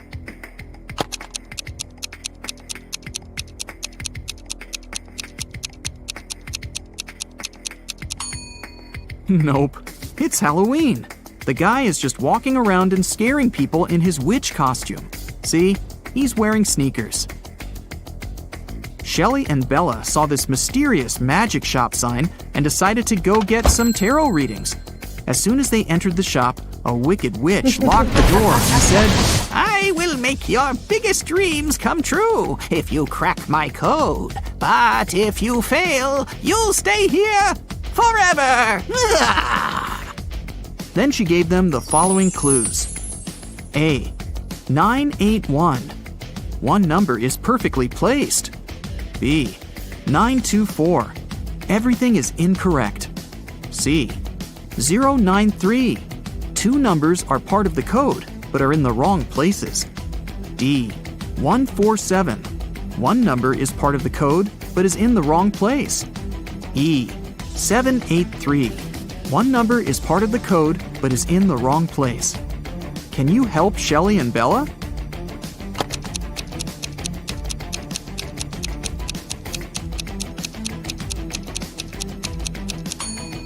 From clues A and B, we learned that 9 is not in the code. It also means that 8 or 1 is in the code for sure. According to clue B, we know that 9, 2, and 4 are not in the code. From clue C, we know that 0 and 3 are in the final code. Clue E tells us that 7 and 8 are not in the final code because we already know that 3 is. And clue D tells us that 1 is also in the code because 4 and 7 are not. So, the correct code is 301. The witch has fulfilled Shelley and Bella's wishes. They wanted to thank her and decided to prepare her favorite drink from a recipe book. Unfortunately, the last ingredient was encrypted. Can you help them crack the code?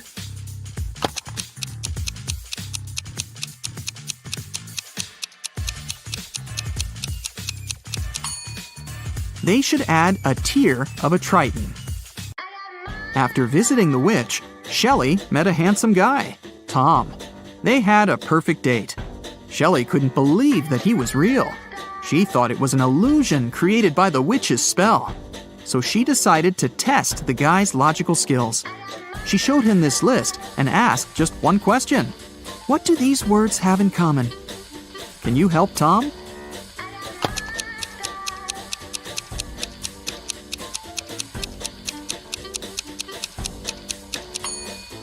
If we remove the first letter of each word and place it in the end, you'll be able to read the same word from the beginning and the end.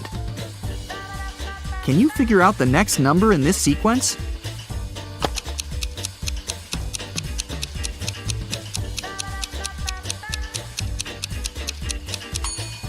It's 2. To make the puzzle seem harder, all digits are placed apart. In fact, the sequence consists of 2 different sequences.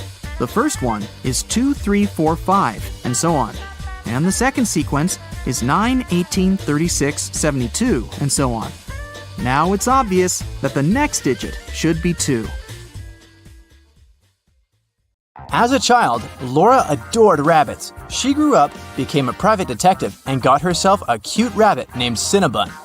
Once, she had to go on a business trip. She asked Sarah, her housekeeper, Annabelle, her cook, and Phoebe, her sister, to look after the animal. But when Laura came back, Cinnabon was gone, and all 3 women she had asked to look after her pet claimed they didn't know what had happened. Look at them attentively. Who is lying?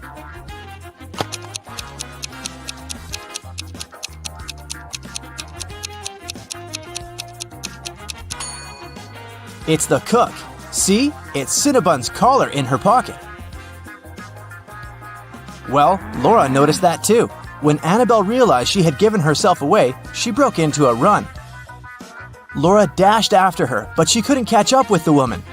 Luckily, the girl noticed Annabelle run into a gym. She ran inside too. A security guard stopped her. Apparently, all members of this exclusive sport club were supposed to know a special passphrase to enter the facility. Laura was lucky to notice a note with a hint next to the door. Can you help Laura figure out the passphrase?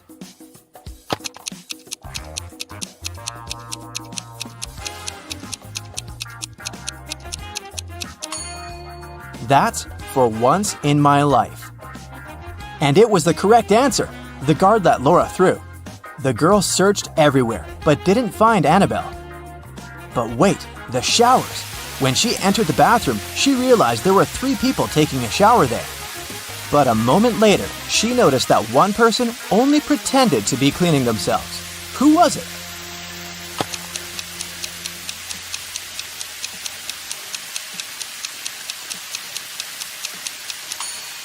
It's the person in the second cubicle. The water is running, but there's no foam. They don't use any soap or sponge. But, surprise, surprise, the person who pretended to be taking a shower wasn't Annabelle. Then where could the cook hide? Suddenly, Laura noticed a white sheet of paper on the floor. She picked it up. It said, "Follow the white rabbit." Look around the room attentively and try to figure out where the girl should go.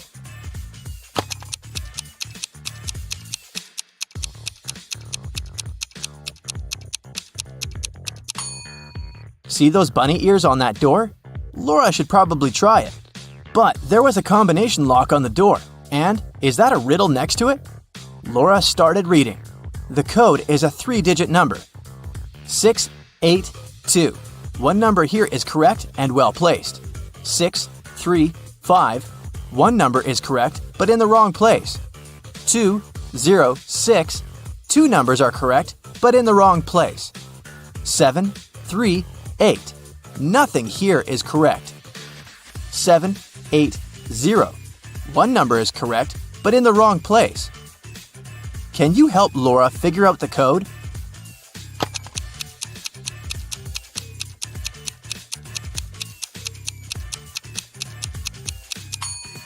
From statements 4 and 5, we can understand that 0 is the correct number standing in the wrong place. 6 can't be the number we need, otherwise statements 1 and 2 would contradict each other. In this case, looking at statements 2 and 3, we can conclude that the correct numbers are 2, 5, and 0, and the code is 052. Laura opened the door and saw a long corridor.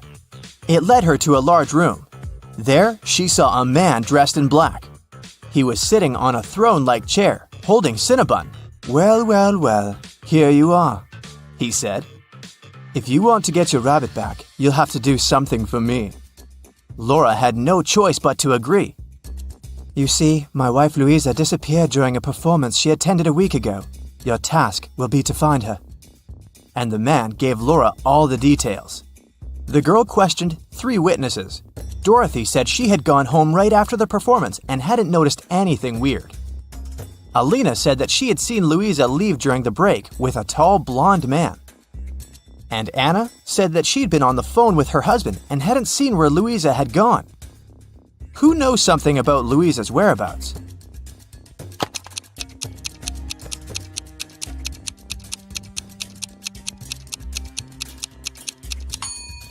Alina, look, during the intermission, she wasn't wearing her glasses. Neither did she have her lenses on. Look at how clumsily she moved. But then, how could she see Louisa leaving with a man?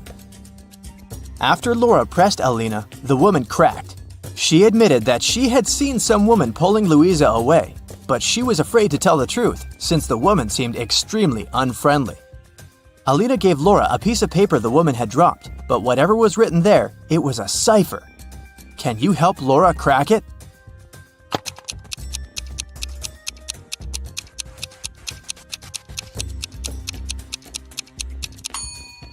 The note says, "At the docks." When Laura got there, she saw 3 buildings. She understood she wouldn't have enough time to search all of them. She needed to choose the one where Louisa was kept, and fast. Can you help Laura?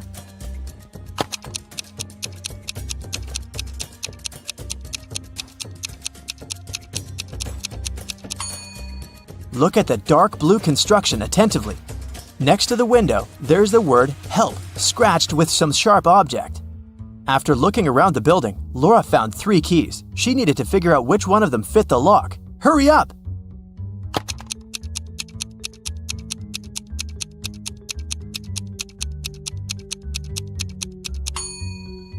Right, this is the key. The door opened, and Laura saw a woman sitting in the far corner. It was Louisa. She helped the woman to her feet, and they stumbled away. Soon, they noticed 3 taxis. Which car should they choose?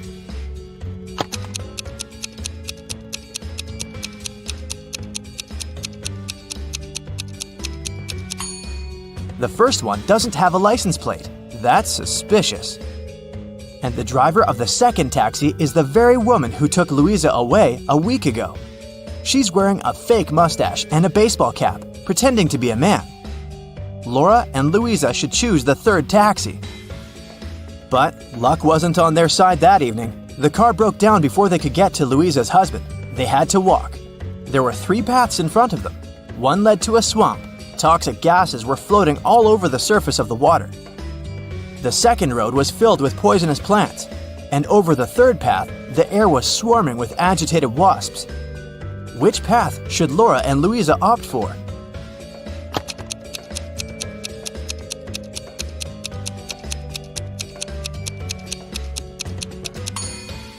The second. At least the plants can't move, so if the women are careful, they'll be able to avoid touching them. Finally, they arrived at Louisa's house. Once the man in black saw his wife, he hugged her and turned to Laura. "I'm so sorry for using such methods, but I was getting desperate. I can't tell you why, but I had to keep her disappearance under wraps. That's why I chose to involve you. Thank you. I want to give something to you, but to get it, you'll need to crack this riddle." An electronics store owner came to work one day and saw that his safe was open. His money was nowhere to be found. He called the police. When a detective arrived, the store owner explained that the key to his safe was on the same keychain as the keys from his truck. Two of his employees, Andrew and Ryan, used the truck and had access to all the keys, but the men had always returned them. The detective questioned the drivers. "Someone broke into your boss's safe yesterday. What do you know about this incident?" Andrew said, "I didn't copy the key. I wouldn't even know which one to copy." And Ryan said, "I've been working here for 3 months and have never entered the boss's office yet." The detective understood who the thief was right away. Can you figure it out?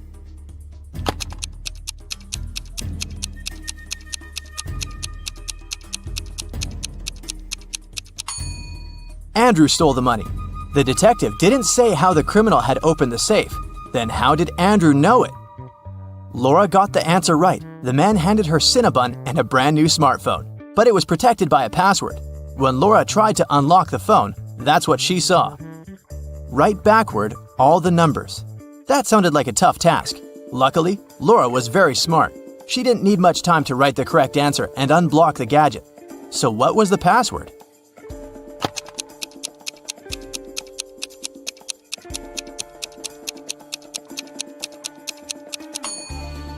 SREBMUNEHTLLA. That's all the numbers written backwards. She couldn't believe her eyes. She'd been dreaming of this all her life, but to get it, she'd have to set off on a very unusual journey. Aha! Today, Peter and Zach's dream has come true. They've bought a trailer. Now they're ready to begin their long-planned journey through mystical places all over the country to make their vlog. But first, they need to pack. There are 3 boxes, but the guys can only take one of them. Which box should they choose?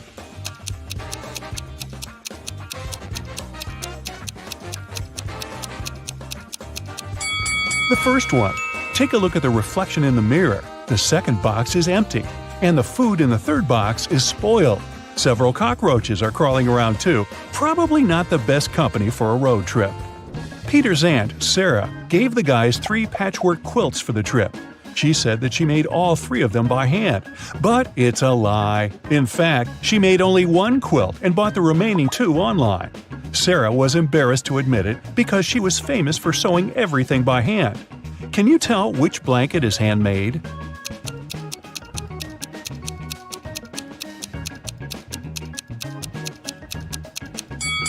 The third one. Look at this piece of fabric. It's identical to Sarah's skirt. She sewed these 2 items using the same material. Finally, Zach and Peter hit the road. They headed for the first spot. It was an abandoned library on a hill. Subscribers told the guys many ghost stories about this place. But our vloggers were skeptical and wanted to explore the building on their own. They walked around the library, recording videos and taking Polaroid pics. But they didn't meet any ghosts. When they returned to the trailer and looked through the pictures, they freaked out and locked all the doors. They left this creepy place as soon as possible. What scared them so much?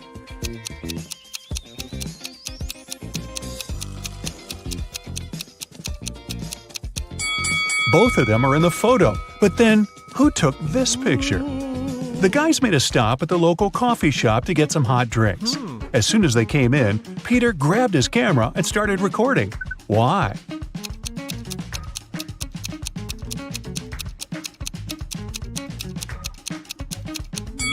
Here's a ghost.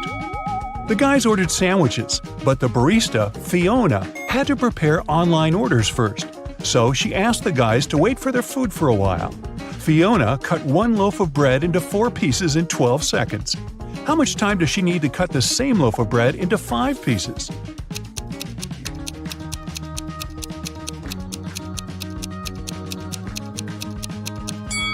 "16 seconds. To get 4 pieces of bread, she must make 3 cuts. If it takes her 12 seconds to make 3 cuts, it means she makes 1 cut in 4 seconds. If Fiona wants to cut the bread into 5 pieces, she needs to make 4 cuts. 4 seconds for each cut makes it 16 seconds in total. Oy, my head's spinning." Zach noticed a fortune teller shop in the basement. It could make great content for the vlog, so he went downstairs. But as soon as Zach entered the shop, all doors and windows disappeared. Wicked Witch offered the guy a deal. She had 2 identical cards. One of them had escape written on it, while the other said marry me. Zach could pick only one card. If he got the escape card, he'd be free. And if he picked the Marry Me card, he'd stay with this creepy witch forever. The witch didn't want him to have a chance to escape, so she wrote Marry Me on both cards. Zach anticipated that the witch would do so, but he still managed to win and escape. How did he do it?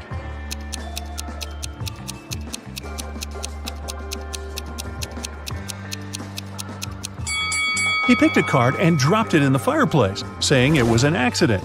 The witch had to reveal the remaining card that said Marry Me. According to the rules, there had to be 2 different cards. So the witch had nothing to do but agree that the card Zach had picked and burned must have been the escape card. Peter and Zach continued their journey. In the evening, the guys saw these 3 hitchhikers not far from a bus stop. They could only pick up one person. Who should they choose?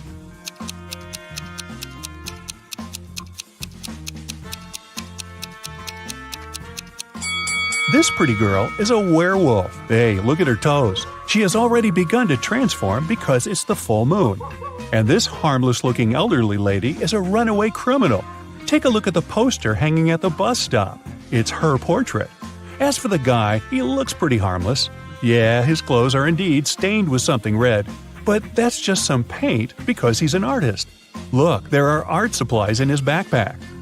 The artist, whose name was George, told the guys about another interesting, mysterious place. The locals called it the Haunted House. 1 week ago, George heard strange screams coming from inside. He went to check the house. A minute later, he ran away screaming. What scared him so much?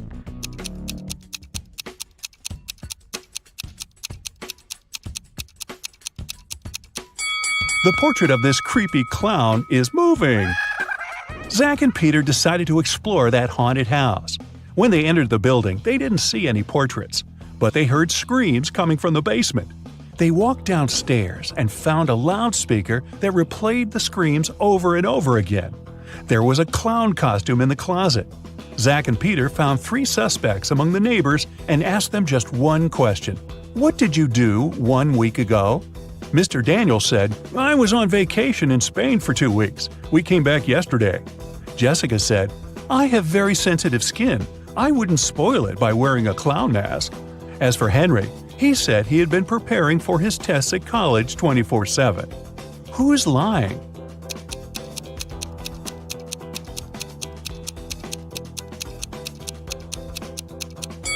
Jessica.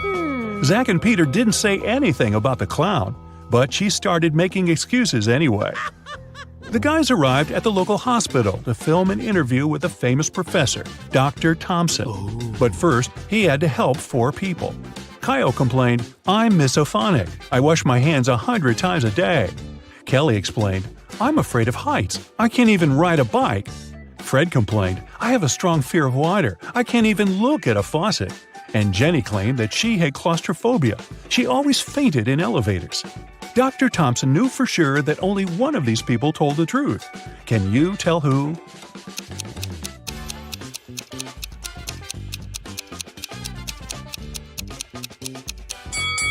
Fred can't be afraid of water. He has an aquarium with fish in his house. Jenny lives in a tiny van, so she can't have claustrophobia. And Kyle's apartment is too messy for someone who has a fear of dirt and germs. So it's Kelly. She sleeps on the floor, which is normal for someone with an abnormal fear of heights. Next stop, creepy caves. Zach and Peter went to see ancient ruins in the middle of the woods. Many people had disappeared there. The guys heard weird screams coming from the cave, ran toward the sound, and got lost. Suddenly, they saw 3 tunnels. The first tunnel was filled with fire. A hungry vampire was waiting in the second tunnel. And the third tunnel was filled with poisonous apples. Which way should they choose?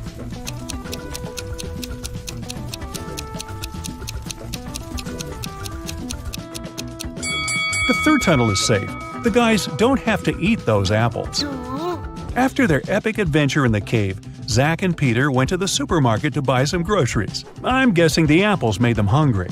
Can you see a ghost in this room?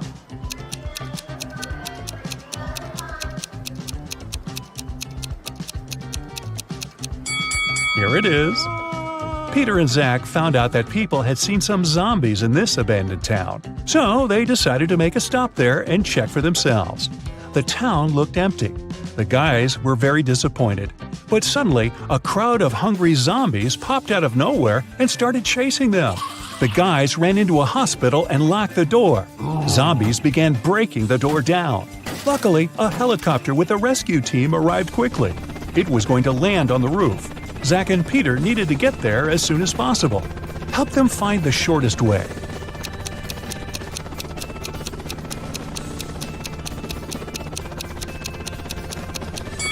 Here's the way. After saving the guys, the rescue team invited Peter and Zach to go skydiving together. They agreed and put on parachutes. They took this picture inside the plane right before the jump. Can you tell which of these people is in danger?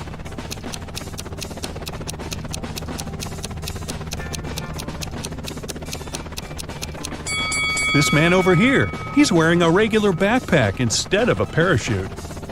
The guys made a stop on the shore of a famous, mysterious lake. They went fishing. Suddenly, a mermaid jumped out of the water and dragged Zach into the lake. Peter jumped into the water to rescue his friend. Finally, he found Zach wrapped in seaweed on the rocks in the middle of the lake. 3 mermaids had gathered around Zach and were singing their songs. When they noticed Peter, they said, "We'll set your friend free if you guess which one of us is not a real mermaid. Can you help the guy?"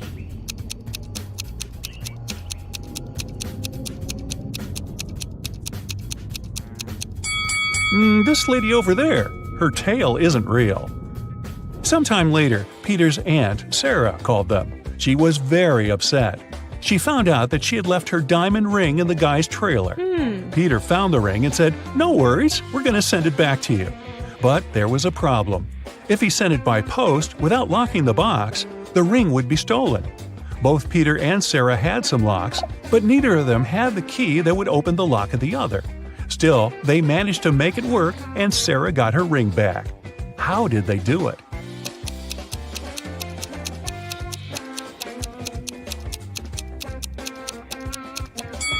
Peter locked the box with the ring and sent it to Sarah. When Sarah received the box, she added her lock and sent it back. Peter received the box and removed his lock. Then he sent the box back to Sarah. She opened the lock